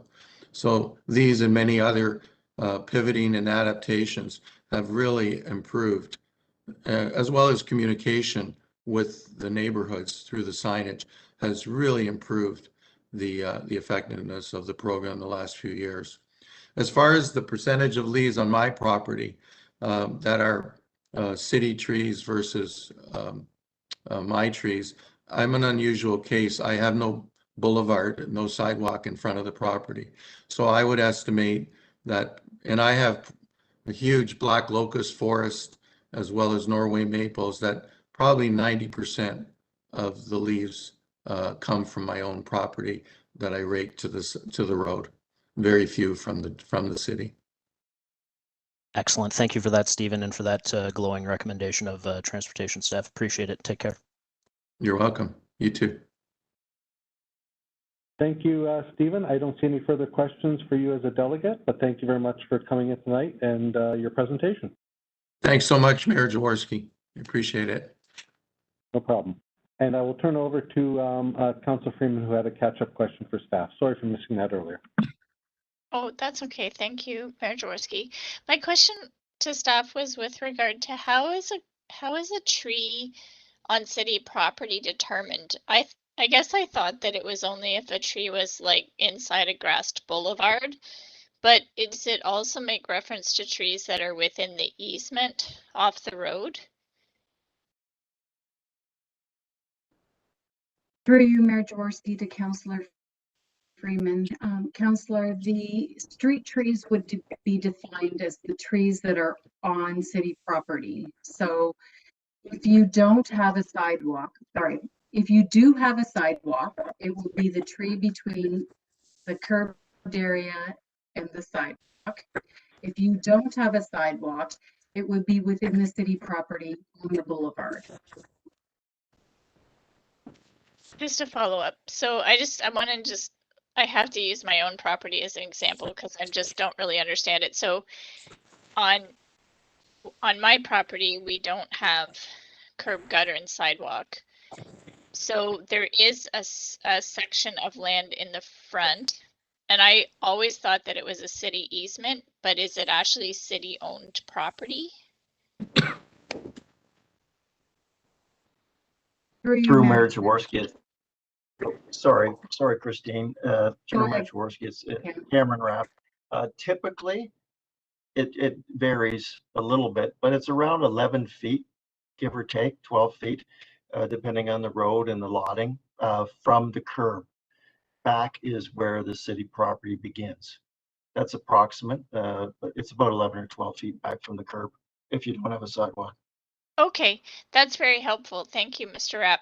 So, so in all likelihood, there's a lot of folks that probably don't even have trees in that space, or they have a tree that's set back even further and was likely not a city-owned tree. So that's really helpful. Thank you very much. Thank you. I see no further delegations, and I'll just see if there's any questions from staff that we'll have ready to go. And I just note that I see Councillor Veith has put her hand up. Councillor Hanmer already has with an alternate motion. And I do know there was there was some support for some of the items in the alternate motion. And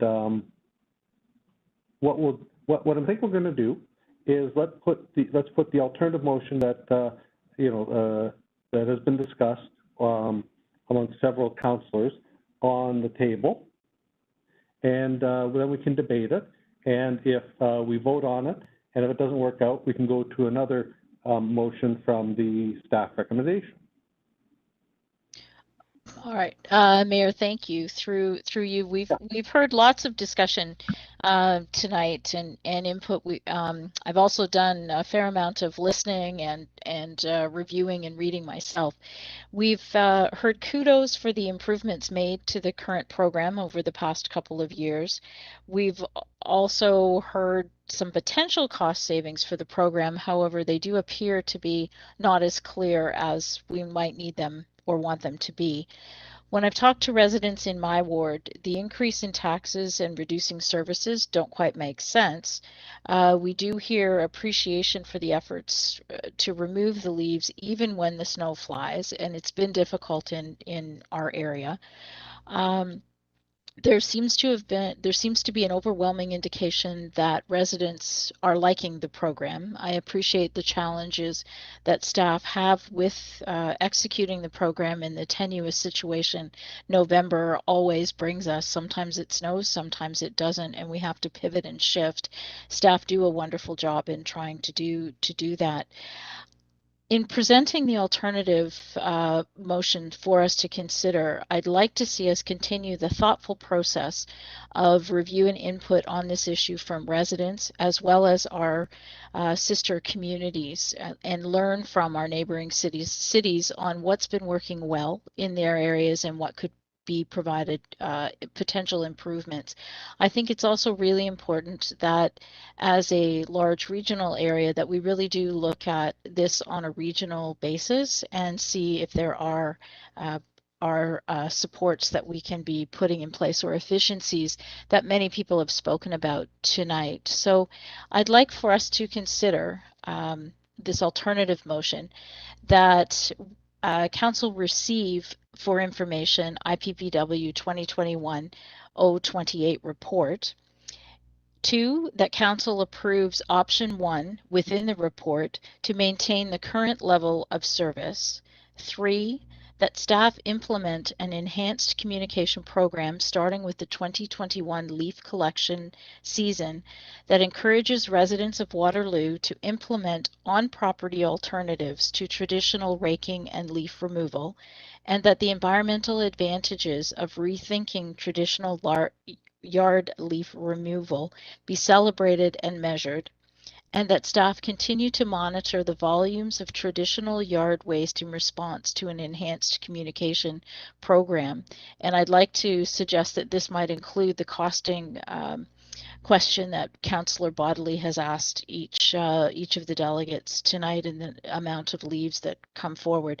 And then finally, the 4th portion of the recommendation would be that staff work with the region and area municipalities through a shared service lens to promote the on-property alternatives throughout the region, and that a long-term strategy be considered that further reviews the alternatives and approaches for the leaf collection program after the impacts and successes of the enhanced communication program is understood. Thank you, Councillor Hanmer, for introducing it. I do see another hand up, but did somebody approach you with respect to seconding it? No, no one did. Councillor Vasek and I did have conversation, and I know she's supportive of the initiatives. Yes, and I see Councillor Vasek has her hand up. So you've moved it. Councillor Vasek has seconded. As the seconder, Councillor Vasek, do you have anything to comment on it at this point before we begin debate? I don't think I can add anything. This is pretty comprehensive and captures my thoughts.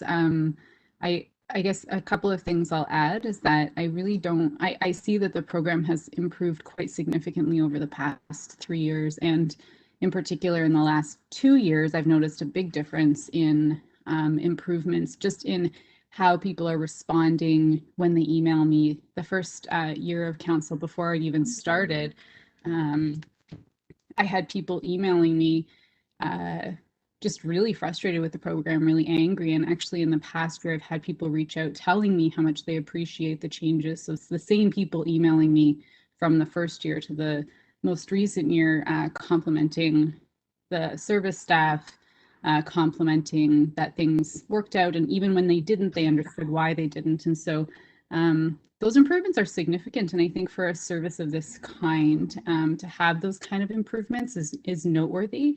And I like the idea of continuing to review the program to lesser and greater extents. And I guess the second piece that I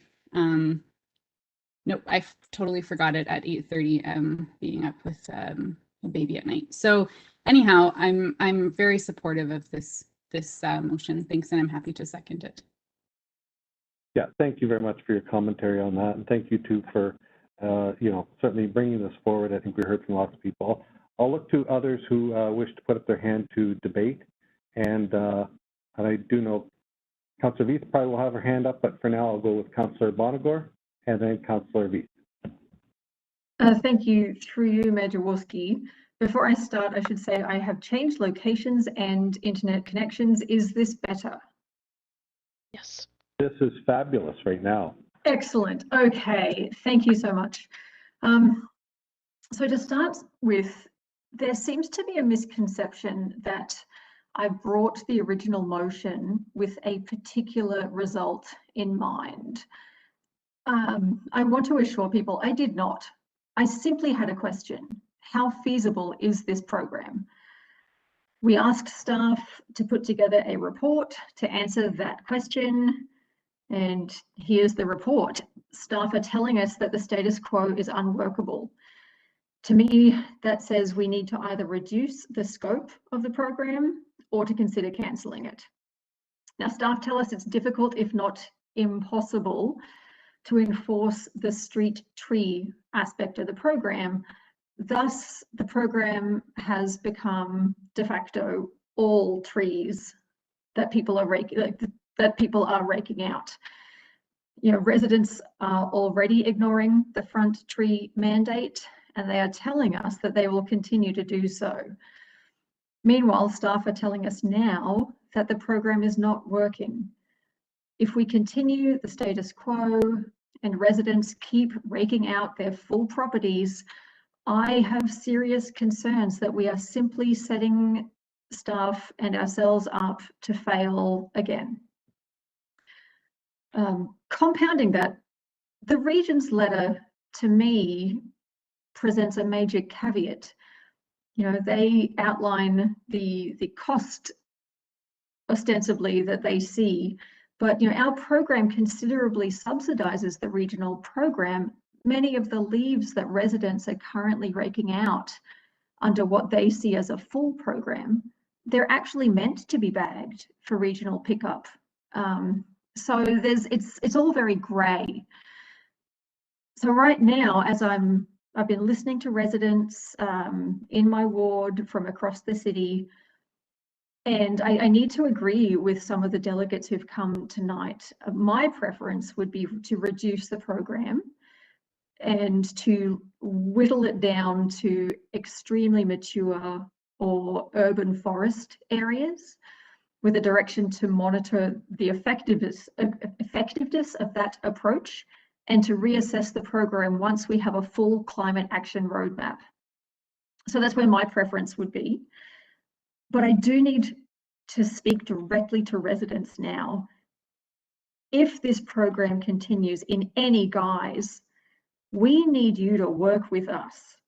The only way to make this program work, whether it's a limited scope or should this motion in front of us prevail of the continuation of the full program, the only way for it to work is that you only rake out your front trees. Staff are telling us that this full program that residents consider does not work. It's not working. So I'm just going to put it out there. If this is to continue, whether it's a partial, like a reduced program or the full program, there needs to be give and take on this. And we cannot have people raking out their entire properties, because that just means staff can't do what they're trying to do. So that's where I'm at, Mayor. I will sit back and listen to the comments from my colleagues. Thank you.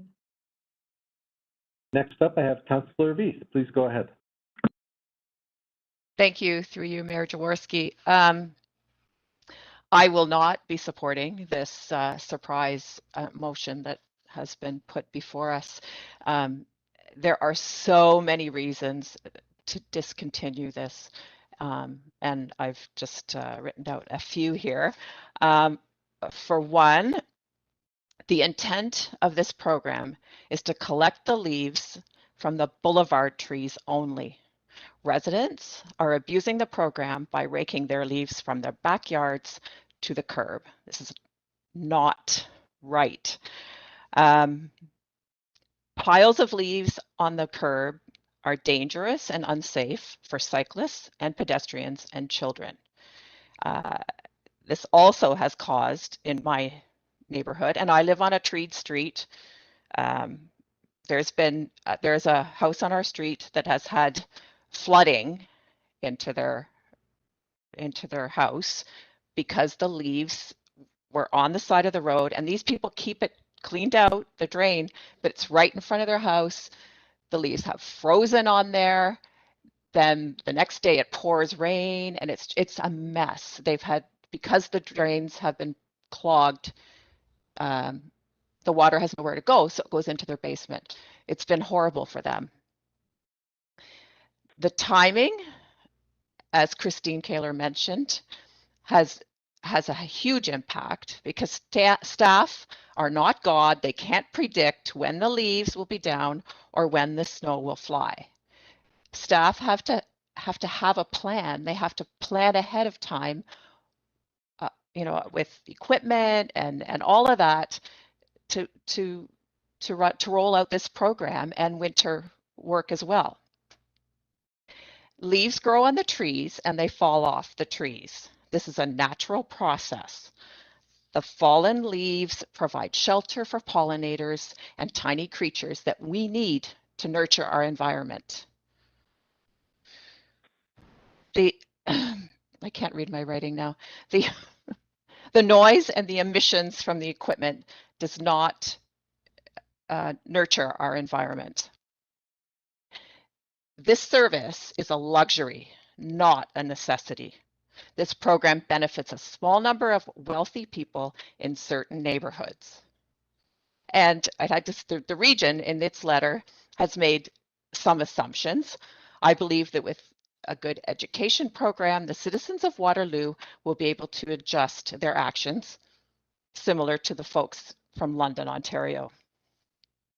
And from a sustainability and equity lens, this program needs to end. And I'm really surprised at some of the comments from my colleagues and from citizens about why this is the leaf collection is a environmentally sustainable and equitable program. Thank you. Thank you. I will just look back to my notes here. Councillor Bodley is next on my list. Please go ahead. Thank you, through your Mayor Jaworski. I spent a lot of time going back and forth on this, probably too much time if you ask my wife, the number of conversations we've had about this. I want to make 2 points before I go into my comments. One, the idea, I know we're not proposing option 2 here, but the idea of looking at option 2 as it currently exists today doesn't make any sense to me. It's a $40,000 savings to get rid of the leaf collection service for a percentage of the population that is using it.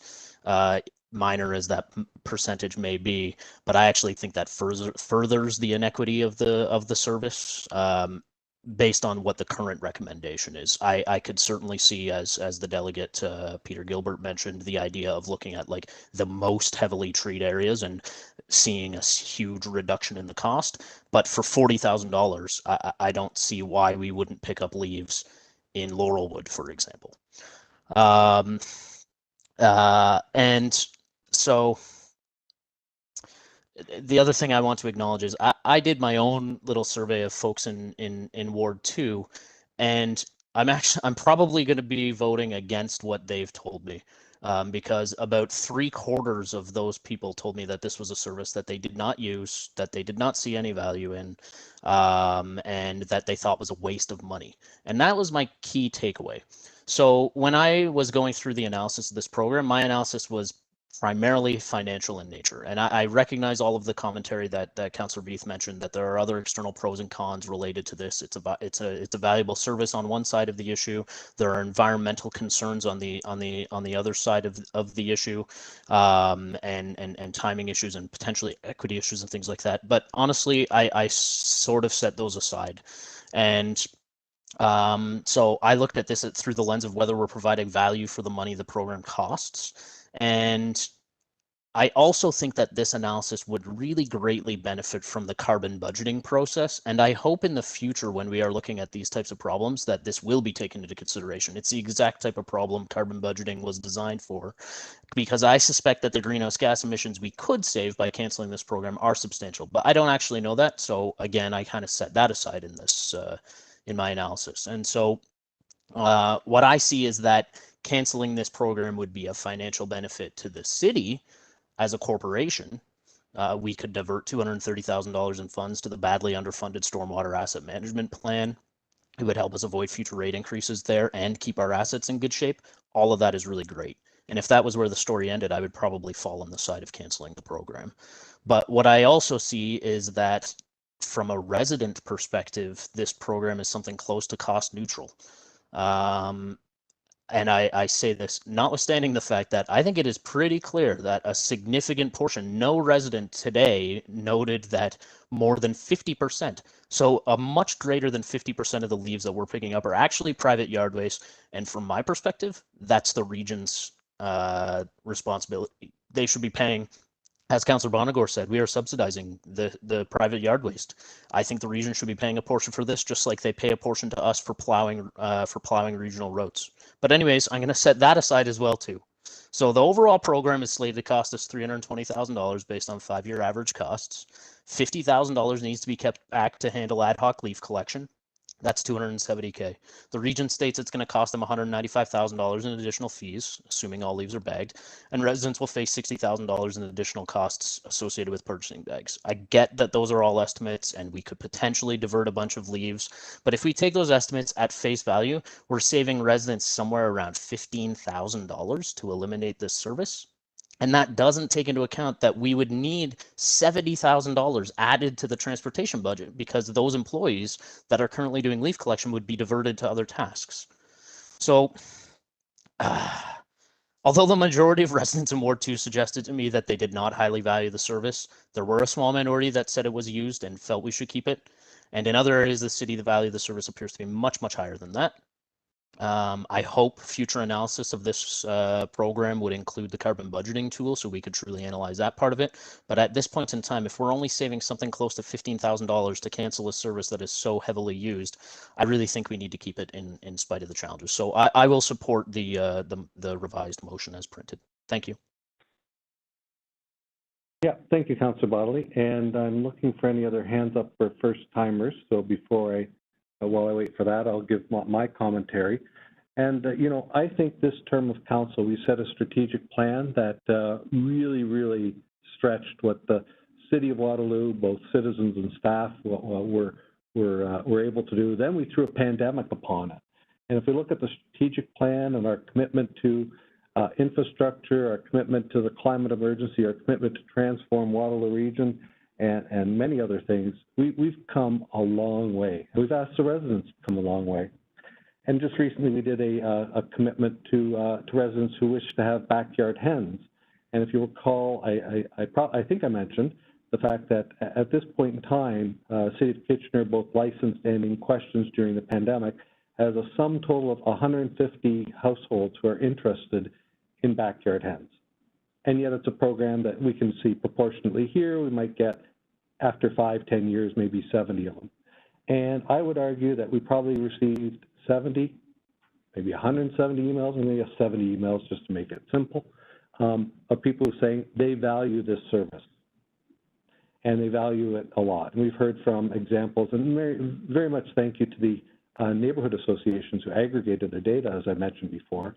And I'm really hoping that our neighborhood associations can be part of the solution. And judging by the quality of the presentation today, I think they can, in terms of helping us trim some of the problems away from the issues of people perhaps raking their leaves in early September when the first ones fall, or raking their leaves in after Christmas time to the road when the service is done, or afterwards, and getting that message out there.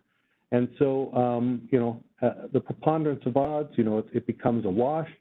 And one other thing I've learned is we all get complaints about the leaf collection service. Not so much recently because of the improvements and the good fortune of good weather, But, you know, in some cases, people are complaining not because they don't want the service, is because they love the service so much. And they're complaining because they love the service so much, they want to see it come to their house, certainly on their time, but nonetheless, it's because they love the service, not that they want to get rid of it. So complaints can sometimes be a thing that people want to get rid of, and in this case, it isn't. It's because of their true love for the leaf collection service. So with that, I'm going to be supporting it. I see another first-timer putting up their hand. Councillor Freeman, please go ahead. Through you, Mayor Jaworski, thank you. So over the years of serving on council, the complaints that I've received have been so incredibly unkind. I've seen emails sent to staff where people have used foul language and demanded that the city issue a lift truck to come and clean the leaves in front of their home. I get emails of complaints because 6 inches of someone's lawn was damaged as the lift truck came through, and they don't use the front end loaders because they want to. They use the front end loaders because they have to. By the time they get to the heavily treed areas, because it used to be that they tried to get them earlier in the season, and everyone complained about that too, said that the trees hadn't dropped their leaves. I think the staff report was exceptional in terms of outlining those challenges. And because the leaves were left on the road for so long through so much rain and so much snow that the leaves cannot be lifted by the vac truck. So they're forced to send out the front end loaders, and of course they're a lot more labor intensive. And as staff said, they get complaints because the roads don't look as pretty after the front end loader comes through. In my case, I bag about 10 bags of leaves after the front end loader comes through because I get all my neighbors' leaves. I don't rake one leaf to the curb. I have a 60+ foot maple in my front yard, and I mulch a good 18 to 24 inches into the front yard. I don't think it looks horrible. I've never had a neighbor complain. I also haven't seen the mulched leaves move. Yes, we have to mulch them several times a week, but it's very small. And the backyard has multiple 60-foot maples, about a 60-foot diameter magnolia, 2 cherry trees, buckthorns, and a bunch of other trees. And in the backyard, we collect it all into a bag on the back of the lawnmower, and we compost it in the corner. I have never had rats or mice or any other rodents create some kind of vermin challenge for the backyard. So I know it can be done. The only leaves I end up bagging aren't my own. And I do it because if the city comes through with the front end loader and moves the leaves down the street. And I find that the program as it stands right now is so incredibly unworkable. Now, this motion, I can live with it to a certain extent, but I really want us to take a strong stand on, and I'm hoping that staff can please prepare notices that bylaw can use so that when they're driving around the city and they see the leaf piles all over the edge of the road weeks in advance of leaf collection, because that's what I see in my ward. People just, as soon as they start falling, they start raking them to the curb. And I just want people to start getting notices that say these leaves have to be bagged. And then that it's clear. It is absolutely clear when you see people pull out the tarps and move tons of leaves from their backyard to the front for this, like the city to pick up. It's just ridiculous. I want us to stop that. We need to like, I don't know what it looks like, whether we send out whether we put an ad in the paper, or whether we send out notices to people as a part of the Chronicle delivery. I don't know what it looks like, but people need to understand that this program cannot manage every deciduous tree leaf that falls in the city. And it was never intended to do that. I know that someone spoke earlier today about diverting snow removal off the bike lanes, and I'd like to remind folks that that is a regional budget item, not a city budget item, and that as a city member, I have no ability to reallocate that funding.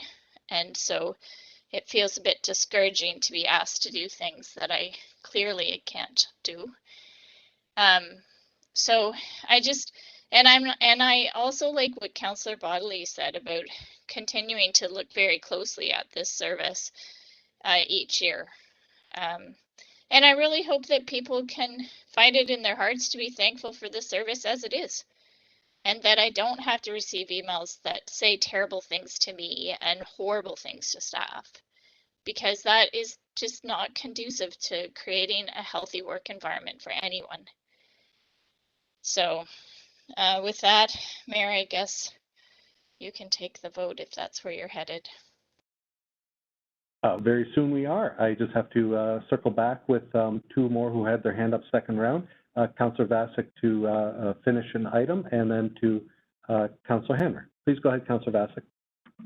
Through you, Mayor Jaworski. I mean, it has been said now, my thought was around the carbon budgeting and looking at it through that lens. My concern around the environmental piece was that one of the reasons why I feel like I can't just cancel it is because I think that the environmental piece for me would play a huge role in whether or not to cancel a highly valued program that's seen improvements.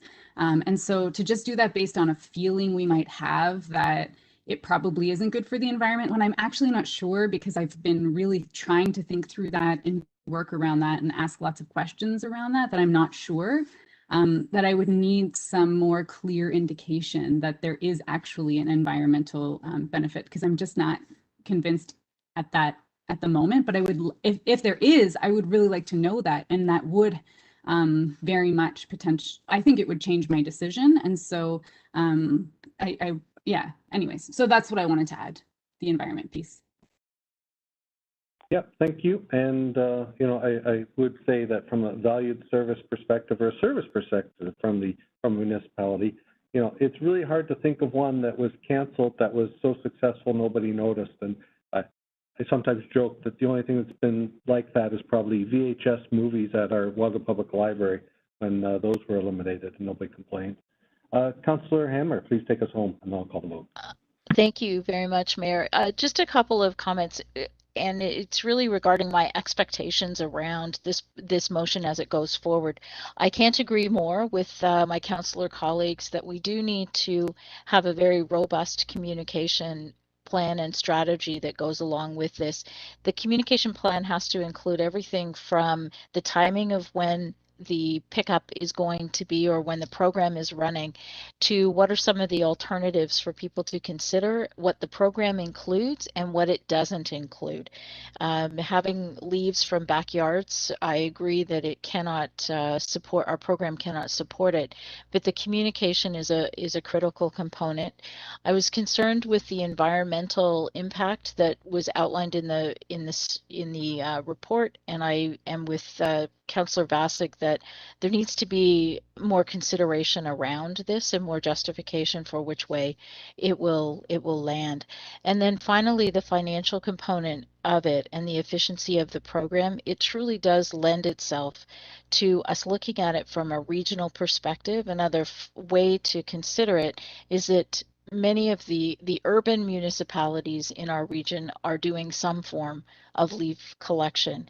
Certainly or surely, if we work together, we may be able to come up with a more effective and efficient alternative that meets many of the concerns that we have, that addresses many of the concerns that we have had expressed this evening. Thank you. Thank you. And I actually think that's it. I think I'll call the vote. We'll call the vote beginning with Ward 1, please. Councillor Handner in favor of the alternative motion. Councillor Bodley in favor. Councillor Veith opposed. Councillor Freeman in favor. Councillor Vassick in favor. Councillor Vonnegut opposed. And the mayor is in favor too. So that carries 4-2. 4-5. 5-2. Excellent. Thank you very much, Council, for that. Thank you very much to the delegates for talking about their much-loved service. And thank you very much for staff for all their work in continuous improvement on this. And I do believe that to echo one of the councillors' notices that in terms of complaints and some of the bitter complaints really can't be tolerated. And I know we're having respect in the workplace. We're looking at increasing that, and I think we'll probably take advantage of that. But you know, certainly well done, staff, and setting expectations. I think is incumbent upon us as councillors as well, in terms of getting the message out there to our neighborhood associations and bring them into the buy-in for the service as it exists today and the alternatives. Moving on to a public meeting, and just pause for a second. We need to invite back Councillor Henry because he can rejoin us. One moment, please. I'll be back to you in 2 minutes.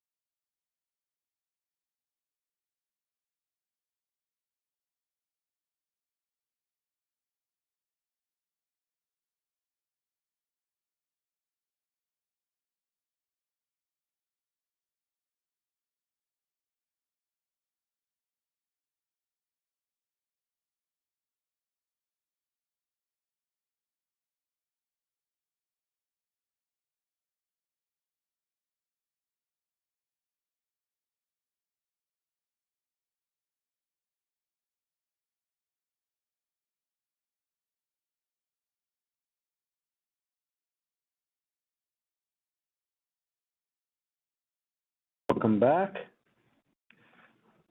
We have one item left, and I'm going to begin with a roll call just because we've had a recess and we've had some change in councilors' attendance for various reasons. So I'll begin roll call, beginning with Ward 2, as Ward 1 is now absent. Please go ahead.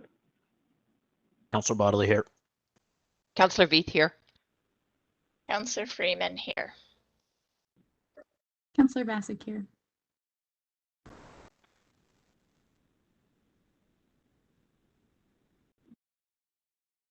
And I'm fairly sure Councillor Henry is here, so maybe he's on mute.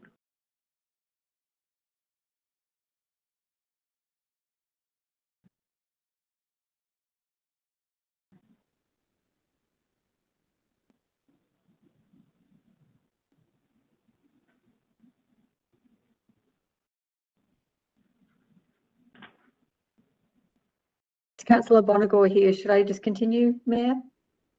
Yeah, and the mayor's here too, and I'll just go back and double check with Councillor Henry if his audio is on or microphone is on now. Yeah. Councillor Henry here. It seems I turned the off button rather than the volume button, so that took a minute. Yeah, okay, cool. Okay, so we have 6 of us here. Excellent. This is a formal public meeting to consider minor zoning bylaw amendment Z2102 from 1553628 Ontario Limited and 24 Union GP Inc. for 24 to 30 Union Street East. Any persons who want further notice of this application, including the passage of any bylaw, should contact the planner, John Voss, at 519-747-8527 or at john.voss@waterloo.ca. That's john.vos@waterloo.ca. Will the clerk please advise council of the method used to give notice of the meeting and the date notice was given?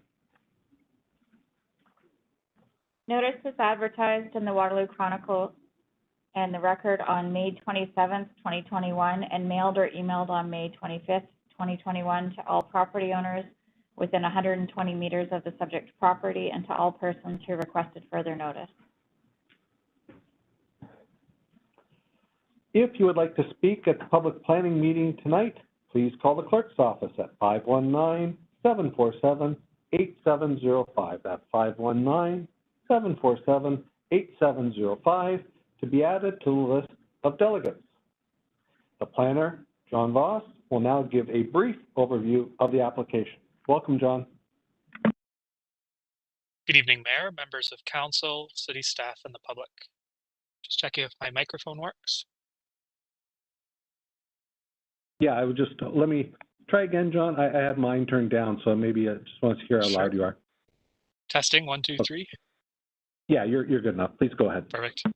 Good evening, Mayor, members of council, city staff, and the public.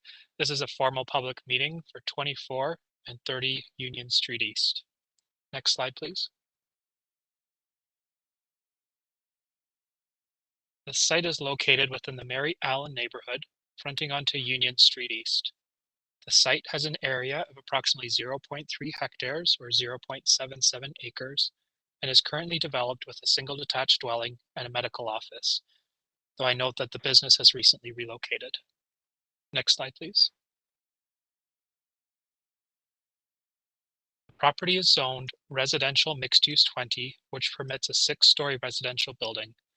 Ancillary commercial uses are permitted as well, though the proposed development does not include any commercial uses. The following site-specific zoning amendments are in support of the proposed development. A minimum parking rate of 0.85 spaces per unit, where currently 1.2 spaces per unit are required. The proposed building accommodates 46 units, so a minimum of 40 parking spaces is required. Reduce the height of the first story from 4.5 meters to 4.0 meters. And finally, reduce the front yard setback from 5.0 meters to 2.75 meters for a portion of the front yard due to the irregular frontage. Next slide, please. The new parking rate will be implemented by identifying the property as parking area B on Schedule A1 in the zoning bylaw. Next slide, please. Staff recommend that Council approve zoning and bylaw amendment application Z2102 as outlined in the staff report. This concludes my presentation, and I'm now available to respond to any questions. Thank you very much, John. I'll just look first for councillors who wish to put up their hand, ask any questions. While I have you on the line, just I saw the requests that were being made.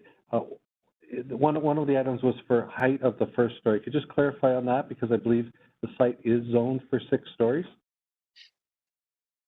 That's correct. So the zoning does require the ground floor to have a height of at least 4.5 meters, which does accommodate then commercial uses such as retail, restaurants that do require larger ceiling height.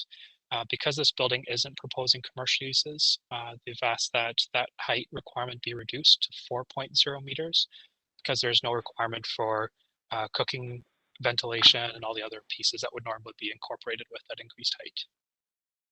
Sorry, I missed that. It was a reduction of the first. Okay, I understand now, John. Thank you. I'll just look for any questions. I'll go to Ward Councillor Bonnegar. Please go ahead. Thank you. Through you, Mayor Jaworski. And I'm just asking a question on behalf of a number of residents who have been in touch with me regarding this application. There are concerns about the parking that's being provided, and there are concerns that from nearby residents that the reduced parking being requested here would potentially lead to spillover parking problems in the neighbourhood itself.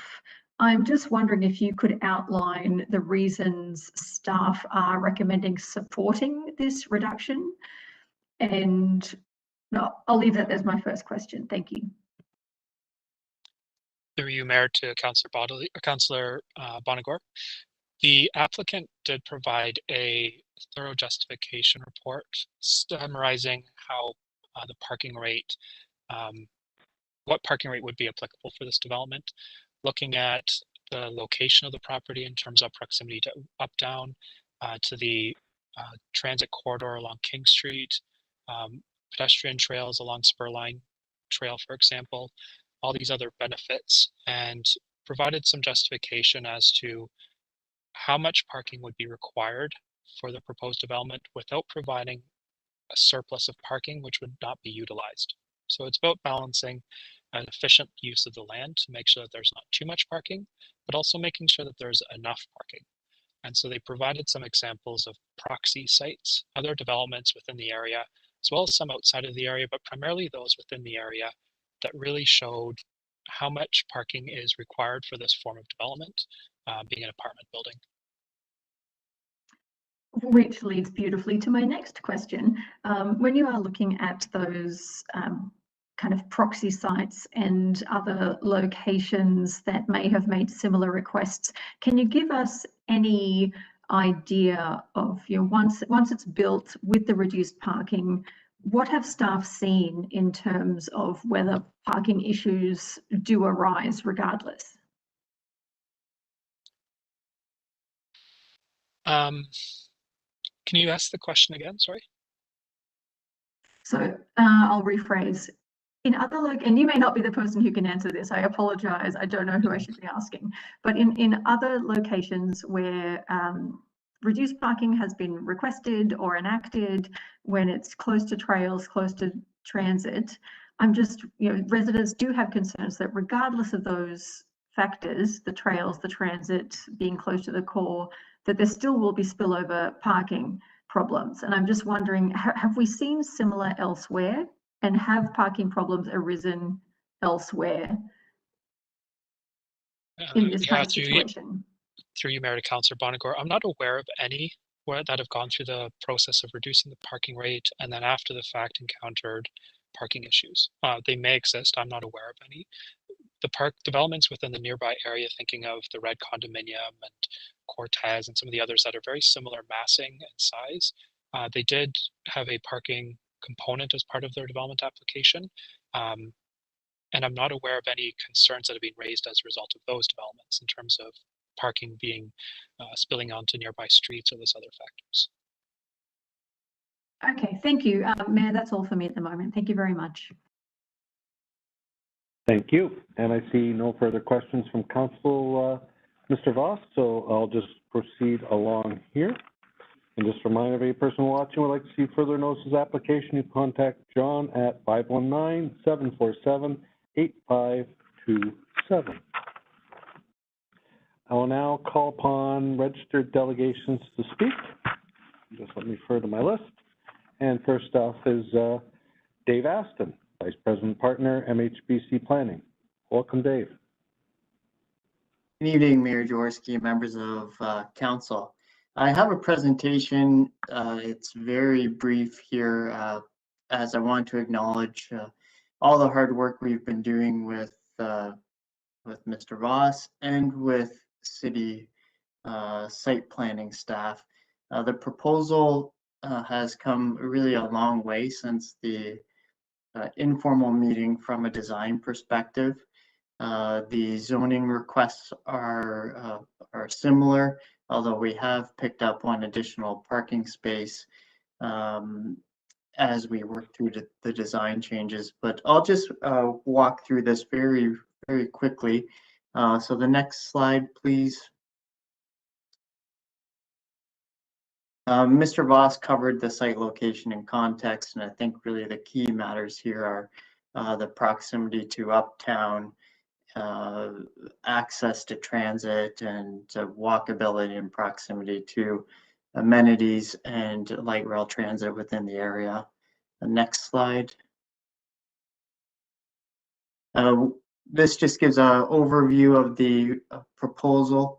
Again, the proposed redevelopment of a 6-story building with 46 residential units. Just to provide a further breakdown, there's 65% one bedroom or 31 bedroom units, and 35% 16 2-bedroom units. I think it's interesting to point out here that the proposed sizes of the 1-bedroom and 2-bedroom units are quite large in comparison to what other projects may be proposing in the uptown core area.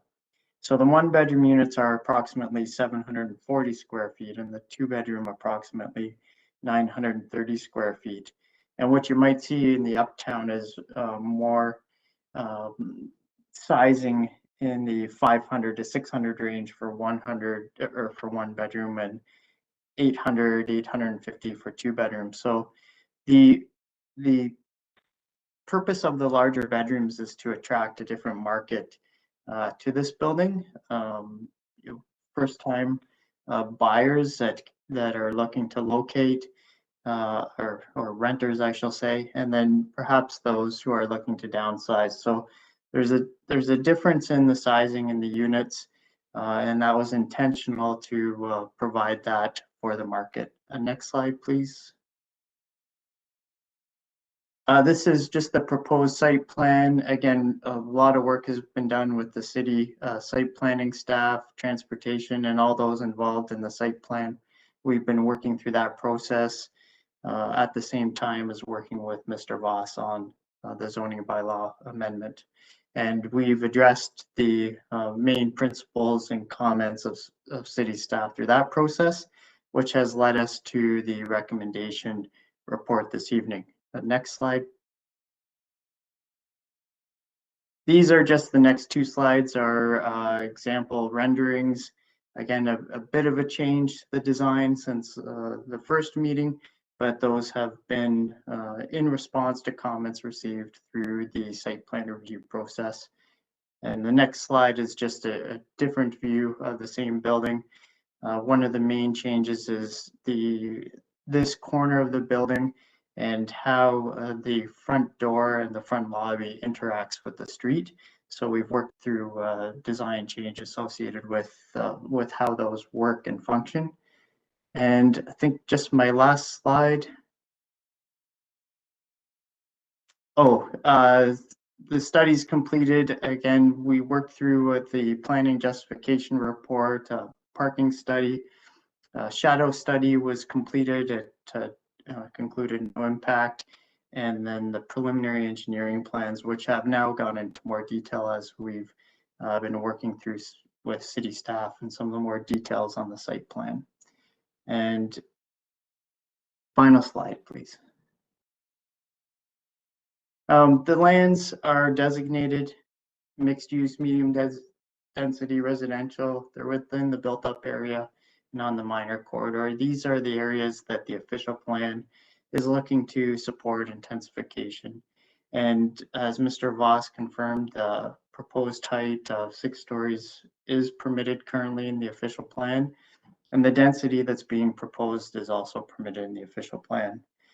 Both the height and density are also permitted by existing zoning. So the request for the zoning is related to the parking reduction, the first story reduction, and the setback for the front yard, which there's a bit of a technical nature there as it relates to the setback and road widenings. But again, we've worked with staff on the design to ensure that a positive streetscape remains along Union Street. And so this evening we're here to request that council support the staff recommendations, and we look forward to working with staff on the site plan and seeing this proposed development start to get underway. Thanks for the opportunity and happy to answer any questions. Thank you very much, Mr. Austin. Let's check around and see if there's any hands going up for questions for you at this time. Just one moment, please.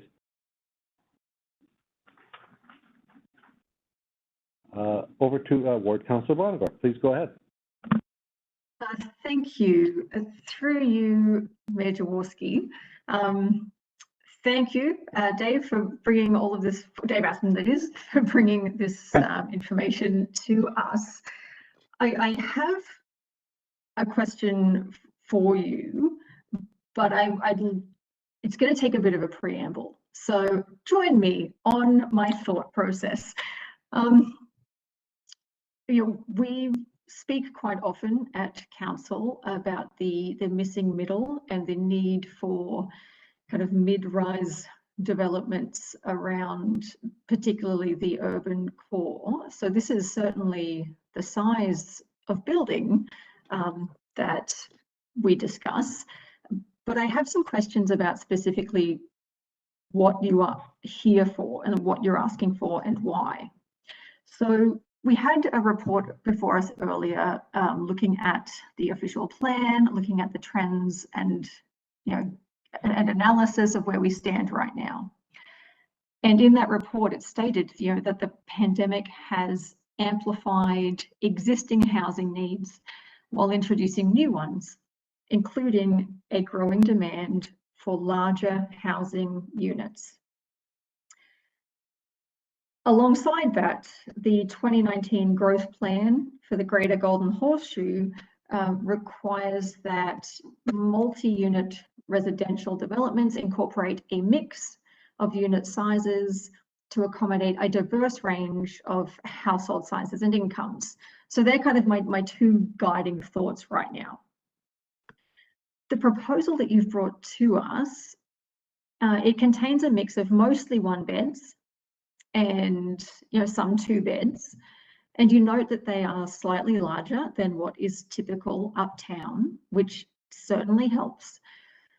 But given the number of units that this plan creates, it's that number of units that leads to the high number of required parking spots, which brings you here to us tonight, where you're asking for relief from that parking requirement.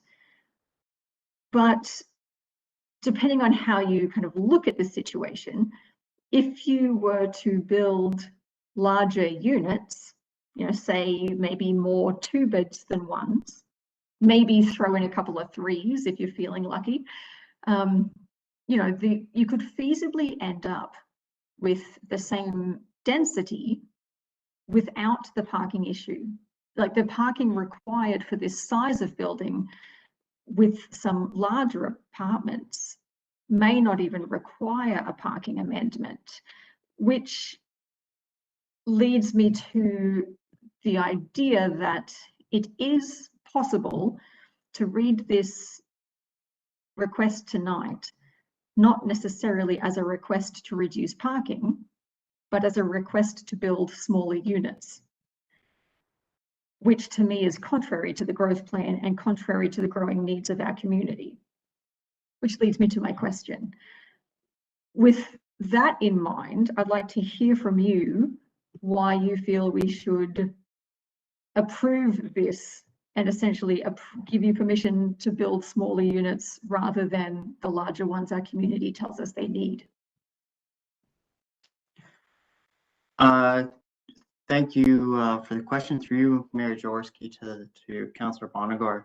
I think when you look at number one, when you look at the growth plan and the policies, you do need to take a broader lens than just each specific project.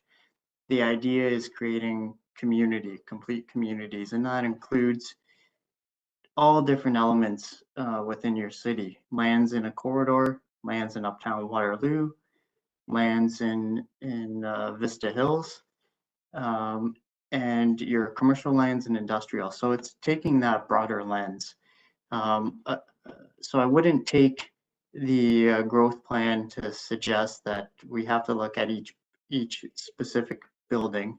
I take the growth plan and broader policies to say, this is how we look at designing and planning our communities.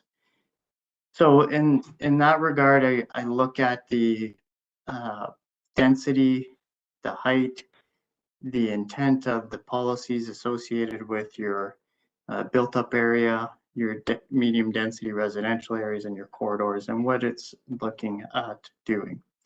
And it's providing for different forms of housing that provide a mix and range of unit types within those areas.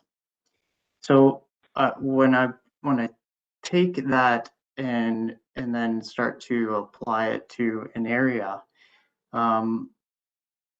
the concept of providing larger units, the unit sizes I mentioned were averages, so there's really is a range from say 600 to 760 and 800 to just over 930.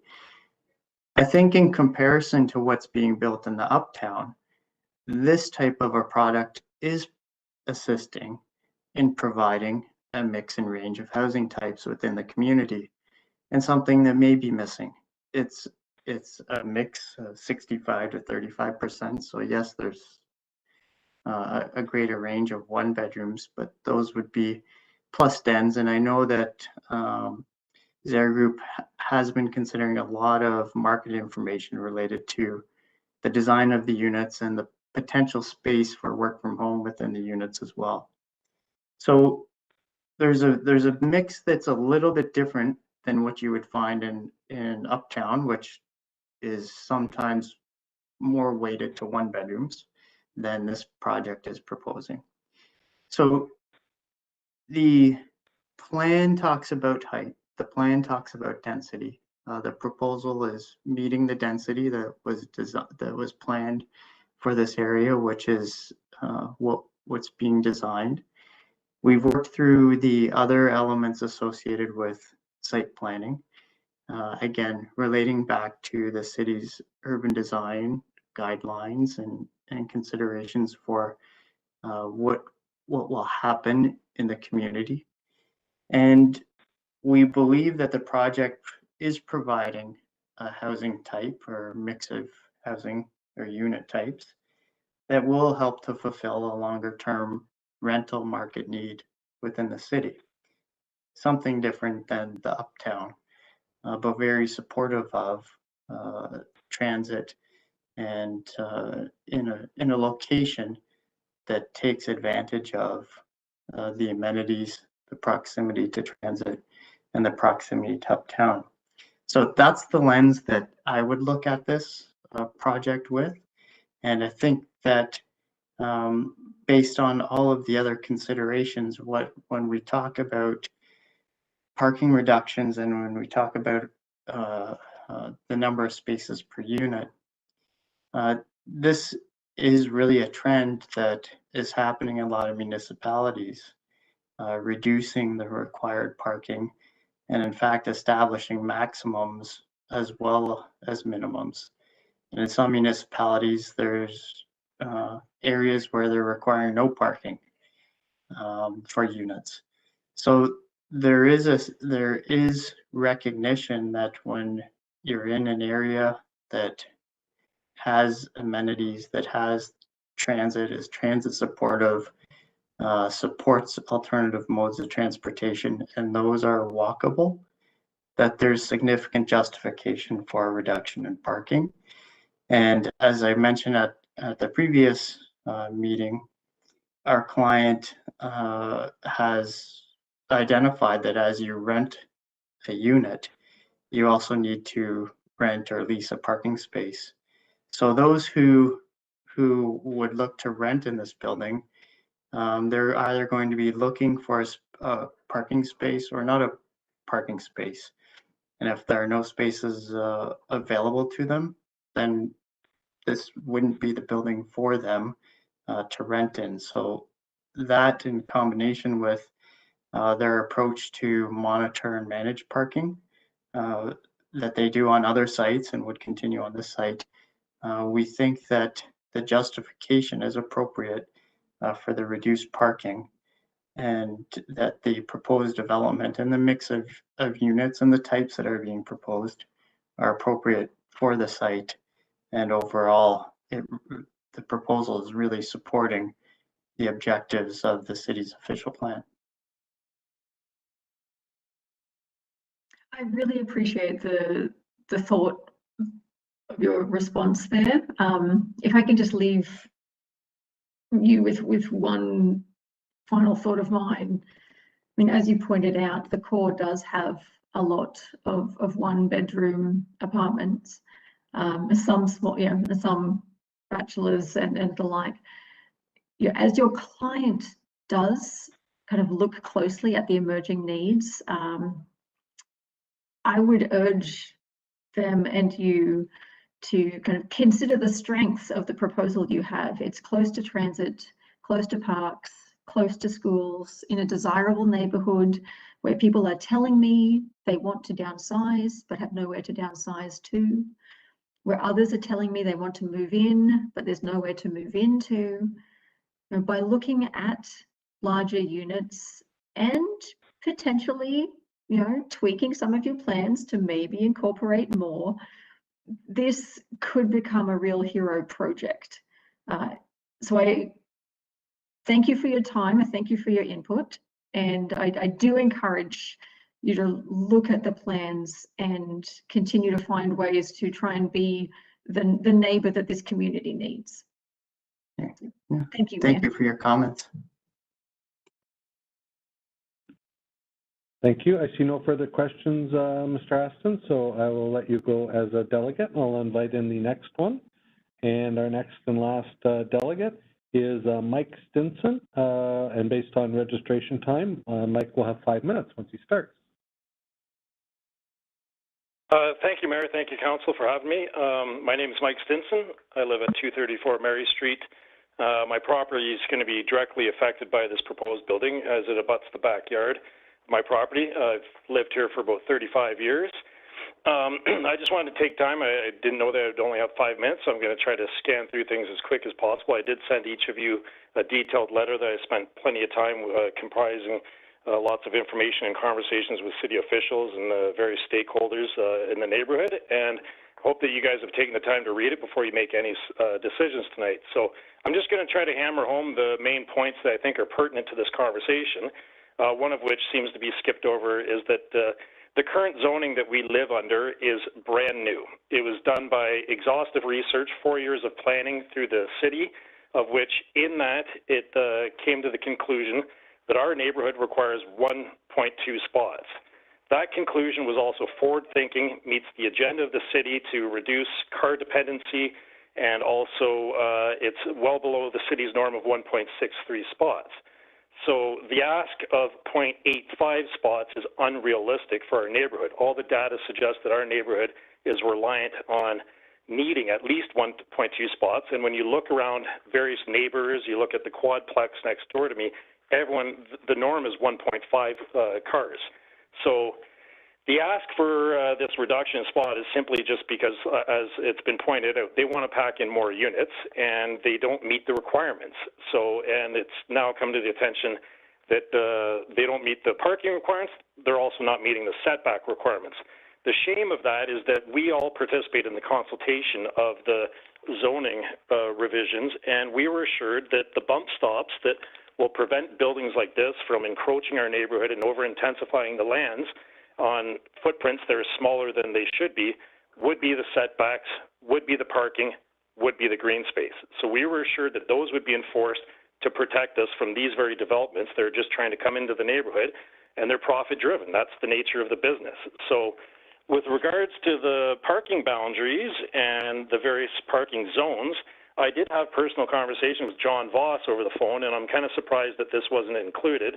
I'll give you a direct quote from when I asked him about the new zoning. Direct quote from him was, yes, the current zoning is forward-thinking and meets the city needs. That's in regards to the 1.2 spots.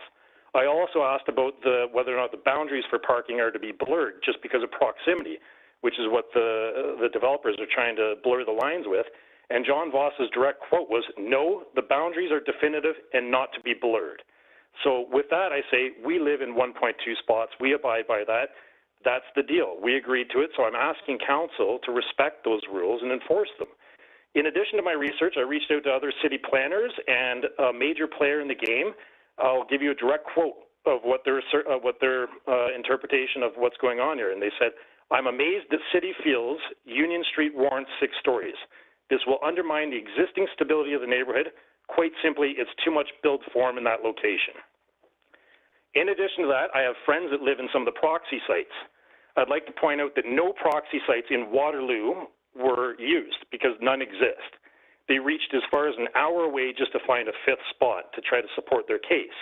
I have friends that currently live in one building that can completely debunk the idea that there's a bunch of extra parking that doesn't get used. Quite frankly, they say that there's parking problems. So, and that's right immediately in our neighborhood here. And as mentioned, you look up and down our streets, there's 1.1 or 2 cars in every driveway. Quadplex next door with young individuals, they have 4 units, 6 cars. So there's no precedent set here to support the data that they're trying to convey, and I wholeheartedly don't agree with it.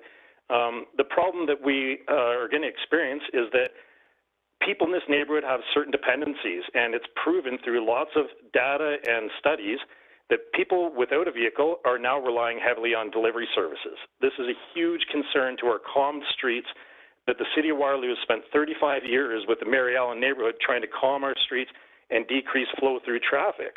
So what we're going to run into is individuals who are going to pay $5 for a delivery service to have 2 weeks of groceries delivered rather than walking 30 minutes to get 2 bags of groceries.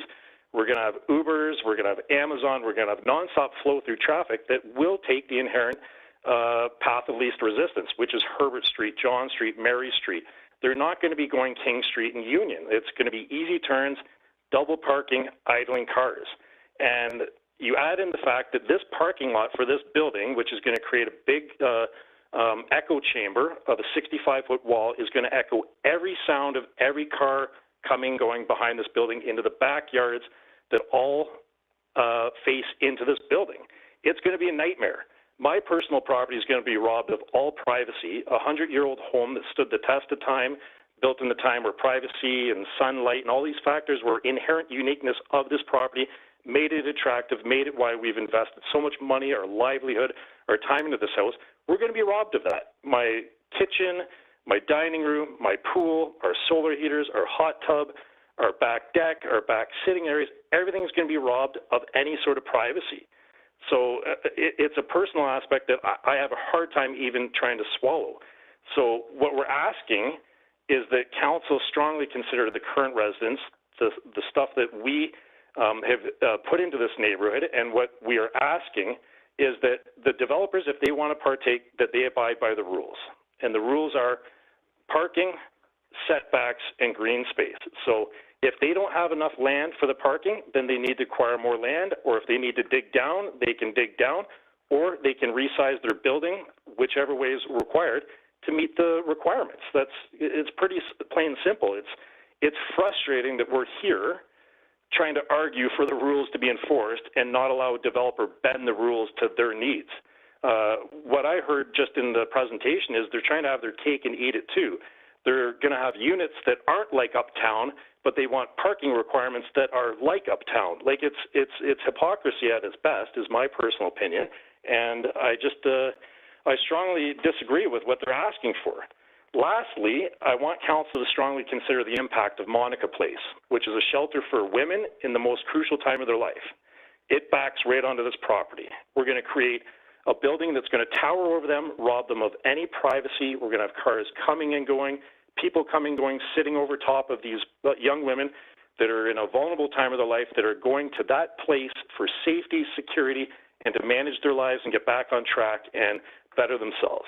So there's a lot of stuff at stake here. I wish I had more time. I hope that each one of you actually read my 7-page letter where I've included a lot more details and some photos, and you can take this really seriously, the impact that this is going to have to our neighborhood. We have we have properties around here. We don't have heritage designation. This precedent will open up developers to stacking in row houses and forever changing the landscape of our streets.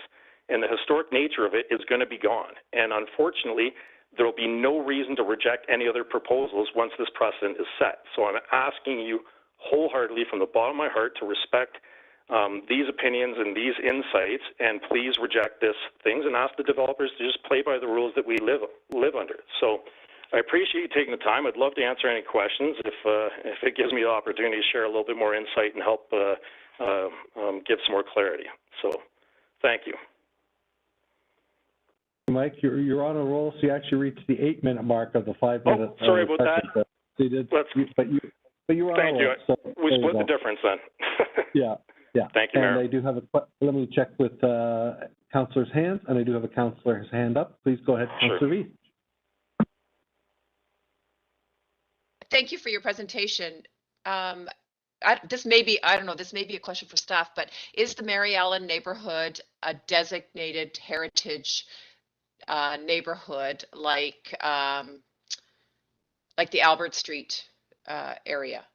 No, and so the issue that we're facing is that two things. The Mary Allen Neighborhood Association has made the decision to stay totally apolitical. So we've had no ability to organize, especially during COVID times, to bring common opinion together.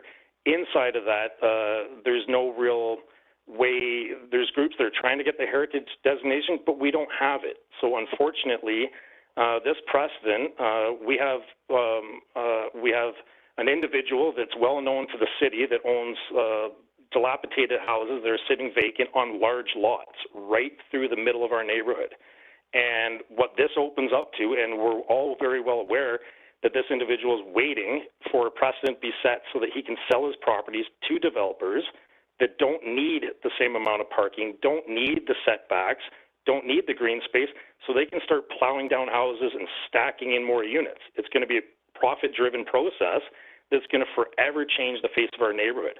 Houses that are 100, 120, 140, 160 years old that were built during a time of well-thought-out planning. It's what makes this neighborhood so beautiful and unique is that, you know, my house faces a direction and gets sunlight from 6 a.m. till 8 p.m. Like, it's an inherent beauty of this property. And when speaking with even John Voss, he did say that every property has its own inherent value that should be considered. So, yeah, we don't have the heritage designation to protect this, and this precedent, if it goes through, it is opening us up to a whole world of hurt. And it's, right. Yeah, it's scary. So, okay, so just a little follow-up, a comment to that is, I mean, I've been on council for a long time, and back in the day, there was the suggestion to the neighborhood that they become a heritage district, and it was totally, the neighborhood didn't want to do that. So now when you think about it, it might have been a good idea. Right. The issue at that time was the lack of information of what actually constitutes heritage. And so there was a lot of misinformation. Internet wasn't really a thing. Emails, like, you know what I mean? It was a lot of word of mouth. And if you've ever played the telephone game, like, things change from one neighbor to the next. And being in this house at that time, the problem was is that people were under the impression that heritage designation meant that there's going to be people telling you what windows you can put in, what paint colors you can paint, and like every detail. And people rejected that because they lived in older houses that needed improvements, and everyone's doing that, and they didn't want to be, have their hands tied on every little thing. And we went through that personally because we didn't know that there was a way to protect just the neighborhood from development, but still give you the right to improve your property at will. So there was a huge disconnect, and that never got consensus and didn't get properly. A lot of the neighbors didn't have the right information, so that's where it fell flat on its face. It wasn't because we have a neighborhood that wants just it to be a free for all. It was that it was a lack of understanding of what could or could not be applied to those rules. That's right. And I think that all came around because, so now when you look at the red, like I think if that neighborhood had been a heritage district, who knows, the red building probably wouldn't be there right now. So no, you're correct. There's a bunch of things. Yeah. But the King Street is a totally different corridor, and it meets the needs of the less than one parking spots and the people that don't want to use cars. There was the study given to council in 2018 summer strongly suggests, and it even talks about the need for personal vehicle use and why, and it's all in the city's own comprehensive data, and how they concluded at 1.2 spots was forward thinking, does meet the agenda, because currently we were upwards of 2 cars. Now we're down to 1.5, 1.2 helps meet the forward-thinking agenda. 0.85 is ridiculous. It's 50% of reality. So it's hard to conclude that this is about anything else than trying to get more units to make more money. Like, that's the reality of it. So that's my personal take on things. So. All right. Well, thank you for your comments and for the 7-pager. Thank you. I appreciate it. Yeah, thank you. Take care. Thank you, Councillor Veith, and I'll turn over to Councillor Bonagor. Thank you, Mayor Jaworski. Mike, I just wanted to thank you for all of your energy that you've put into this. I don't have questions for you, but I do have questions for staff stemming from some of the points you've raised. But I just wanted to thank you first before I turned to questions of staff. I see no further hands up, Councillor Bonagor. So I'll just thank Mike for your presentation, and I'll allow you to listen in. All right, thank you. Okay, so through you, Mayor Jaworski, to staff, I just want to follow up on some of the questions that the resident is raising. Now, he's talking about the 1.2 parking spot requirements that's been set for this neighbourhood. When it comes to things like the zoning bylaw and the official plan and such, how are those levels meant to reflect parking for all housing in the area, different kinds of housing? Like, what does that number really mean? Through you, Mayor, to Councillor Bonagor. When we look at zoning at the parking rates in terms of the zoning, it is really on a site-by-site basis as to what the number of parking spaces that would be required for any development that occurs on a property. But when we look at the zoning map that's attached as part of the zoning bylaw, it does have large swaths that are under different overlays, is what we call them. So there's area A, there's area B, all the way through. So when we look at the uptown areas, area A, that's an area where, for very relevant reasons in terms of walkability, availability for transit, all these factors, that whole area just as an overall has been identified as a reduced area. Same with the Union Street corridor, that's another reduction area. And throughout the city, there's these areas. Now, they do align with our nodes and corridors map of the official plan primarily. But when we get to the site-specific basis, we still have to apply a number. And so in this case, we've looked at the corridor and said, in this corridor, an appropriate rate is this. But for this site, based on the proposed development, massing, all these factors, this is the site-specific rate that's really applicable to this specific property.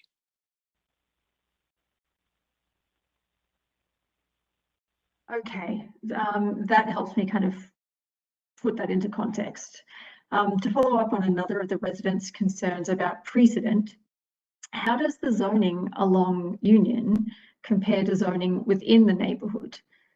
Like, I understand that Union is zoned for mid-level. Like, this is not an application about height. This is not, so that's not a question here for this site.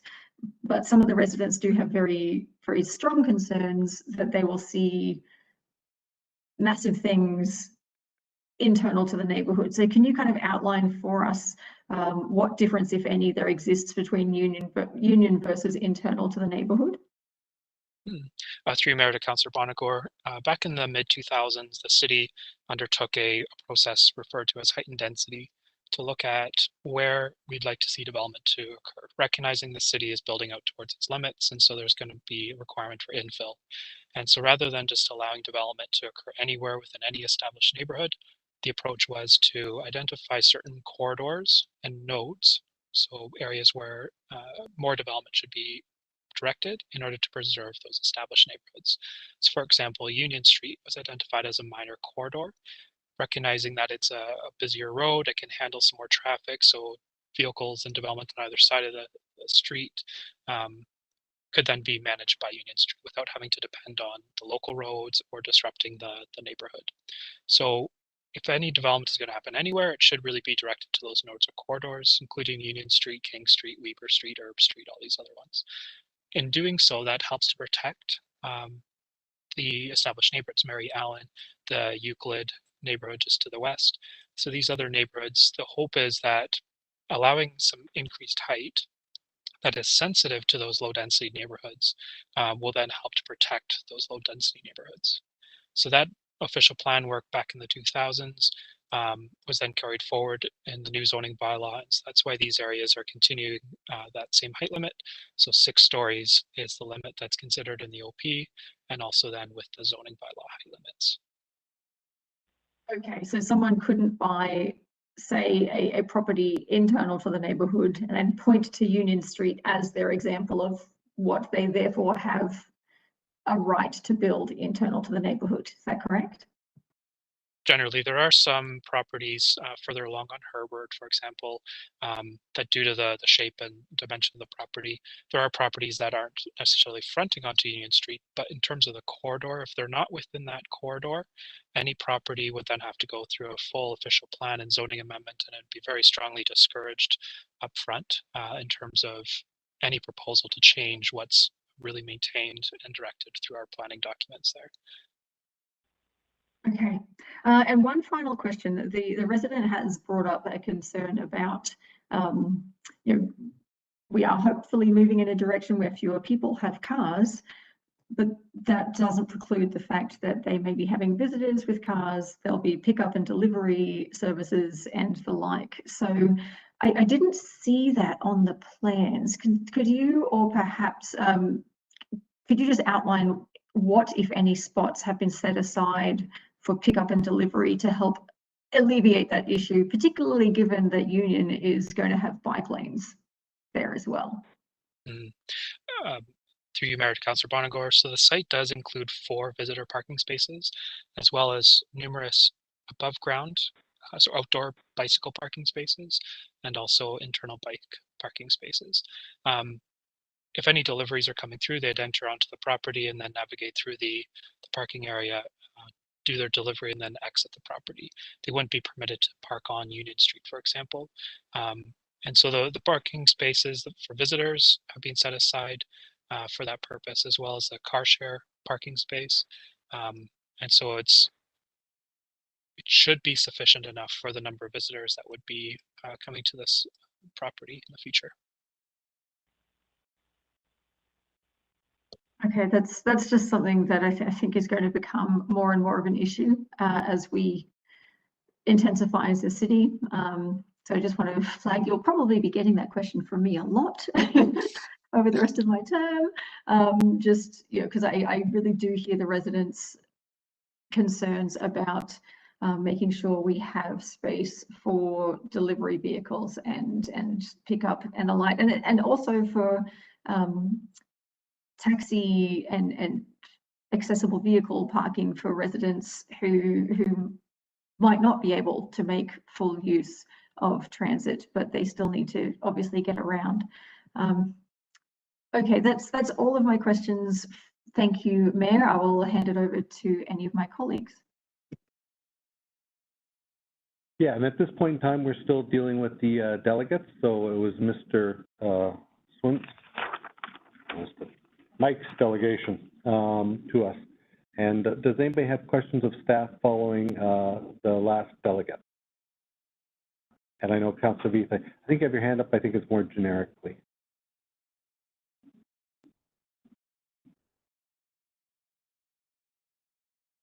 Well, let me move forward with this. As the Deputy Clerk informs me, there are no further speakers. This formal public meeting is concluded and the application is now open to Council for a motion and debate. If anyone watching would like to receive further notice of this application after the meeting, please contact the planner, John Voss, at 519-747-8527 at john.voss@waterloo.ca. That's JOHN.VOS@waterloo.ca. And I will turn over to Councillor Veith, who has her hand up. Please go ahead.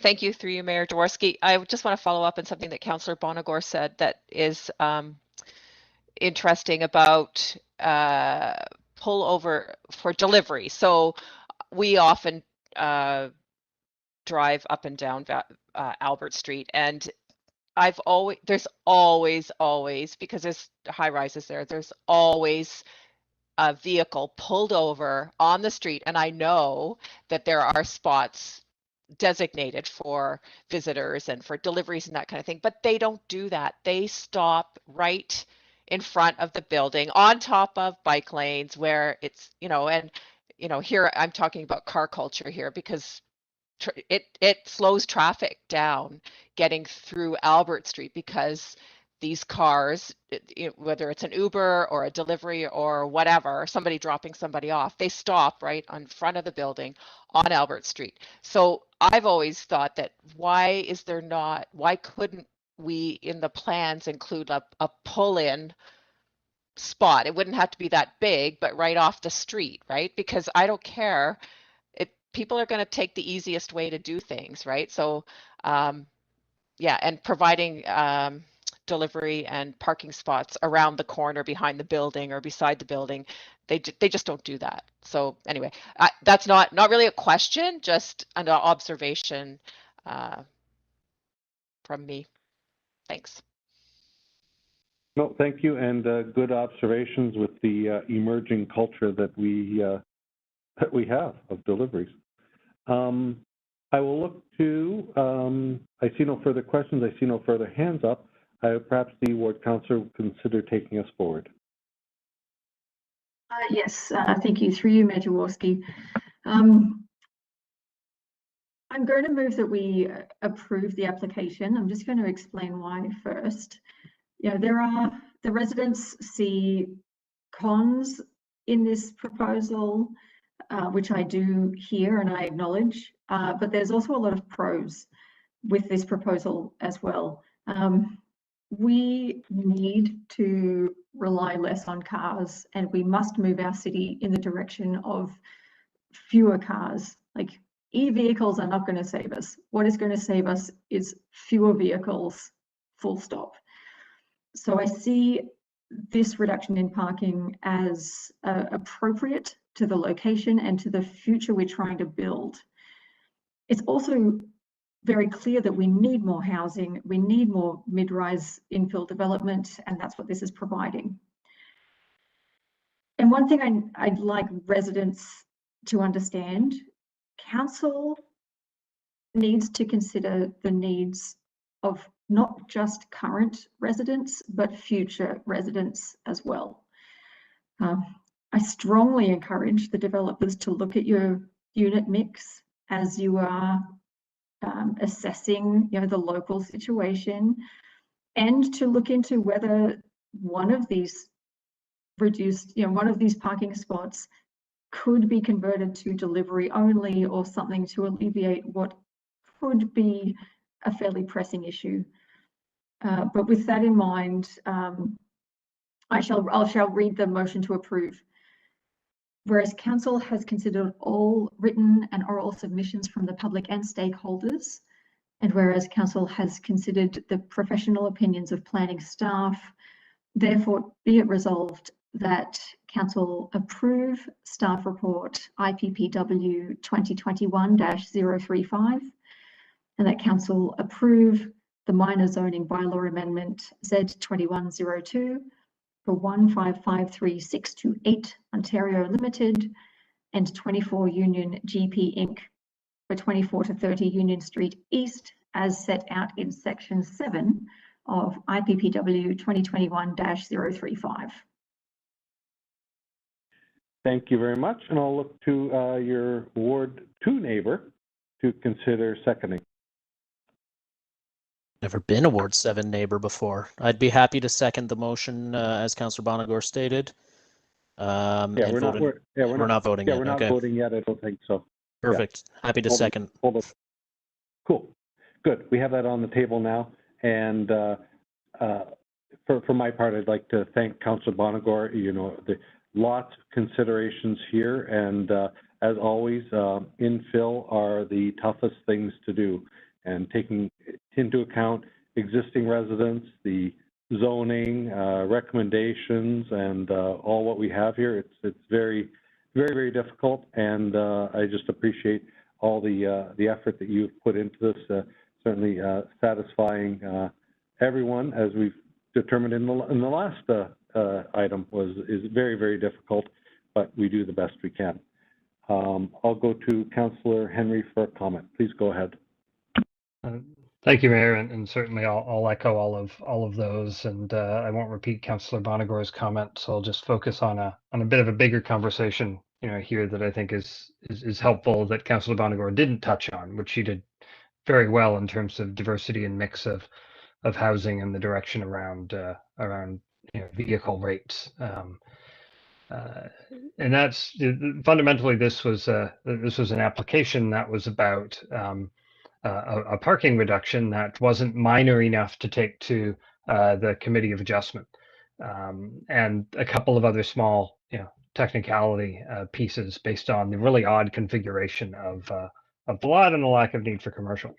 And so really that comes down to the map that we'd overlaid of what's the base parking rate and where, based on local conditions of transit and walkability, where we should reduce them.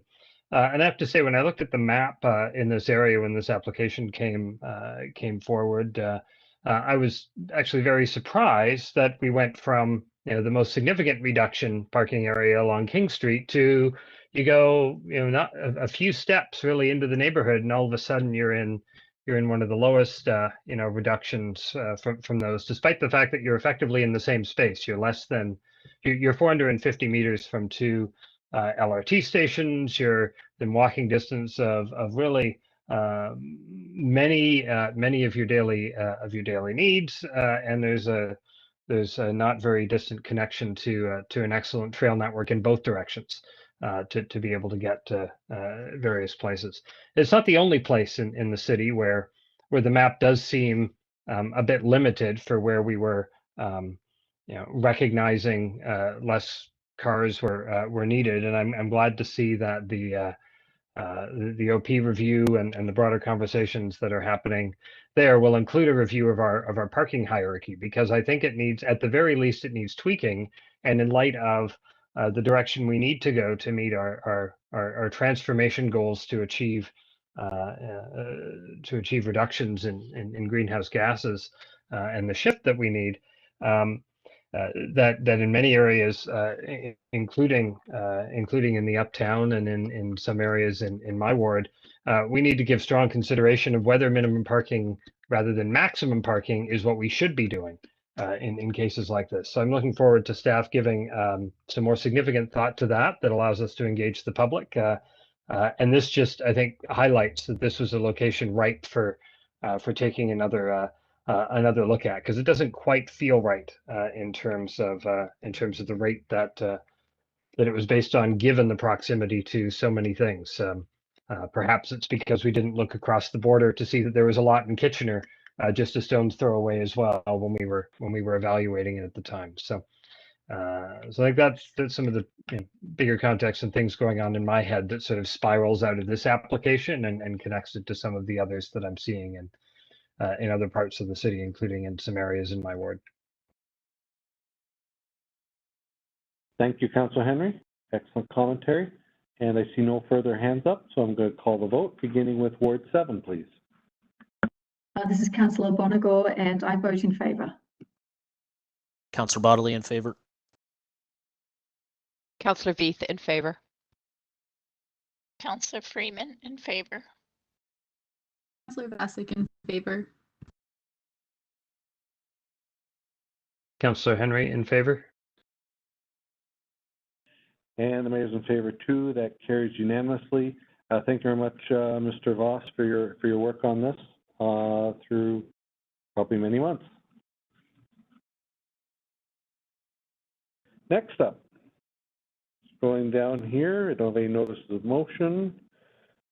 I will go down to questions. Does any councillors have questions for staff?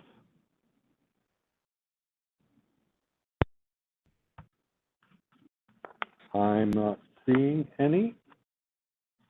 Under new business, we have one item, and I'll check to see if councillors have any of their own items. But perhaps I'll look to Ward 2, Ward 3 to move us forward with a motion to approve the all-council meeting, June 25th, 2021. And it was a rescheduled education session held by the region. So would Ward 2, Ward 3 take us forward, please? Councillor Bodley, I would like to move the new business related to the rescheduling of the all-council meeting and vote in favor. Councillor Veith, I second the motion and I vote in favor. Councillor Freeman in favor. Councillor Vasic in favor. Councillor Henry in favor. Councillor Bonagor in favour. Excellent. The mayor's in favor too. That carries unanimously. We can go forth and prosper on our rescheduled training. Does any councillor have any new business at this time?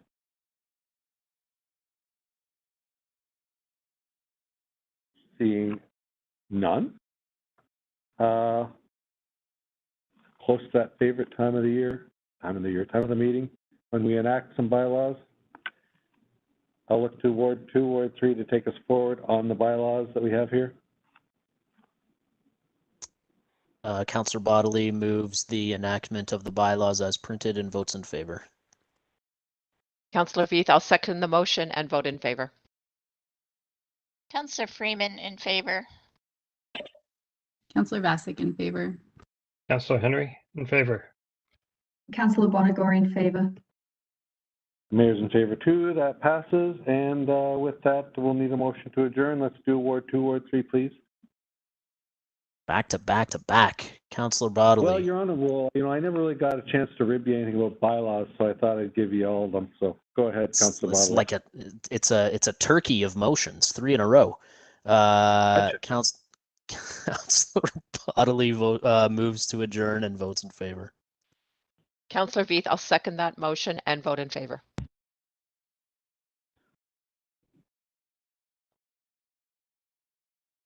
Councillor Freeman, I don't think it's a turkey. I think it's a hat trick, and I'll vote in favor. Councillor Vasic very much in favor. Councillor Henry in favor.